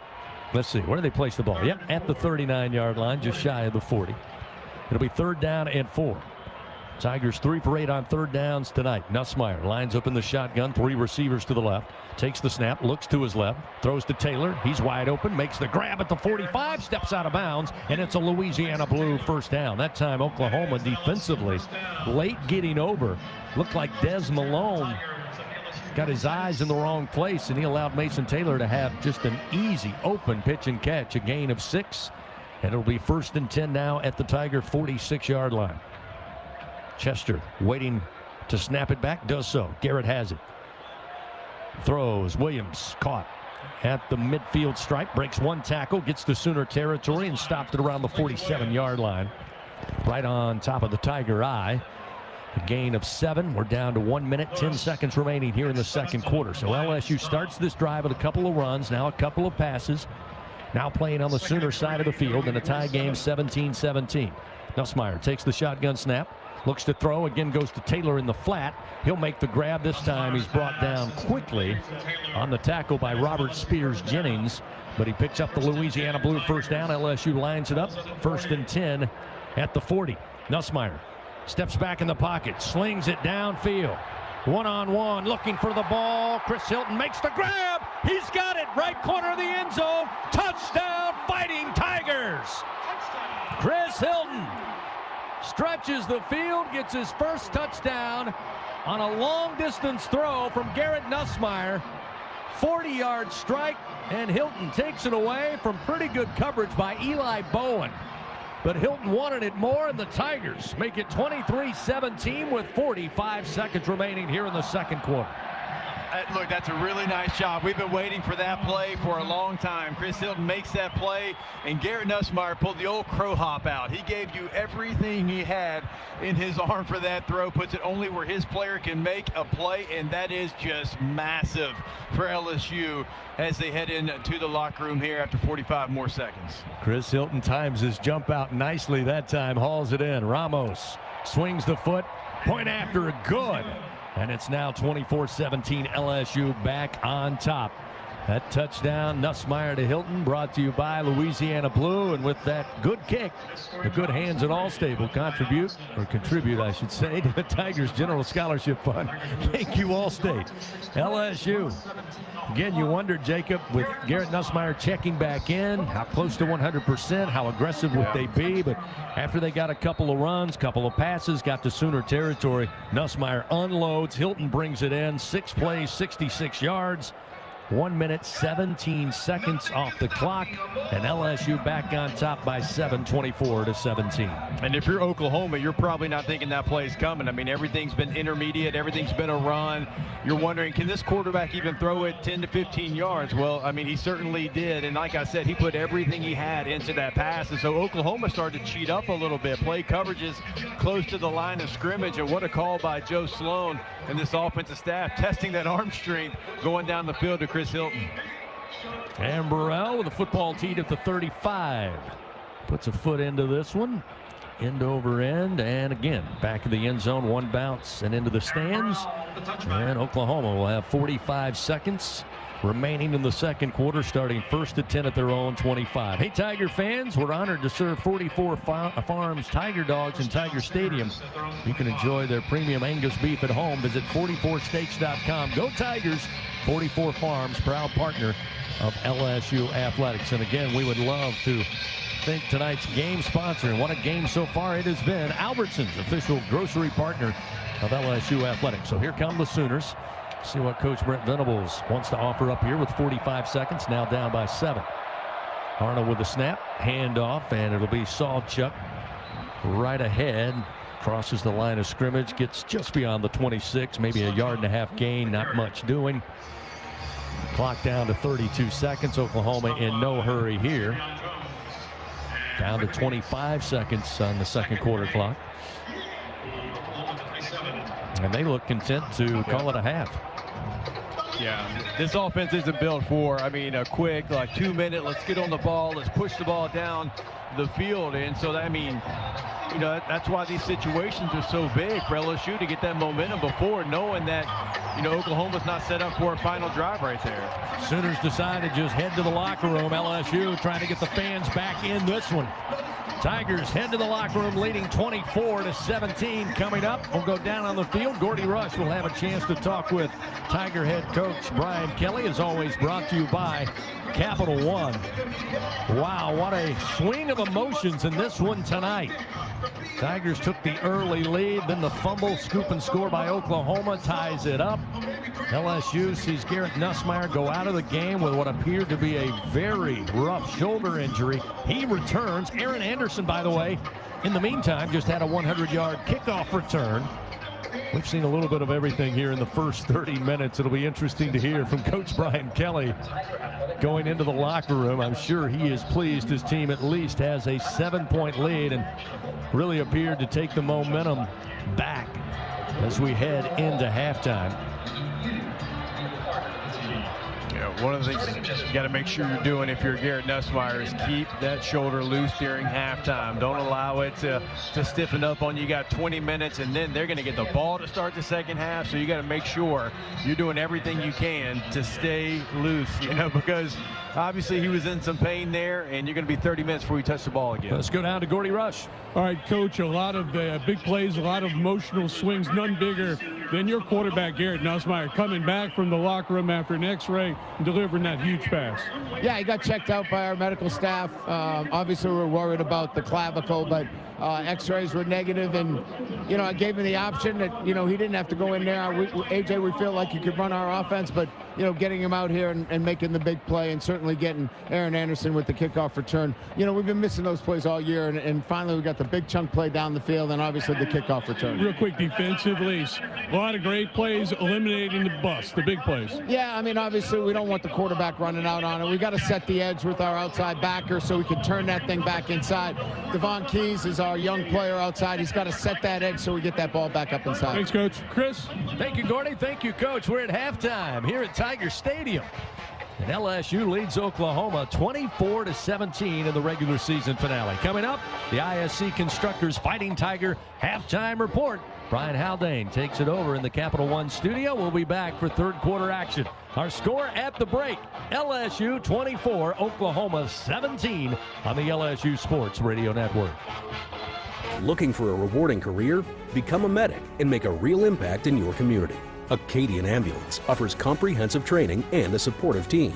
Visit becomeamedic.com to learn more and start your journey. That's becomeamedic.com. When you open a crisp, cold Bud Light, you know game day is here. You owe me $5. We mean every sound. Enjoy responsibly. 2022 Anheuser-Busch Bud Light Beer, St. Louis, Missouri. This is Secretary of State Nancy Landry. Defense is important on the football field and during elections. And Louisiana has an all-star team keeping our elections safe and secure. Our 5-star election integrity measures mean you can be confident when you cast your vote. To learn more about how we defend your vote and to check upcoming dates and deadlines, visit GEAUXvote.com or download the free Go Vote mobile app. Go Tigers! Planning a wedding, corporate, or fundraising event, sporting event, or private party, Party Central has top quality distinctive rentals that ensure your event will be a success. Party Central is a full-service event rental company that creates memorable and inspiring events throughout Louisiana for over 20 years. They are the experts you need to guarantee your event is a success. At Party Central, it's all in the details. Visit their website at partycentralweb.com and start planning your next event today. Welcome in to the ISC Fighting Tiger Halftime Report. Presented by ISC Constructors. Powered by People. Coming up, a breakdown of the first half with highlights, stats, and a check of the Republic Finance scoreboard.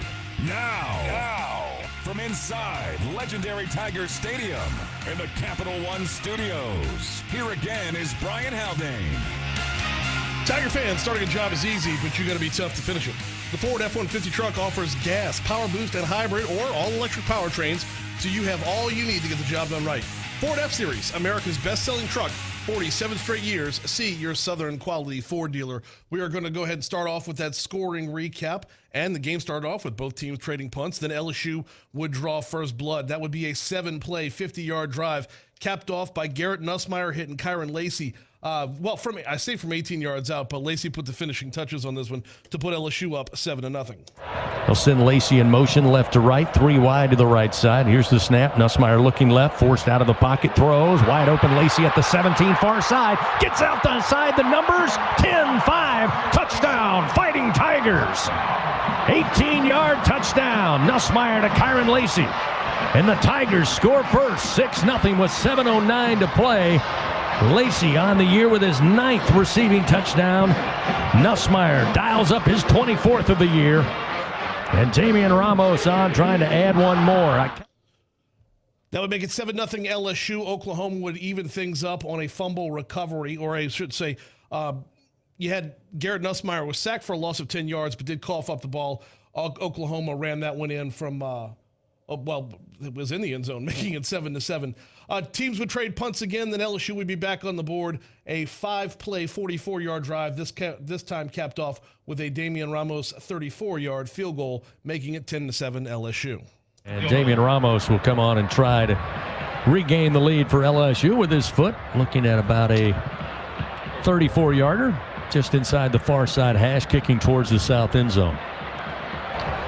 Obviously, these points going to be crucial here now, trying to take a deep breath for your offense and try to regroup. Well within his range. Ramos 19 of 24 on the season. Swings the leg. Kick is up, and the kick is good. LSU back on top, 10-7. But that lead would be short-lived as Oklahoma would then respond with a touchdown, making it 14-10. That would be a 3-play, 75-yard drive, capped off with a Xavier Robinson 2-yard touchdown. LSU would go back up 17-14 on the ensuing kickoff. And, well, you know what? I'm not going to try to describe it. I'm just going to let you hear it. Aaron Anderson again back deep. Xavier Thomas with a tough shot to the head, still unable to go for the Tigers. As Gordy told us, they'll reevaluate as the game goes on, and kick going to be fielded by Anderson right at the goal line, near side. Cuts to the middle of the field. Anderson with room across the 25-30.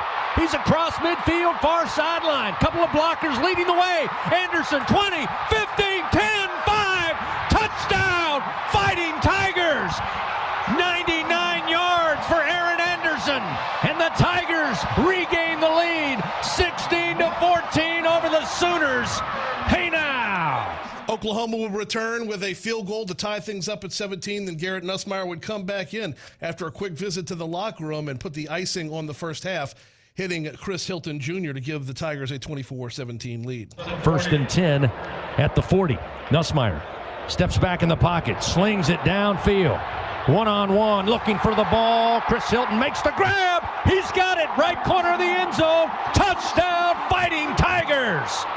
And that is where the half would end. Well, with the Damian Ramos extra point, that is where the half would end. Your score at half, LSU 24, Oklahoma 17.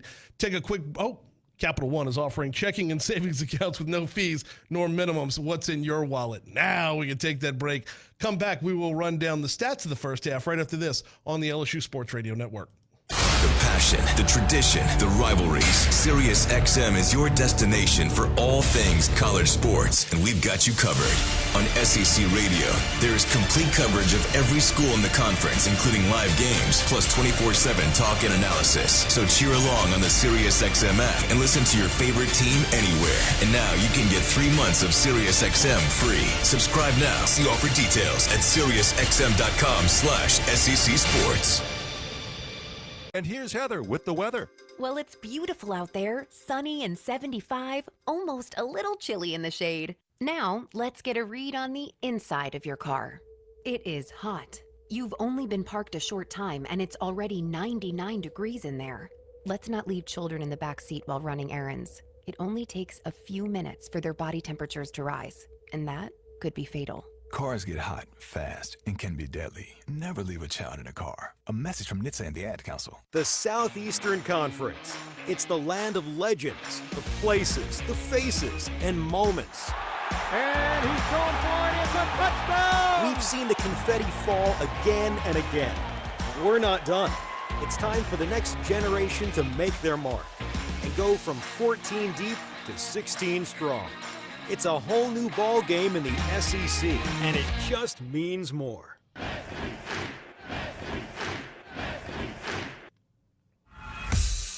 Back with more on the ISC Fighting Tiger Halftime Report. ISC Constructors, powered by People. With a look at the first half stats, here again is Brian Haldane. LSU has an 11-7 lead on first downs. LSU is 4 of 9 on third. Right now, Oklahoma is 0 for 4 on third downs. LSU has tried one fourth down conversion, and they've gotten it. Tigers have a 17-minute, 16-second to 12-minute, 44-second lead when it comes to time of possession. Time now for your rushing report, brought to you by Old Dominion Freight Line. On LSU side, Caden Durham has 6 carries for 59 yards. Josh Williams, 8 for 19. Nussmeier with that sack, among others, 2 carries for a negative 17. That's a net of 61 for the Tigers. Over on Oklahoma side, Jackson Arnold, 6 carries, 52 yards. Xavier Robinson, 7 for 17. And Gavin Sawchuk, 2 for 1. Now let's move to the passing report, brought to you by L'Auberge Baton Rouge Casino and Hotel. Garrett Nussmeier, 14 of 19 for 147 yards. He has thrown for 2 scores. A.J. Swan got in there for 1 of 3. That one was for 8 yards. Over on the Oklahoma side, Jackson Arnold, 6 for 10 for 84 yards. Don't miss out on the Bud Light Fan Zone. Enjoy live music, delicious food, and ice-cold drinks all before every home game. It's the place to be on game day, all thanks to Bud Light. Easy to drink, easy to enjoy. We got a quick break coming up. We'll check scores from around the country, but first, let's take another visit of 100 years worth of celebration inside Tiger Stadium. Celebrating 100 years of legendary Tiger Stadium. Proudly presented by EFCU Financial. Number 10 LSU saw an opportunity to beat number 6 Alabama, and first-year head coach Brian Kelly took it, electing to attempt a two-point conversion while trailing 31-30 in the first overtime period. LSU quarterback Jaden Daniels sprinted to his right and completed the 3-yard pass to freshman tight end Mason Taylor, who scored just inside the front right corner of the south end zone to give the Tigers a 32-31 victory. On the first play of LSU's overtime possession, Daniels had scrambled 25 yards for pay dirt, cutting the Crimson Tide advantage 31-30 before the Tigers executed the game-winning two-pointer. Here we go. Snap to Daniels. Sprint out. Throw to the right. Caught! Right corner of the end zone! Mason Taylor! Tigers win! Tigers win! Hey now! 32-31! And the fans storm the field!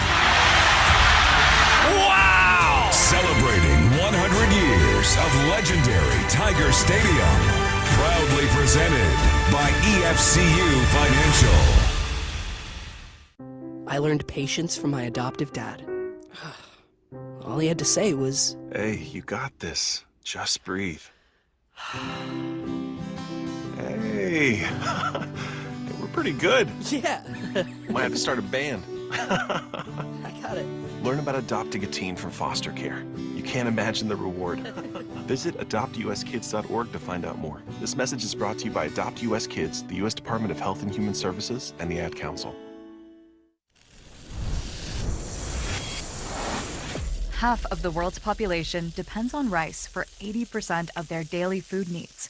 By 2050, population growth could increase rice demand by 30%. But as climate changes, rice output is decreasing. At LSU, we're using genetics, genomics, and AI to create new rice that yields more with less resources. We're not just feeding the hungry, we're growing a better future. The Southeastern Conference. It's the land of legends, the places, the faces, and moments. And he's going for it. It's a touchdown! We've seen the confetti fall again and again. We're not done. It's time for the next generation to make their mark and go from 14 deep to 16 strong. It's a whole new ball game in the SEC, and it just means more.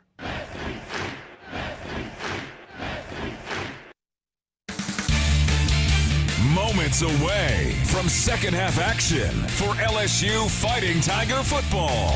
Here's a quick check of the Republic Finance scoreboard on the ISC Constructors Fighting Tiger halftime report from the LSU Sports Radio Network. That scoreboard update brought to you by Republic Finance. Visit Republic Finance for all your personal loan needs. Get started at republicfinance.com/Tigers. Washington is at number 1 Oregon right now, and Oregon having no trouble in the second quarter. 5:01 to go in the second quarter. The Ducks are up 28-6. Michigan stepped up to upset number 2 Ohio State, 13-10. Your final score there. Number 3 Texas is out in front. The Longhorns battling the Aggies right now. 8:19 to go in the second quarter, and Texas is up 14-0 in that contest. 4th-ranked Penn State rolled over Maryland 44-7. USC made it a game for a little over a half versus Notre Dame before the 5th-ranked Irish turned it on the way to a 49-35 win. Syracuse upsets number 6 Miami 42-38. Number 7 Georgia took 8 overtimes to beat Georgia Tech last night 44-42.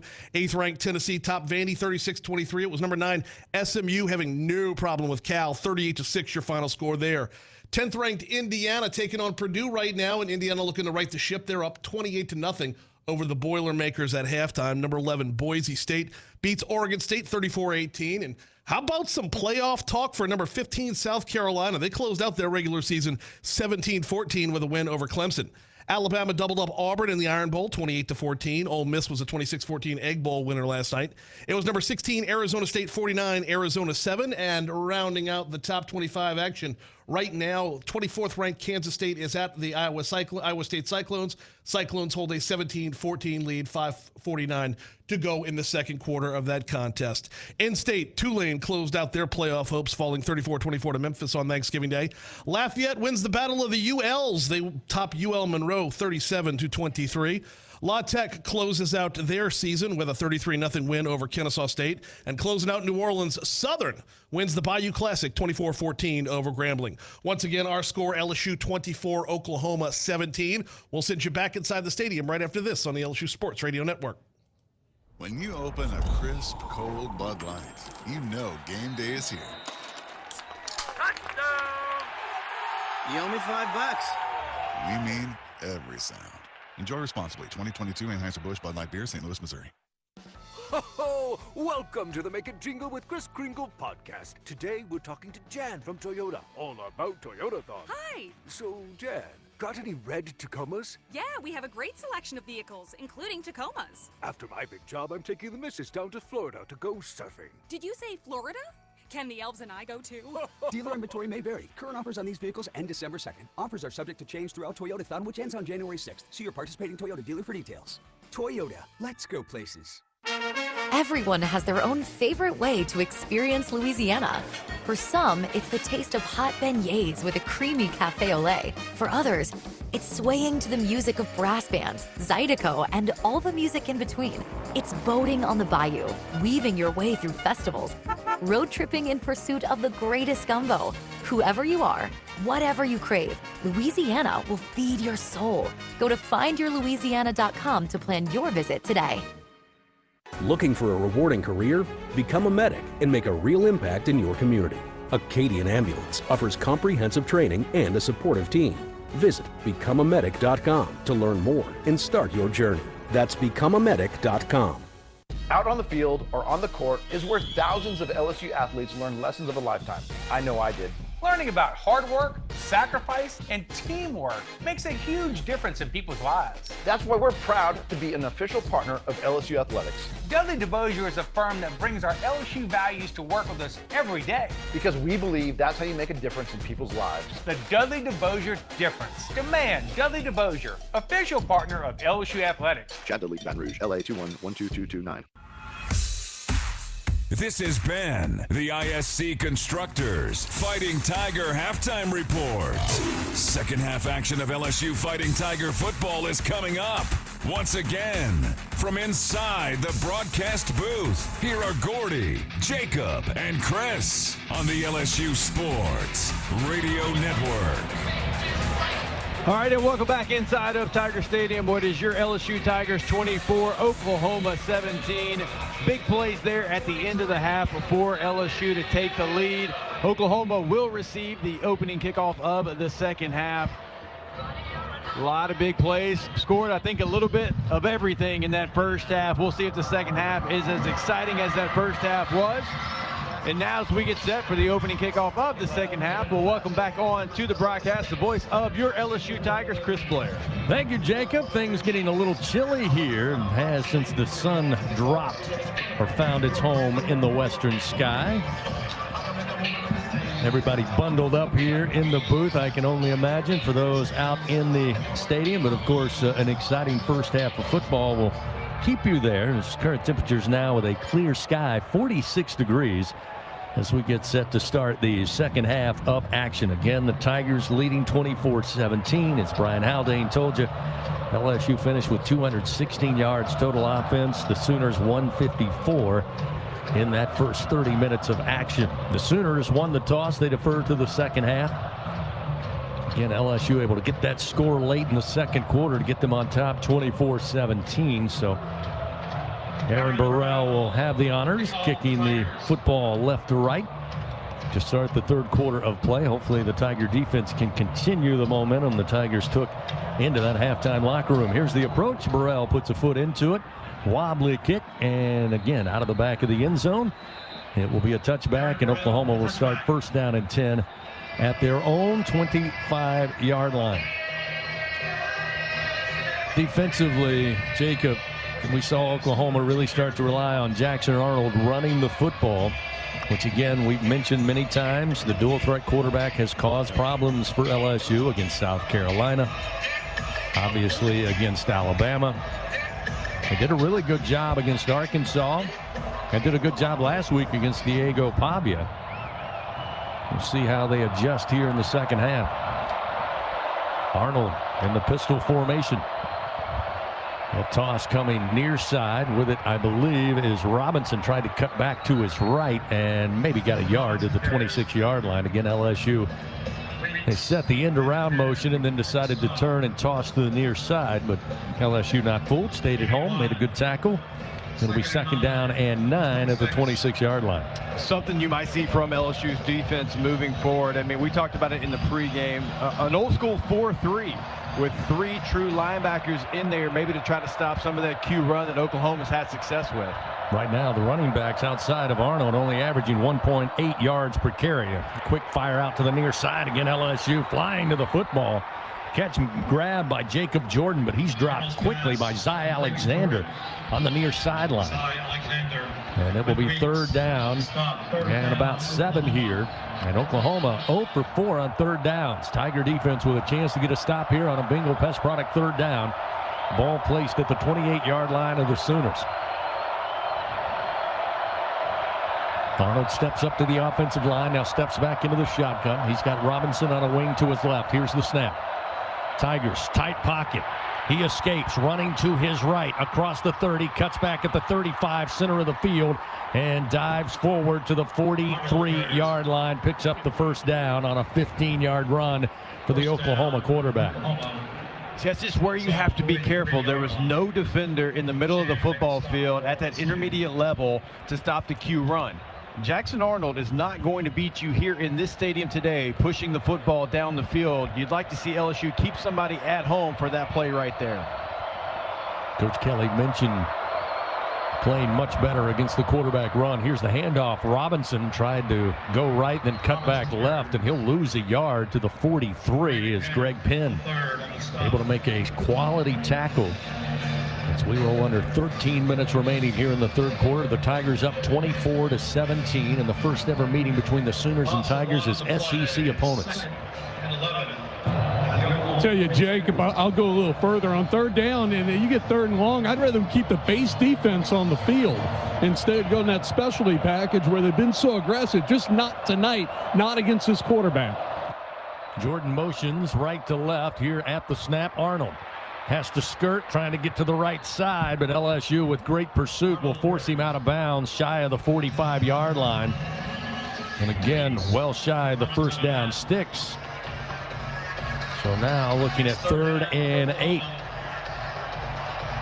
Sooners just converted on their first 3rd down a moment ago. They're 1 for 5 on the night. Braden Swinson with a great job forcing Arnold into the boundary on that last drive, last play. 3rd down and 8, another Bengal Pest Product 3rd down opportunity for this Tiger defense. Crowd is into it here at legendary Tiger Stadium. The offensive line rises for the Sooners, now back down in their stance. It'll be Sawchuk, the wide out, or rather running back to the right, and the play clock was dwindling down as Oklahoma took some time, and they eventually call the timeout presented by Coushatta. Escape to the largest casino resort in Louisiana, Coushatta Casino Resort, Louisiana's best bet. We'll take a full timeout with them. 11:53 remaining 3rd quarter, just underway in the 2nd half. LSU up 24-17. Sooners looking at 3rd and 8 from their own 45 when we come back on the LSU Sports Radio Network. Tiger fans, this is Eddie Kennison, former LSU football wide receiver. If you know me, you know I'm all about making big plays. Tigers win! Tigers win! That's why I joined the team at LSU Sports Properties. Our goal here is to help businesses make big plays both on and off the field. If you want to give your brand that competitive edge and be a part of the biggest stage in college sports, give the corporate sponsorship team at LSU Athletics a call. Your brand, our fans. Utilize the power of LSU Athletics to promote your business and sponsor LSU Athletics today. Call 225-578-2788. Go Tigers. LSU Tiger fans are gearing up with real Tigers apparel and merchandise from the official online store at lsushop.net. Get jerseys, sideline gear, polos, t-shirts, hats, official team merchandise from Nike, accessories, and much more. Over 3,600 products, all shipped right to your door. Head to the place real Tiger fans go for the selection only real Tiger fans get at lsushop.net. The Southeastern Conference. It's the land of legends, the places, the faces, and moments. And he's going for it. It's a touchdown! We've seen the confetti fall again and again. We're not done. It's time for the next generation to make their mark and go from 14 deep to 16 strong. It's a whole new ball game in the SEC, and it just means more. He's got a seam. He's down the near side hash. Tiger fans, if you've ever wanted to listen to the LSU Sports Radio Network while watching your Fighting Tigers on TV, now you can, and it's easy to do. Just pause the TV. Use the LSU Sports mobile app to stream the audio on your smartphone or tablet. Connect to a smart speaker, then wait for the audio to catch up to the point your TV is paused. Push play, and you are all set. Watch the Tigers and listen with the LSU Sports Radio Network and the LSU Sports mobile app. 15-10-5, touchdown, Tigers! Live coverage of LSU Fighting Tiger football on the LSU Sports Radio Network, powered by People's Health. Back here at Tiger Stadium, while we have a quick moment, let's pause 10 seconds. Station identification. This is Fighting Tiger football on the LSU Sports Radio Network. Hear the Tigers roar worldwide. The LSU Sports Radio Network and the LSU Sports mobile app.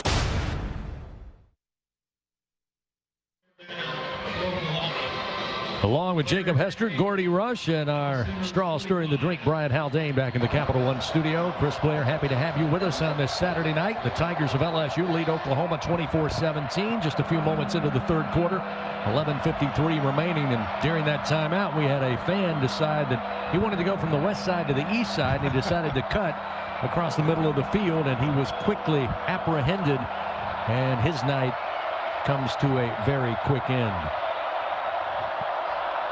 After the timeout, Oklahoma looking at 3rd and 8 from their own 45-yard line. Arnold, 3-step drop in the pocket. Now the pocket gets tight, and he will throw it away. Spun around and just threw it into the Sooner sideline. That'll set up 4th down and 8. And the Tiger defense comes up strong on a Bengal Hess product 3rd down, and looks like a punting situation. And now we'll see Xavion Thomas return after being shaken up early in that first half. He's back out there now, setting up inside the 10 to receive this punt from Luke Elzinga. Yeah, you see punt safe out there for LSU after last week. Vanderbilt able to execute the fake punt. LSU taking no chances here on this one.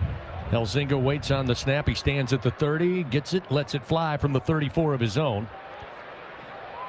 Punt in the air. Thomas calls for the fair catch, has it at the 12-yard line far side after a 43-yard punt. And LSU's offense now will get the football for the first time here in the second half. Fans, the holidays are here, and Toyotathon is on. Experience the true joy and magic of the season in a new Toyota. Hurry into your local Toyota dealer or visit Toyota.com today. You know, the gentleman who decided to cross the field, it was almost as if he had something to do down there, and he just kind of casually walked from sideline to sideline and then jumped the fence on the east stands, and that's where he was met by authorities. Tough way to end the night. On 1st down, they hand it off to Durham, and Durham is tackled quickly after losing 2 yards. He's dropped back at the 10-yard line. Good stop up front. Danny Stutzman, again, one of the highly heralded linebackers, led the charge. Senior out of Windermere, Florida, has been a staple in this Oklahoma defense. Yeah, by far their leading tackler. He's got 100 on the year coming in. Second on the team was Robert Spears Jennings with only 58.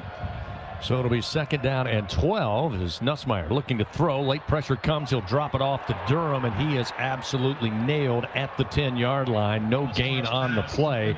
Big-time hit from Billy Bowman Jr., the senior out of Denton, Texas.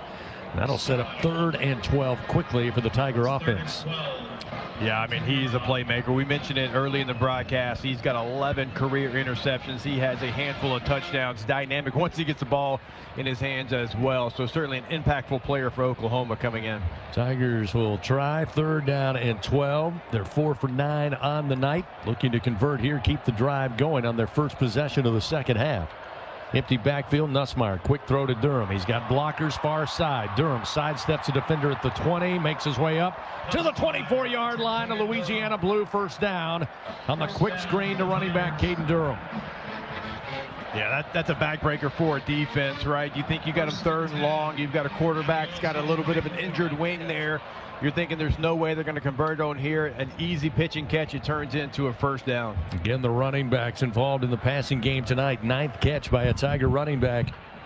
Sets up 1st and 10 at the 24-yard line. Tigers get a little breathing room after starting this drive at the 12. Nussmeier working with Williams.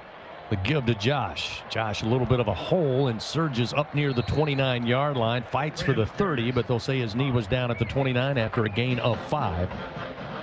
That time the secondary for Oklahoma having to come up and help Stutzman on the tackle. As again, Josh Williams with a hit of steam headed that way. It'll be 2nd and 5 now at the 29-yard line of their own. Tigers break from the huddle quickly. 18 on the play clock. Pistol formation. Williams behind Nussmeier. Daniels and Anderson wide to the right side. Play action. Nussmeier drops it off. It'll be Williams with the catch, and he'll be dropped at the 28 near side by Robert Spears Jennings. Another nice open field tackle. No gain on the play. And that will set up 3rd down and 5 for LSU. Leading 24-17 over Oklahoma. Under 9 minutes to go, 3rd quarter. Tell you, Jacob, middle of the field's got to be wide open. Those safeties are crashing so hard on the running back. That's Bowman coming down. Anything over the top, they want to test Nussmeier's arm. Anything over the top very well may be open. Oklahoma showing blitz. Now they'll back up as Nussmeier waits on the shotgun snap and gets it. In the pocket. Now it gets crowded. He's going to sprint. Nussmeier wanting to run, falls forward at about the 36-yard line. He'll pick up the Louisiana Blue 1st down as he went head first. Protect that shoulder, G. But he picks up the Louisiana Blue 1st down up to the 36-yard line. Yeah, I'm not sure how that felt, diving on that injured shoulder, but Nussmeier's shown us all season long whatever he's got to do for those 3 letters on the side of his helmet. This time a handoff. Williams got hit in the backfield, but able to break away and force his way up to the 39. Gain of 3 before the Sooners able to get him down. Again in that first half, time of possession fairly even as we have a Sooner slow to get up. He's down at the 37-yard line. On his back, it's Grayson Halton, the junior defensive tackle from San Diego, and we'll get a full injury timeout. LSU, of course, fortunate to have a healthcare partner like Our Lady of the Lake Health to provide exceptional care when something like that happens. Their regional medical center down the street is the region's only level 1 trauma center, and it's where athletes go who need further care. They'll take a look at the injured Grayson Halton for the Sooners. 7:45 remains here in the 3rd quarter. LSU leading 24-17. Tigers looking at 2nd and 7 from their own 39 when we come back on the LSU Sports Radio Network. It takes hard work to be the best in the game. Planning, commitment, resilience, sweat.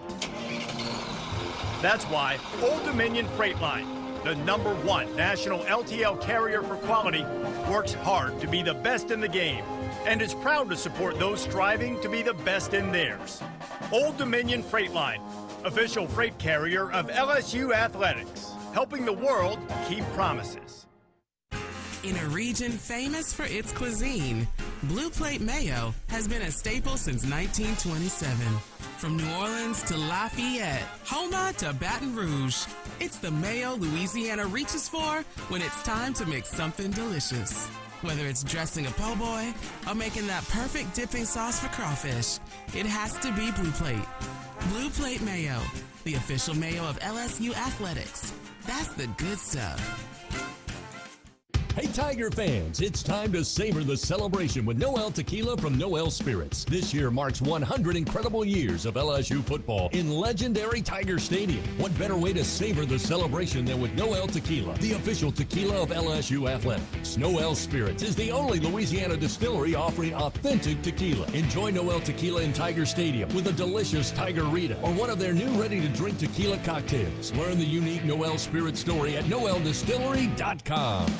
Squeeze every ounce of life out of every day. Memorize every sunset, every face you love, and climb every obstacle until you can't go higher. With Louisiana Blue, you're free to soar because you've got the compassion of the cross, the security of the shield, and the comfort of blue behind you. Live Louisiana. We've got you. Louisiana Blue. Louisiana True.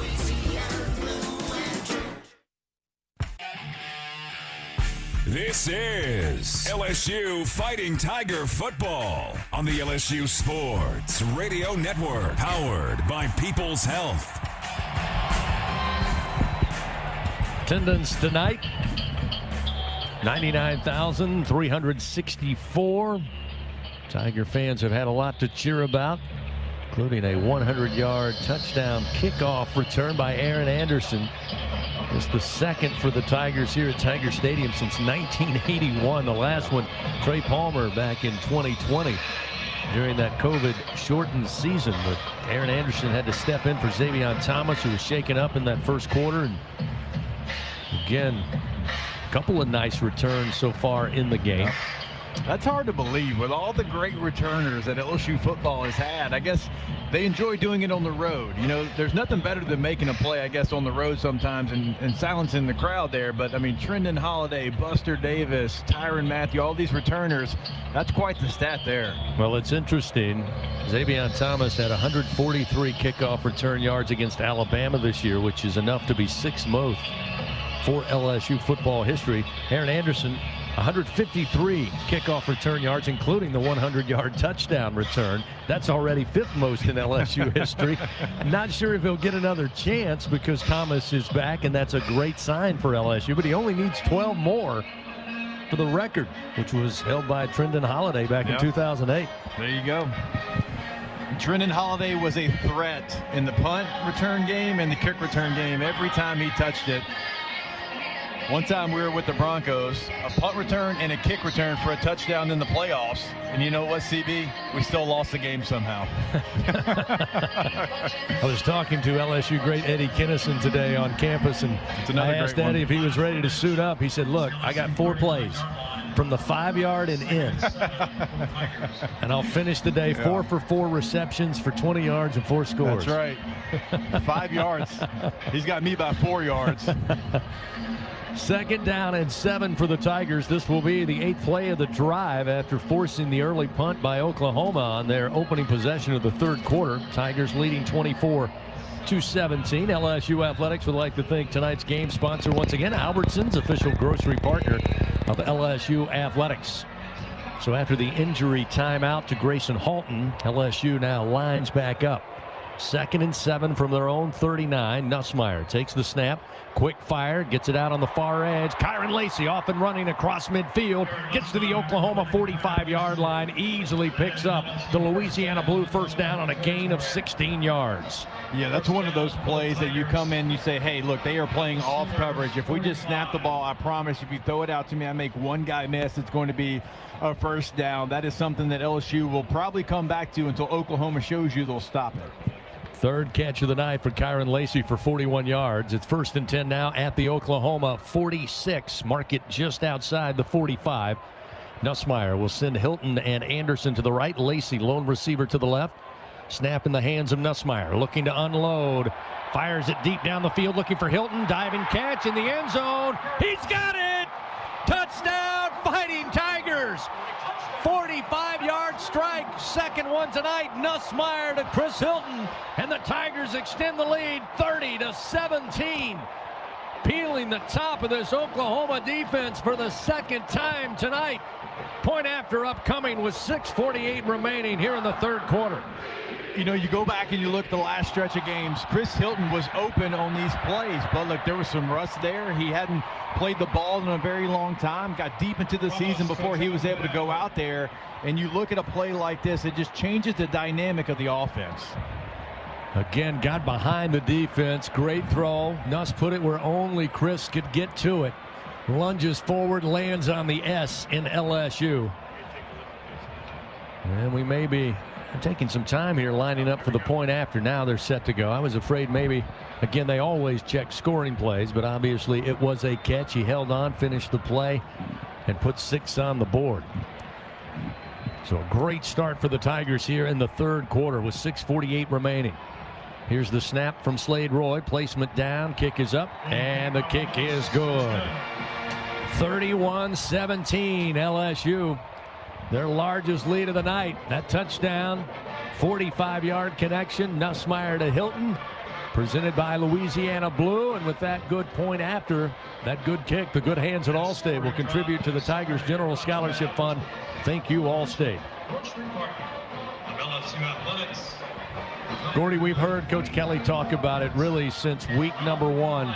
Weren't sure how long it would take for Chris Hilton to get back in the lineup, but he made no bones about it. The only thing lacking was the ability for LSU's offense to stretch the field, and they tried a number of times in Gainesville, couldn't connect.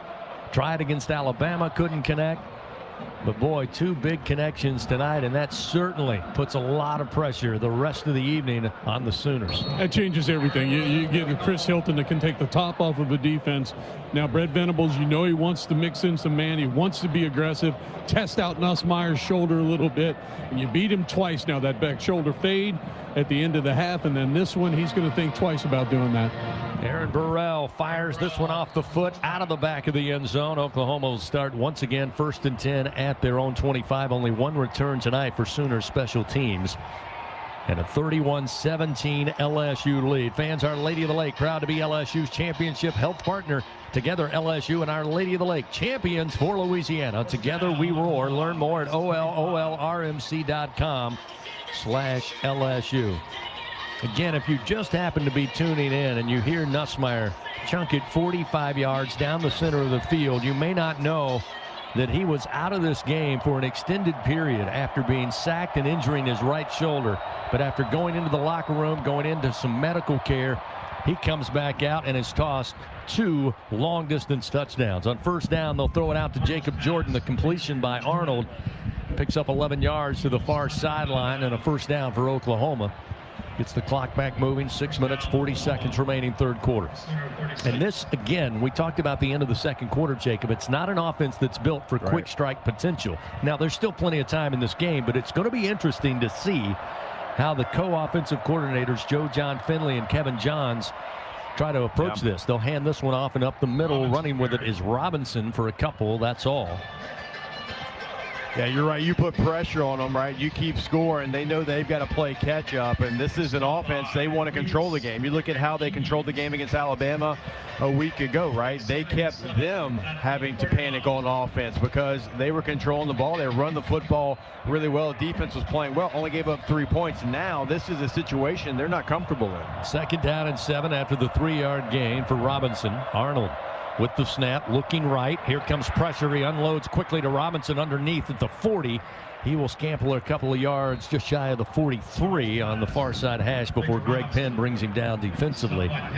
Gain of 3. Sets up 3rd and about 4 upcoming. And the Tigers able to stop the Sooners on 3rd down to force that punt in the opening drive of the 3rd quarter. Another bingo pest product 3rd down. Here's LSU out on the field trying to get Tiger fans into this one. Yeah, I would certainly think all things Jackson Arnold here on this 3rd down if I'm LSU. Going to be interesting to see how they play a base defense right now on the field. They'll bring Sawchuk, who was lined up wide, back to the offensive backfield. He'll motion out prior to the snap. Arnold steps up in the pocket now, green grass, and he lunges forward across the 45, the 46 to the 47-yard line. Picks up 5 and a first down for Oklahoma. Second time you've been right, Jacob. Yeah, it's getting old. Yeah, I don't want to be right. I would love to be wrong and hold my hand up and let y'all know, but I mean, it's pretty predictable. They motion to empty. You don't keep someone in the middle of the defense to protect against a quarterback run. That's what he does. That's what he wants to do. That is his biggest strength there. So surprised LSU bailed and played coverage. So far tonight, the Sooners quarterback was 75 yards rushing on first down. Looking to throw, steps up in the pocket again, nothing but green grass, and he'll dive forward across midfield to the LSU 48-yard line. Weeks was coming with reckless abandon, but couldn't get to him in time after he had taken the near side flat. Nobody again, middle of the field, and 5-yard gain for Arnold sets up 2nd down and 5 now at the LSU 48-yard line. You know, it doesn't have to be a linebacker either. I mean, you can play some kind of a stunt, some kind of a game where maybe it's Swinson, the edge defender, who kind of swings back into the middle of the defense, but you got to account for Jackson Arnold. Arnold with the snap. This time the handoff. It'll be Sawchuk, and he finds a crease inside the 45 down to the LSU 40-yard line. Secondary, along with Weeks, having to come up to make the tackle, but picks up 8 yards. And suddenly now Oklahoma finding some rhythm, and it's all coming on the ground here, led by Jackson Arnold. Interesting here, Bo Davis is going to sub in both freshman defensive tackles. They're not freshmen anymore. It's week 12, but Bro and McKinley on this crucial series. 1st and 10 at the LSU 40-yard line. Empty backfield for Arnold. 3 wide to the right. Single receiver to the left. Drops back 3 steps. Throws. Caught at the 36. Bringing it in, the tight end Bauer Sharp, the junior out of Dothan, Alabama. Picks up 4 yards. It'll be 2nd down and 6 as we hit 3 minutes remaining. 3rd quarter. LSU up 31-17 over Oklahoma. Yeah, they're going to keep coming back to that empty look as well because you still have the run threat with your quarterback. And if you put that many players out into route, then you got to cover them, right? So you spread the defense out. You get the linebackers kind of out of the box. So those young defensive tackles have to have gap integrity here with their rush. 2nd and 6 from the Tiger 36. Arnold, swing pass. Look like they're going to throw back, and they'll toss it into the air. Intercepted at the 27-yard line. Down the far sideline, Sage Ryan takes it away. Oklahoma pulls it out of the gadget bag, and LSU blows it up. They got it to Bauer Sharp. He went right side looking to throw, but LSU had pressure.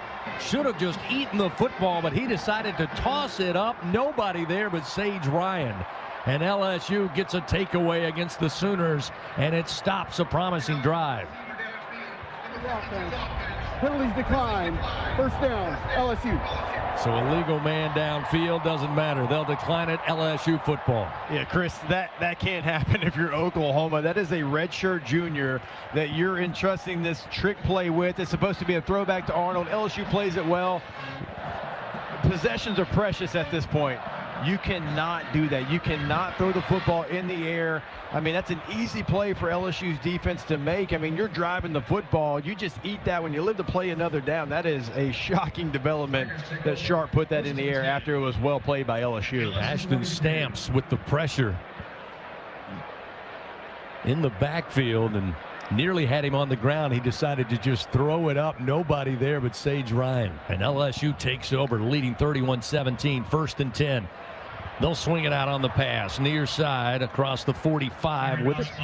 Aaron Anderson getting involved in the passing game, picks up 5 yards. It'll be 2nd and 5, marked up at the 48-yard line, just shy of the 48 of the Tigers with 2:06. Devastating blow to this Oklahoma offense, who again already down 31-17. Had a little rhythm, had some movement, marching down the field. But they try the trick play, and it goes nowhere. In fact, it goes the other way, thanks to Sage Ryan. 2nd down and 4 from the Tiger 48. Nussmeier steps back in the pocket, steps up, throws down the middle of the field, and overthrows Mason Taylor on a seam down around the 30-yard line. Luckily, no Sooners in the vicinity. It's incomplete. It'll be 3rd down and 4 now at the LSU 48. Yeah, you see Nussmeier hitting his chest there. He knows he missed one. He had 2 open receivers. Certainly, you had Mason Taylor in that void. And for Mason, he's kind of sitting down in that void. He's not going to continue to coverage there. Nussmeier kind of threw him into the coverage, and Mason Taylor did a nice job of finding the void. Now Nussmeier's got to find him in that void. 3rd down and 4. Lacey motions right to left. He'll join Taylor and Daniels as wideouts to the left of the formation. Aaron Anderson just off the formation to the right. Nussmeier going to his left, now running back to his right. Pressure coming. Nussmeier tucks, dives forward across midfield. They'll say he was pretty close at about the 48-yard line. Looks like the near side spot not as favorable. He'll be just a little shy. You can hear the roar of the crowd as Nussmeier tucks and runs. He was nowhere close to the sticks when he decided to run with it, and suddenly there's a swell of this crowd. That tells you how they appreciate the gutsy play tonight of Garrett Nussmeier. And it'll be 4th and less than a yard. He was just shy on the near side. And LSU going to go for it on 4th down. 4th and less than a yard at the Sooner 49. Snap, Nussmeier, a little low, but hands it off Williams, and Williams will fight his way to the 46 and pick up the Louisiana Blue 1st down. And that's what you have to love if you're LSU. Yeah. You line up, you need less than a yard. Let's go right at them. Yeah, there's been times that look, LSU struggled in that area earlier in the season. They've gotten better and better as the season's gone along. Certainly over the last couple of weeks, they've been much better in those short yardage situations, and the running backs have had great individual effort. The push has been better as well, and so I like the aggressive nature there going for it as well. Down to 38 seconds, clock moving, third quarter. LSU looking at 1st and 10 now at the Sooner 46-yard line, up 31-17. And at the snap, whistles blow, play is halted. Looks like a timeout taken by LSU. Let's wait and see. LSU. Yep. Tigers burn a timeout here with 31 seconds. The timeout, as always, presented by Coshada. Escape to the largest casino resort in Louisiana. Coshada Casino Resort, Louisiana's best bet. So with 31 seconds, Jacob, you're looking at 1st down and 10. We'll talk about the strategy for the Tigers after this timeout. 31-17, LSU leads Oklahoma. Back after this on the LSU Sports Radio Network. It's 4 in the morning when the roaches are on. You need the Bingo Roach Spray. Get ready for a bug-free Louisiana summer with Bingo Pest Control products. Our best-in-class indoor and outdoor solutions are powerful enough to eliminate those never-ending bugs, guaranteed. Visit bingo.com or call 833-GO-BINGO. Bingo keeps pests gone. If you're tired of trying, you should be buying the famous Bingo Roach Spray. It's almost time for kickoff, and the only thing missing in your game day plans is a refreshing drink. With 15% alcohol by volume and a colorful collection of fun flavors, BuzzBalls are the perfect ready-to-drink cocktail for every moment of the game. Try the rich chocolate chiller, zesty lime Rita, spicy chili mango, or discover your new favorite flavor. Cheer for your team with a cocktail you can count on to taste like a winner every time, in just a matter of seconds. Find your go-to play and buy BuzzBalls today. BuzzBalls is a proud partner of LSU Athletics. Please enjoy BuzzBalls responsibly. BuzzBalls, Carrollton, Texas. Hey, LSU fans, you're invited to Louisiana's largest casino resort, Coshada. Coshada Casino Resort has the largest and most spacious gaming floor in the Lake Charles area, with thousands of the newest slots, over 55 table games, live bingo and off-track betting, plus 3 beautiful hotels, delicious Cajun cuisine, and the #1 rated golf course in Louisiana. Coshada Casino Resort is proud to support LSU.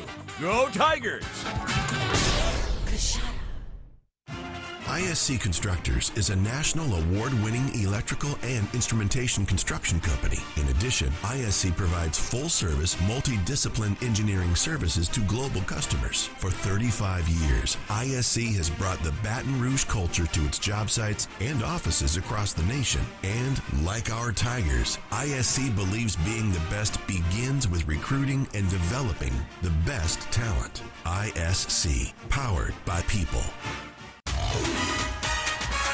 Go behind the scenes. Check out our booth cam on Facebook and YouTube from the LSU Sports Radio Network.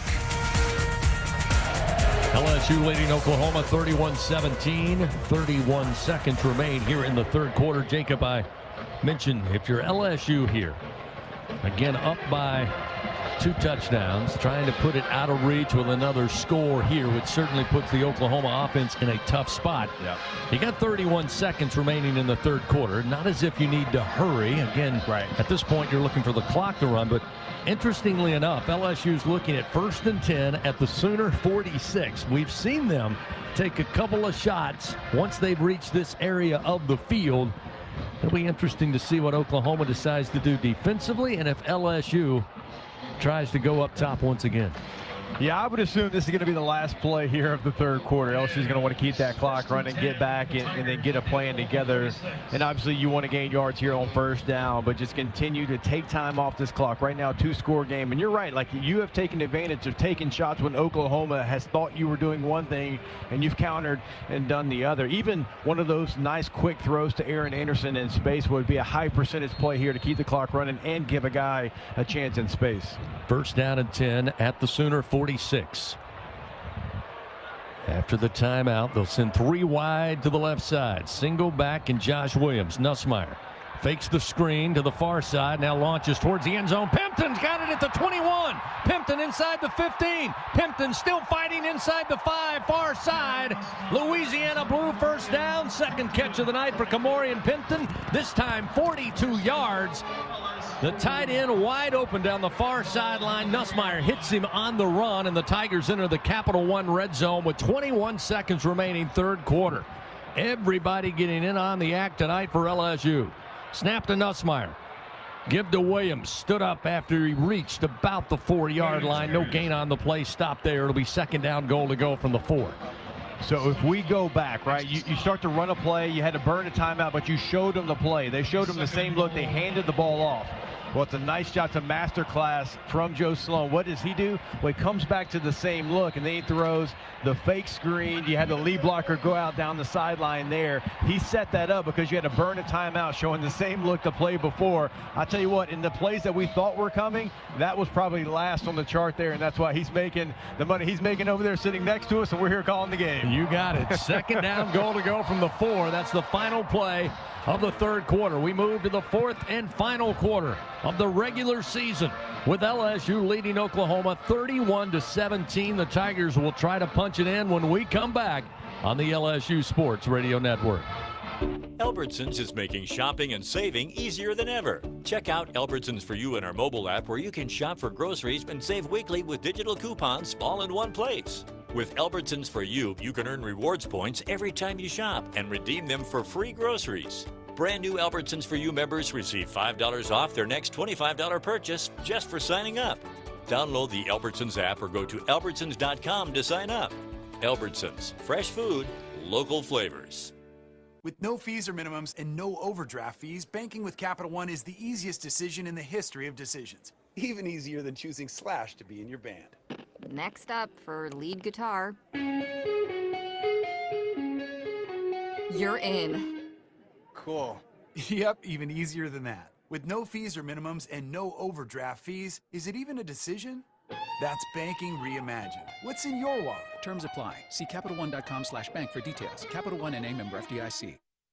People's Health has a new Medicare plan designed for people with diabetes, chronic heart failure, or cardiovascular disorders. It features a monthly over-the-counter allowance, lower costs for a number of prescriptions, and lower specialist copays than non-special needs plans from People's Health. To learn more about a chronic special needs plan, call 1-844-663-2133. Plans are insured through United Healthcare Insurance Company or one of its affiliated companies, a Medicare Advantage organization with a Medicare contract. Enrollment in the plan depends on the plan's contract renewal with Medicare.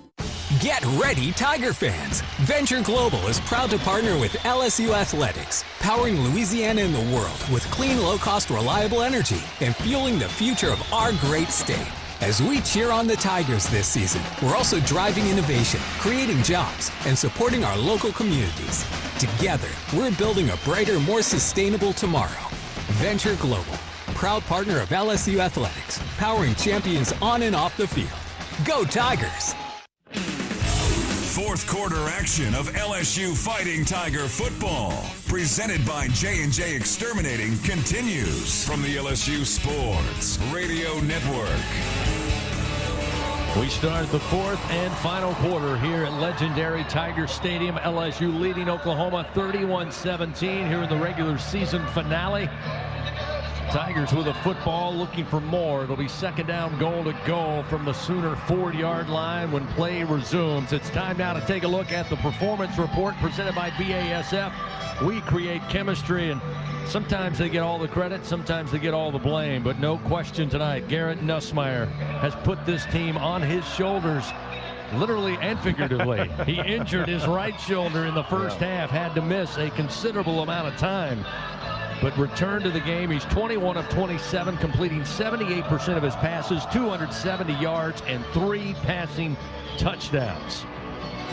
Tigers in that third quarter, 6 first downs to 5 for Oklahoma, 19 rushing yards for the Tigers, 123 through the air for 142 total yards to 59 for the Sooners. That's your third quarter stats presented by Hancock Whitney. Wait for Garth Brooks to quieten down. Nope, they're not. Well, I was going to say, he hadn't stopped singing yet, and they snapped the ball. And so they're going to have to wait for Garth to finish, have the band quieten down. And timeout was called. Oklahoma. Oh, so Oklahoma called the timeout. They wanted to wait for Garth to finish. And of course, he's a native Oklahoman. I was about to say, I thought maybe Garth called that timeout for the Sooners there. So Oklahoma burns a timeout as the Tigers are ready to go. Timeout presented by Coushatta. Escape to the largest casino resort in Louisiana. Coushatta Casino Resort, Louisiana's best bet. That is not ideal, calling a timeout to start the fourth quarter after you've had a good 6-7 minutes to decide what's going on. LSU obviously gave them a look they weren't expecting, and those timeouts, they're down to 1 now, CB. They're going to be precious if they have any hopes of making a comeback here with LSU trying to make it a 3-score game. So again, 15 minutes up on the board. The timeout taken by the Sooners. LSU with the ball placed on the near side hash just outside the Sooner 4-yard line. With Garrett Nussmeier, Josh Williams in there at running back. Mason Taylor, your tight end. Will Campbell, Emory Jones, DJ Chester. Nose over the football as Nussmeier stands in the shotgun. Looking to throw the fade right corner of the end zone for Daniels, just out of his reach. Tried to pull it in with the right hand, but it's incomplete in the right corner. Des Malone was on coverage. That'll set up 3rd down goal to go from the 4.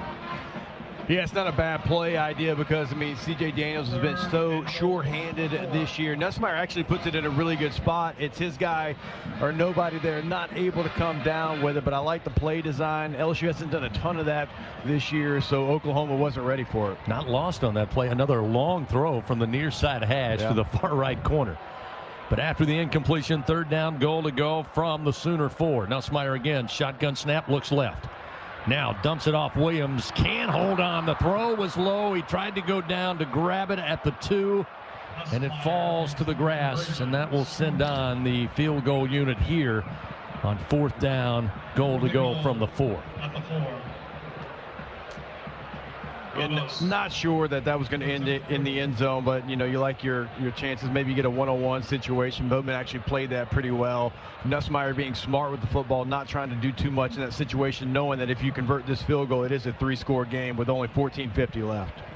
So Ramos on will try a 22-yarder just inside the near side hash, kicking towards the north end zone. Slade Royd snaps it back. Peyton Todd puts it down. Kick is up, and kick is good. That will make it 34-17 as they double up the Sooners here with 14:47 remaining fourth quarter. With that good kick, once again, the good hands at Allstate will contribute to the Tigers General Scholarship Fund.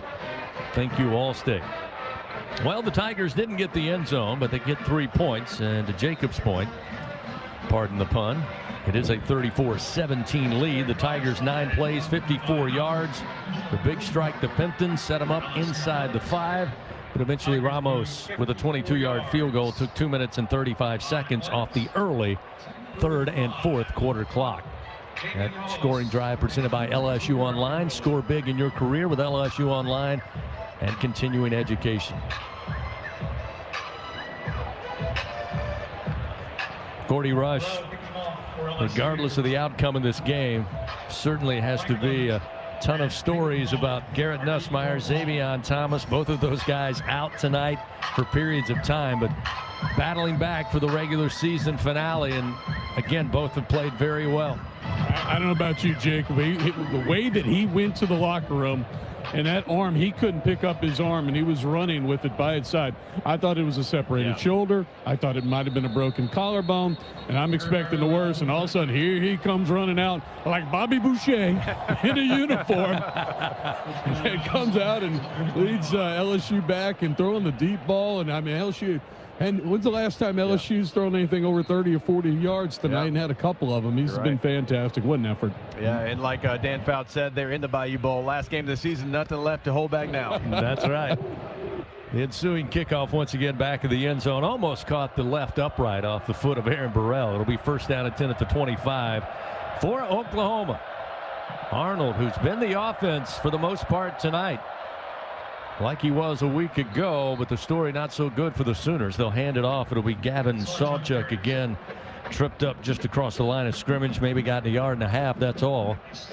Set up 2nd down and a short 9 here as the clock continues to move. 14.5 minutes to play. Arnold steps back in the pocket. Again in trouble, and Arnold will be brought down at the 24-yard line. The Tigers get home.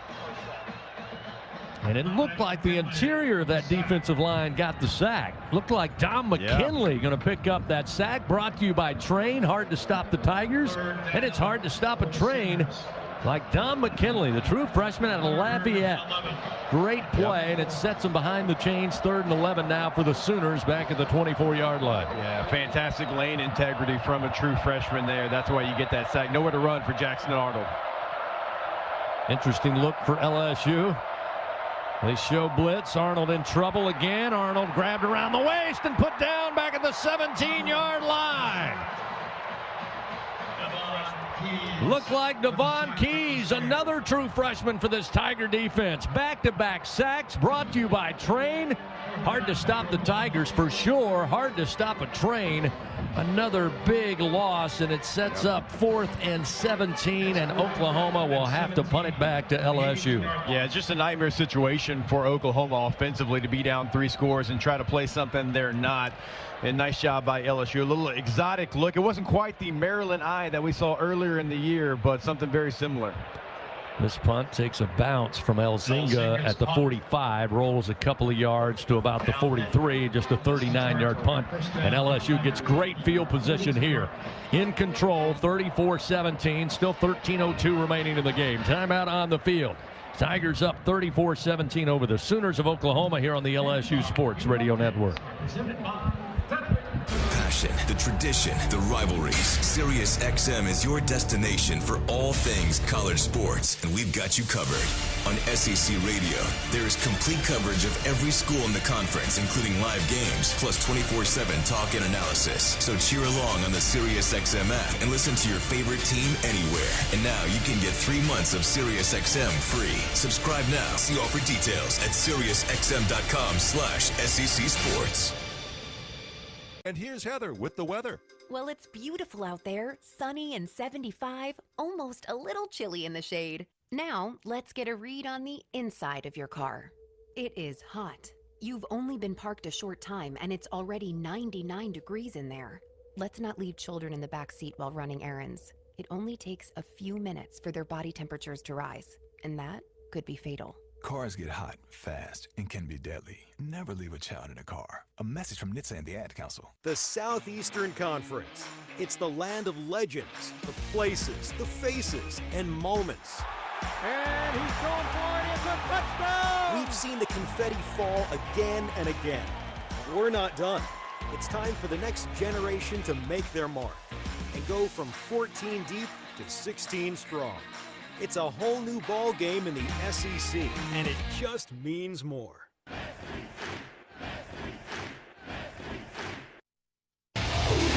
Back to fourth quarter action of LSU Fighting Tiger Football. Presented by J&J Exterminating from the LSU Sports Radio Network. 13:02 remains, fourth quarter. 34-17, LSU with the lead. Tigers have the football. They'll start this drive 1st and 10 from their own 42-yard line. Fan Cintas proudly helping local Louisiana businesses stay clean, safe, and ready for the workday for over 35 years. Gordy and Jacob, real quickly, we mentioned what a return for Garrett Nussmeier after going out and spirits dwindling from the LSU sideline to the fans in the stands to the broadcast booth to Tiger fans all over the country. But since he has returned after stepping out with what appeared to be a really bad shoulder injury, he's gone 16 of 21 throwing the football, 227 yards, 3 touchdowns, including 2 of over 45 plus. Yeah, and I agree with Gordy. I mean, Gordy had a much better look at it than we did, but even from here in the broadcast booth, the way he was running off the field, you thought there's no chance he comes back in this game. No shoulder pads, arms hanging by his side, it's not moving. And so when he came back out full uniformed up, I mean, it was a shock to, I think, all of us. Yeah, I'll tell you, Chris, when he left the injury tent, I watched, and they didn't take the shoulder pads off till late. I was like, as long as shoulder pads on, okay. And then when he came out, he was in some pain and not moving that arm. So, yeah, nervous moments indeed.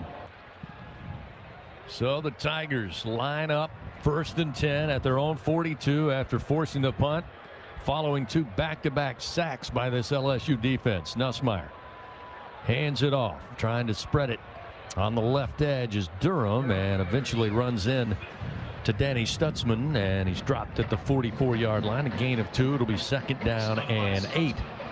Real quick check of the Republic Finance SEC scoreboard. Florida leading Florida State 24-3. That one with a little over 10 minutes remaining, fourth quarter at last check. Texas leading Texas A&M at last check in the third quarter early on, 17-0. Again, our score here, 34-17, LSU leading Oklahoma. Too wide to the right. That's the wide side of the field. Pimpton, the tight end, to the left side.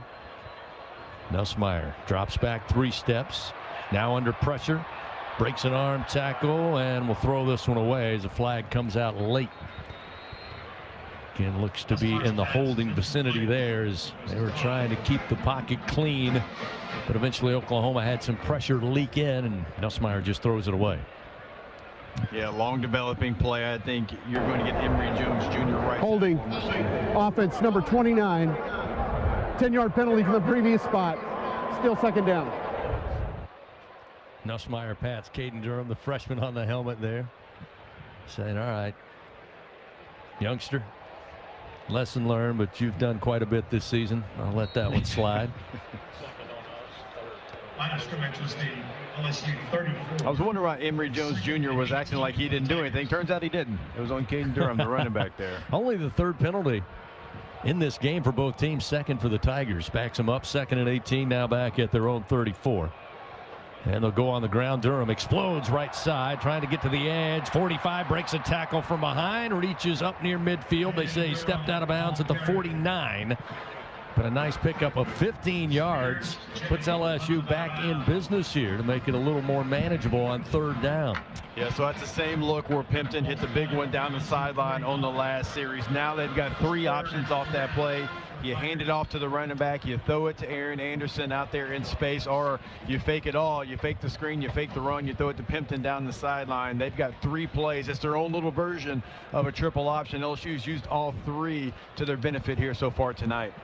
Caden Durham, by the way, makes up for that holding penalty. He now has 74 yards rushing tonight. And we got another flag right after the snap. And play is halted, and it looks like there's a Tiger slow to get up at the 44-yard line, face down. And they're asking for the trainers to come over quickly from LSU's sideline. So, again, flags behind the Oklahoma line of scrimmage, or LSU's line of scrimmage behind the Oklahoma defense at about the 48. But right now, trying to get a number. It's false start. Offense number 65. 5-yard penalty. It's still third down. So they'll take a timeout here. Injury timeout. Once again, fortunate to have Our Lady of the Lake, where athletes go who need further care. So Paul Mubinga they're taking a look at now. Stops the clock with 11:32 remaining fourth quarter. 34-17, LSU leading over Oklahoma. We'll return after this on the LSU Sports Radio Network.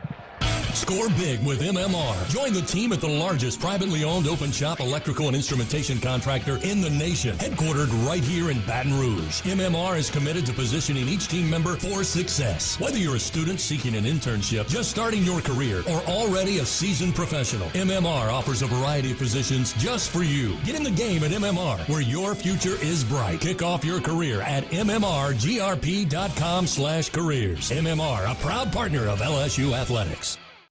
Looking for the perfect stocking stuffers? Then give all about the Jingle scratch-offs from the lottery. Pick up Holiday Jingle, win up to $500. Add to the fun with more Jingle and win up to $12,000. And spread the cheer with Jingle All the Way, where the top prize is a whopping $100,000. Make this a holiday to remember with the lottery's All About the Jingle scratch-offs. Louisiana Lottery, giving you a season to smile. Must be at least 21 to purchase. Hey, diehard LSU fans, I'm happy to tell you that Bathfitter is now a very proud partner of LSU Athletics. Bathfitter's got you covered, from beautiful and durable new tubs to safe and stylish showers. Bathfitter has brought winning experience to bathroom remodeling for nearly 40 years. Their dedication to excellence matches the Tigers' commitment on the field. When it comes to the highest quality baths and supporting LSU Athletics, they just fit. Visit bathfitter.com to get in the game. And go Tigers! Fourth quarter action continues. Presented by J&J Exterminating from the LSU Sports Radio Network. LSU Athletics would like to thank its Team LSU corporate partners, Cox, McDonald's, Our Lady of the Lake, Albertsons, Louisiana Blue, Coca-Cola, and Hancock Whitney. Double whammy there for Paul Mubenga, the Tiger left guard. He got the false start penalty and then was shaken up after the ball was snapped. He is checked out. Gordy Rush, let's go down to you for a sideline report powered by your hometown John dealer in Sunshine. Looks like they're getting Tyree Adams ready to go in there at left guard without Garrett Dellinger, who's missed a couple of weeks. So now Adams going to be called upon with Mubenga coming to the sideline. I think Adams went in, Jacob, against Florida, maybe. And so he's played a little bit back when Frazier went down. The good news, Mubenga, it's not serious. They're just putting some tape over his right ankle. He was able to walk, I'd say, with 90% of his weight on his foot. The question is, with up 17 points, you just play Adams? Is there a need to put him back in the game? So we shall see. The Tigers looking at 3rd and 8 after the infraction here. Ball back at the LSU 44-yard line with 11:32 to play, and the Tigers up 34-17. And by the way, just took a look during that timeout. The defensive statistics. Whit Weeks leads the way, 13 total tackles. Greg Penn behind him with 6, and freshman linebacker Devon Keys with another great performance, 6 tackles and 1 sack on the night. Future looks bright for Devon Keys. On 3rd down and 8, snap gets over the head of Nussmeier, but again whistles and play halted as there's a flag down at the 45. False start. Offense, number 79. 5-yard penalty. Still 3rd down. So I think I jinxed this. I mentioned, seemed like just minutes ago, there were only 3 total penalties in tonight's game, and suddenly now they're starting to rack up. And here comes Mubenga, just checked back in. So 1 play, Adams is out, Mubenga back in the left guard. Gordy Rush right there on the spot with a Sunshine sideline report. So Mubenga returns at left guard. 3rd and 13 now after the latest penalty. LSU was looking at 3rd and manageable, now 3rd and long. Quick fire, get it to Daniels at the 45. Needed to make one man miss, unable to do so, is wrapping him up and bringing him down as Eli Bowen. Short of the 1st down and picking up 6 yards, and that will bring on the punt unit for LSU. And it looks like Peyton Todd will have the honors. We've seen both he and Oschendorf used in different situations this year. Both have 1 punt apiece in tonight's game. Peyton Bowen back deep for Oklahoma. Again, 10:36 remaining, 4th quarter. LSU up by 17, 34-17. The Sooners come after it. There's a collision on Todd, who goes to the ground, but no flag. The punt going to be returned at the 5 and then cut down at about the 11-yard line. Caught it near side at the 5, then tried to cut middle of the field, but LSU had him dead to rights. And again, it appears the Tigers slow to get up. It's not Peyton Todd. It was one of his upbacks and blockers who is on his back. Can't get a number just yet. Looks like number 35, if I can spy that from here. Yeah, again on special teams. Typical punt formation that would be Savion Jones back there, part of that shield. Yep, it is Savion Jones. Now he's helped up. That's a good sign. A little slow moving, but on his own power, going to make his way to the LSU sideline. So with 10:21 remaining, Oklahoma back in business offensively, looking at 1st and 10. They mark it just shy of the Sooner 12-yard line. Tigers right now outgaining Oklahoma 382-206. Tigers with 285 through the air, 97 on the ground. Oklahoma 104 off the arm of Jackson Arnold, 102 on the ground, and Arnold a big part of that tonight. He has 71 rushing yards. Arnold looking to run after the pocket falls in on him, and he'll be dropped down. Another sack, 3rd of the night, back to the 7-yard line. Don McKinley will get his 2nd. Sack brought to you by Train. Hard to stop the Tigers, hard to stop a train. And Jacob, I think you summed it up best. Oklahoma having to do what they don't do very well. And right now, LSU pinning their ears back and getting to the QB. You're right. They're doing it in bunches as well. I mean, that was a party at the quarterback from the interior and the edge of LSU's defense. Arnold stands at the 1-yard line, takes the shotgun snap, now steps into the end zone, flips it out to his running back, tried to sidestep one defender, but eventually Greg Penn comes in, cleans him up, drops him at the 6-yard line, a loss of a yard. Craig Penn came flying in after Zy Alexander just missed on the tackle inside the 5, but nice job of complementary defense helping each other out. And it'll be 3rd and 16 and a huge Bengal Pest Product 3rd down for LSU defensively here with 9:16 remaining in the game, up 34-17. Again, Arnold going to take this shotgun snap at the 1-yard line. 3 steps into his own end zone, in trouble, on the run, gets out of the end zone, stepped out of bounds. Whit Weeks, and here comes a late flag. They'll say a late hit by Whit Weeks. Arnold was trying to dance and tightrope the near sideline. Stepped out at the last moment, and they say Weeks got him as he touched the sideline. And it took actually the 3rd official in the area. After the play, personal foul, late hit out of bounds, defense number 40. 15-yard penalty will be added to the end of the run. Automatic first down. So here's the issue with that. You've got a quarterback in Jackson Arnold, right, that has racked up the rushing yards. I mean, he's over 60 yards rushing. Every time that he's ran the football, he hasn't slid one time. He's dove forward every time. He's tried to get the extra yard every single time. That's one of those plays where he's moving, he's wiggling there. If you're a linebacker, of course, you're going to stop his momentum there. And so you have to be smart as well. You have to know what type of runner you're dealing with.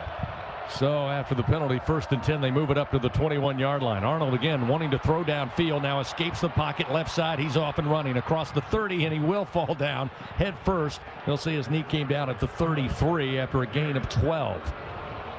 The Tiger fans still not happy about that call. They love some Whit Weeks, and that's really a tough spot to be in if you're an aggressive linebacker in the SEC or for any league for that matter.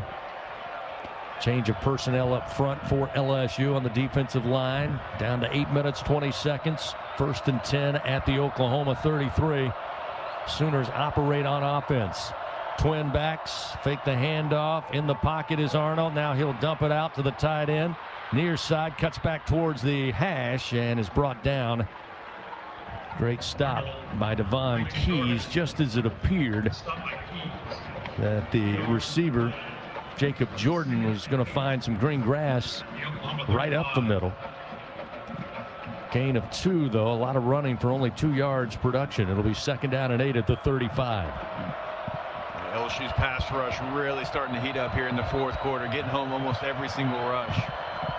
Number 20, Sam Franklin in at running back. He's been used limited tonight. Here's Arnold again wanting to throw downfield, escapes pressure, and now will just throw it away as Whit Weeks tried to put on the brakes, but he put a pretty good hit on Arnold, who was in bounds this time.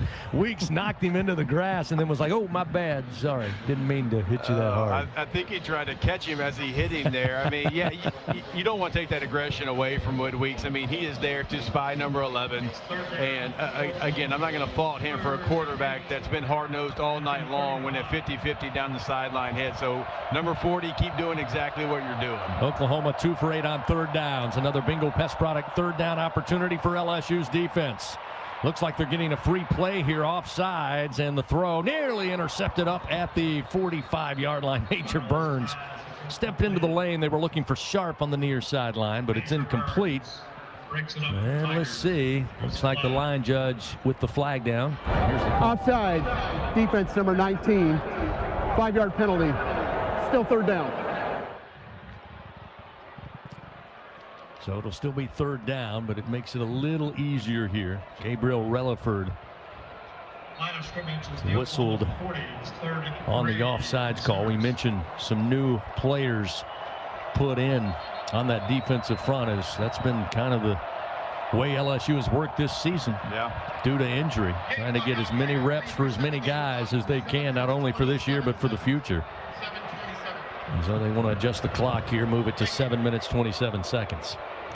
I tell you what, you talk about getting some experience just along the defensive line. Think how many true freshmen you're talking about, not just in the interior with Don McKinley like we've talked about, and Ahmad Bro, but Gabe Relaford also as an edge player. I mean, so many guys playing key roles as true freshmen. 3rd down and 3.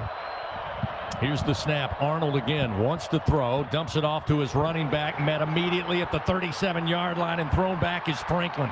LSU blows the play up. Zy Alexander with a great job head hunting down on the near side. A loss of 4. That will back them up, set up 4th down and about 7. And Oklahoma with no choice here with just 7:03 remaining, down 17 points. They'll keep the offense out there. It's 4th and 7. And right on cue in that play, Gabe Relaford, a true freshman, has a great rush. He makes Jackson Arnold kind of speed up everything, all his mechanics, and that's how you have a play like that. LSU swarms the running back. Nice play. First 4th down try for the Sooners tonight. Arnold with the ball in his hand, steps back. Here comes pressure from Braden Swinson. Arnold running far side. Win Weeks brings him down, ball out. Let's see, is it LSU ball, or are they going to say it doesn't matter? Are they going to place the ball? Nope. It's a turnover on downs as Whit Weeks. He and Arnold have met several times tonight, but Whit Weeks wins the battle there. 15th tackle of the game, and the Tigers take over with 6:18 remaining. Yeah, I know we might be showing our age here, but all of us might have learned to drive with a stick shift, right? When you put it in 3rd gear and you really get to going, that's what Whit Weeks does whenever he sees a quarterback in open field. He has a different gear. It's like he just puts it into 3rd. He has a speed that he doesn't have normally when he's honing in on these quarterbacks. I mean, it's truly remarkable how fast 40 gets there to close that gap. Excellent job as well. Give the assist to Braden Swinson. He was able to force him out early. And as you said, not only the speed, but just the football IQ of knowing the right angle to take. Not many better than Whit Weeks. So 1st down and 10. Now at the Sooner 28. LSU back on offense, up 34-17. Fake the toss, handoff Thomas, right side. Thomas sidesteps one man, breaks a tackle on another, and is inside the 25 down to the 22-yard line. Thomas again utilized basically in the run game and gets positive yards, sets up 2nd and 4 after the 6-yard gain. Yeah, we talked about it earlier. Whenever he was out of the game, he brings so many different dynamics to your special teams, obviously, but your offense as a receiver. Look, that's a running back. I mean, he lines up, he motions into a running back position and runs a gap scheme run. Not many receivers, no matter where you're playing, can have the ability to do that. We'll see if LSU sticks with the ground game here with under 6 minutes to play. This will be 2nd and 4 from the Sooner 22-yard line. Handoff Durham, right side. Not a lot of space, but somehow fights his way through 3, 4, 5 defenders inside the 20, down to the 18-yard line. Very close to the 1st down. Let's see. Waiting on the official spot, and the chain crew is looking, and yes, it will be a Louisiana Blue 1st down on the run by Durham as the Tigers once again inside the Capital One red zone with 5:22 and the clock moving.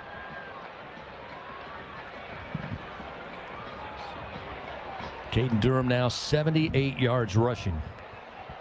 And again, part of LSU tonight, 107 yards on the ground. Nussmeier has Durham on a sidecar to his right. On 1st down, a give to Durham. Again, breaking arm tackles, fighting his way to the 16. Pickup of 2. It'll be 2nd down and 8. Under 5 remaining. Clock rolling, 4th quarter.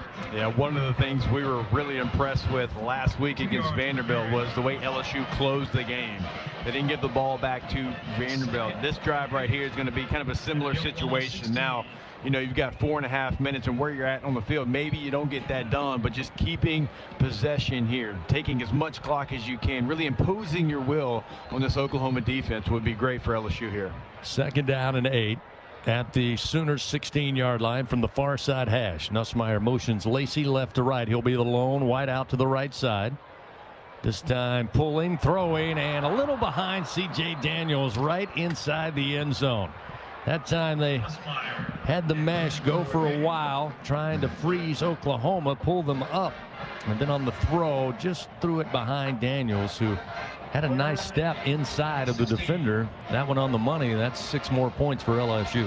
Yeah, and Nussmeier knows he missed that one. You could see him after the play, certainly upset with himself. It was a really nice play design because I don't think any of us thought they would put it in the air. Yet a very open C.J. Daniels just throws it behind him. Stays a little bit too long on the mesh there with the running back. Makes 3rd down a little more challenging here. 3rd and 8 from the 16-yard line. Give to Williams. Williams sidesteps one defender, makes his way to the 15, only a gain of a yard. That'll set up 4th down and 7. And once again, we'll see Damian Ramos, I believe, come off the near sideline. Garrett Nussmeier gives him a slap high 5 as he'll come on over. Ramos the chance to add to the lead. And coach is out there along with Coach Kelly. They're talking it over here with Peyton Todd, who is the holder. He's just off the near sideline here. Again, LSU in no hurry, up 34-17. They're going to let the play clock dwindle down, and Coach Kelly will call the timeout with 1. That'll stop the game clock with 3 minutes, 23 seconds.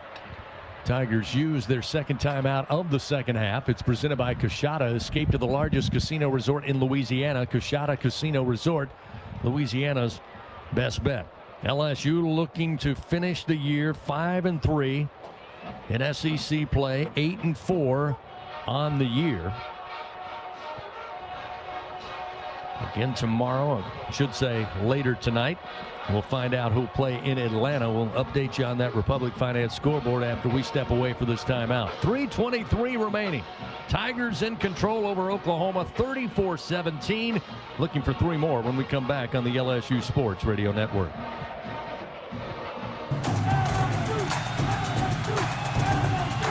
Elevate your game day spirit with Sugarfield Spirits, the official vodka of LSU Athletics. When crafting the perfect mixed drink, our vodka's the winning choice that'll have your taste buds cheering for more. Sugarfield Spirits, where the spirit of the Tigers meets exceptional locally made vodka. See our winning lineup at sugarfieldspirits.com or visit us at our tasting room in Gonzales.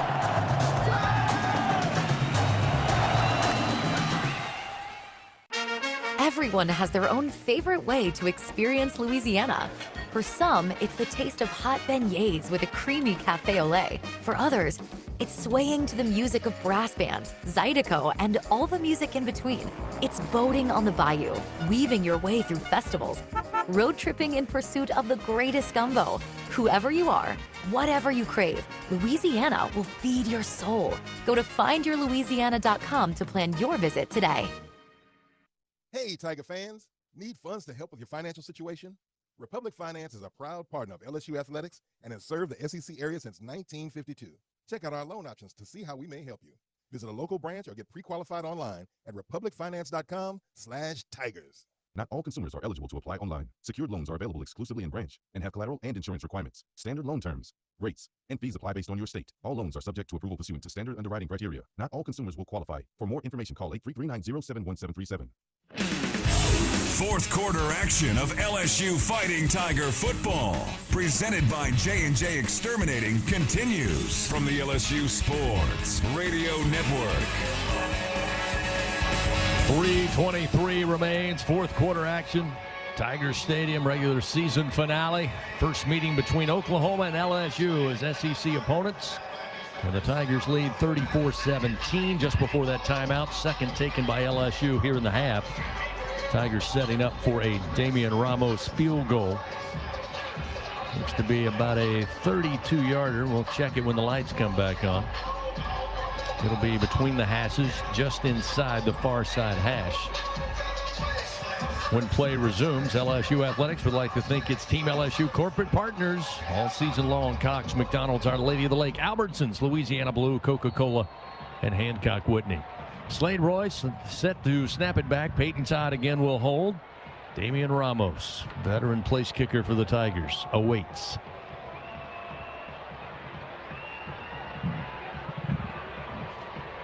Here's the snap, a little low. Placement is down. Ramos puts a foot into it, and it's good. LSU now leads 37-17 with 3:19 remaining here in tonight's contest, the final game of 2024 in the regular season.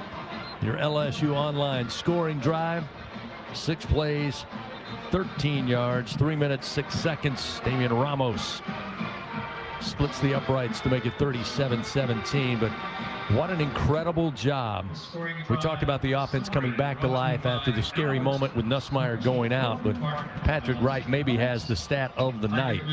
Oklahoma with 202 yards tonight thus far. Fewest allowed by LSU. They allowed just 277 by Arkansas and Fayetteville.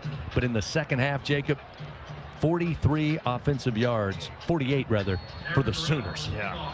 I mean, you start talking about making adjustments at halftime and what you're able to get done. And Oklahoma had some success with the Q run stuff, and you make that adjustment that we're talking about and you shut it down. This is a quarterback in Jackson Arnold that had a lot of success on the ground against Bama just a week ago, and you shut him down. 48 yards in one half of football. That is dominance by LSU's defense. Again, LSU desperate to keep this clock moving, and the kick, second return of the night by the Sooners. That one down to the goal line, and Sam Franklin returned it up across the 15, and looks like he'll be right at the 19. Nope, check that. The 17-yard line. Nope, now we're waiting for he's rolled from the 20 to the 19, down to the 17, and then right back to the 20-yard line. So should have gone with my first instinct. Yeah, look, Thanksgiving, we all had a lot of big meals. He's trying to get his steps in. All these officials are trying to get their steps in here tonight. 1st and 10 at the 20 now for Oklahoma with 3:12 remaining. And again, just one timeout remaining for the Sooners. And they're happy to go on the ground again. It will be Sam Franklin, who's had limited opportunities tonight. He's one of the backup running backs, a junior out of Little Rock. Dances around right, cuts back left, and maybe got a yard. That's all. Moves it just beyond the 21. Under 3 minutes to play. Again, the 2-minute timeout coming up in 47 seconds. Arnold. Again, the handoff Franklin, and Franklin's met as he got to the line of scrimmage. Falls forward to the 22, only a yard gain. Devon Keys again adding to his tackle total tonight. Running backs tonight for the Sooners, 2.8 yards per carry on, rather 2.0, I should say. So outside of Arnold, they have not been effective running the football. And to your point, Jacob, LSU with some adjustments, and Whit Weeks introducing himself early and often here in the second half. They've even shut down Arnold's running ability. Yeah, great game plan here by LSU. Really all game long, but certainly coming out in the second half. They have had, really the number of this Oklahoma rush offense, which just a week ago, again, we keep mentioning it because they were so good just a week ago. So they wait till the 2-minute timeout. So with 2 minutes even, Oklahoma will talk it over before a 3rd and 7 from their own 23-yard line. LSU can feel it. They can taste it. It's a 37-17 lead for the Fighting Tigers. We'll come back, finish it up from Tiger Stadium after this on the LSU Sports Radio Network. Ready to be the champion of your career with LSU Online and continuing education? Achieve your goals and earn a degree on your terms. No matter where you are in the world, your career, or your life, there are flexible learning options for you.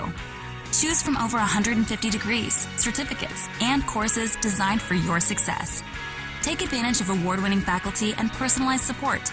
Be the champion of your career today by visiting online.lsu.edu for more information. Ho-ho! Welcome to the Make It Jingle with Kris Kringle podcast. Today we're talking to Jan from Toyota, all about Toyotathon. Hi! So, Jan, got any red Tacomas? Yeah, we have a great selection of vehicles, including Tacomas. After my big job, I'm taking the missus down to Florida to go surfing. Did you say Florida? Can the elves and I go too? Dealer inventory may vary. Current offers on these vehicles end December 2nd. Offers are subject to change throughout Toyotathon, which ends on January 6th. See your participating Toyota dealer for details. Toyota, let's go places. NIL is dominating the college sports scene, and LSU has positioned itself at the front of the pack. But to remain competitive and stay ahead of the rest, we need your support. Bayou Traditions is the official NIL collective of LSU Athletics. Join the tradition and become a member by signing up online at BayouTraditionsCollective.com. Members receive exclusive access to LSU student athletes that you can't get anywhere else. Help ensure LSU remains a leader in the NIL arena. Sign up today at BayouTraditionsCollective.com.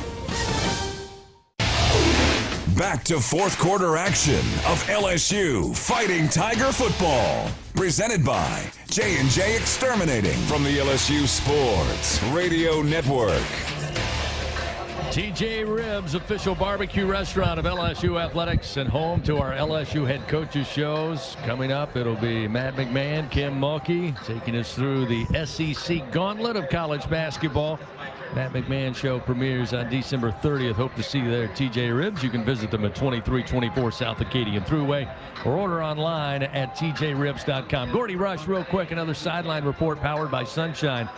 This game with the emotional swings is the regular season finale, but it almost is a microcosm of the season. There's been some thrilling moments for the Tigers.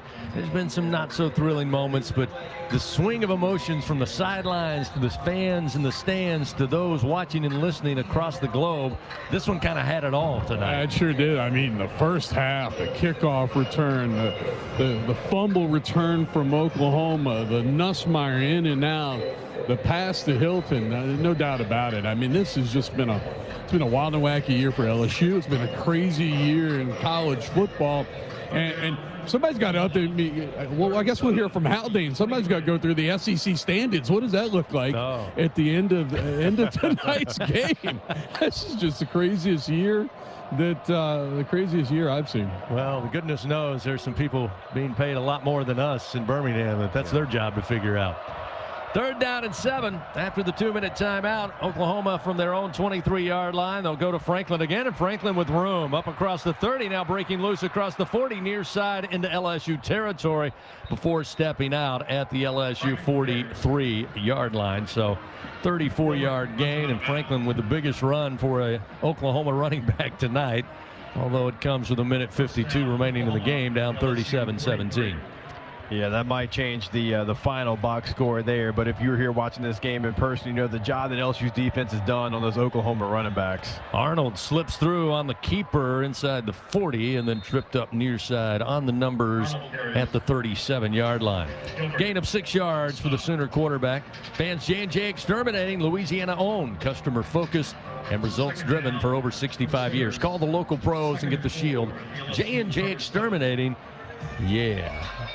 Under 90 seconds to play. Second down, 4 now at the LSU 37-yard line. Arnold off to Franklin. Then again, a little bit of a crease and pulled down from behind and dropped at the 29. Pick up the first down on a gain of 7 for Franklin. Greg Penn with another stop defensively. First down, Oklahoma at the LSU 29. Oklahoma certainly looks like they are content just trying to run this clock out and get out of here. Under a minute remaining, 55 seconds. Arnold on 1st and 10 from the LSU 29. Fakes the screen to the far side, looking to throw downfield and nearly intercepted but dropped by Sage Ryan on the far sideline. He came flying in. Had a chance for his second pick of the night, but can't hold on. That'll set up 2nd down and 10 at the 29-yard line. That one not as easy as the first one that was just a dying quail that was tossed up on the trick play. But gosh, it's so long ago you almost forget about the trick play that went wrong there for Oklahoma. But that was a nice play there by Sage Ryan to break that pass up. 2nd down and 10 from the 29. Again, Arnold this time will go to the screen. With the catch is Jacobs, and he'll be stopped after he reached the 25. Rather, Jacob Jordan on the catch. And he stopped shy of the 20-yard line at the 21. So gain of 8. It'll be 3rd down and 2 here for the Sooners with 25 seconds remaining in this game.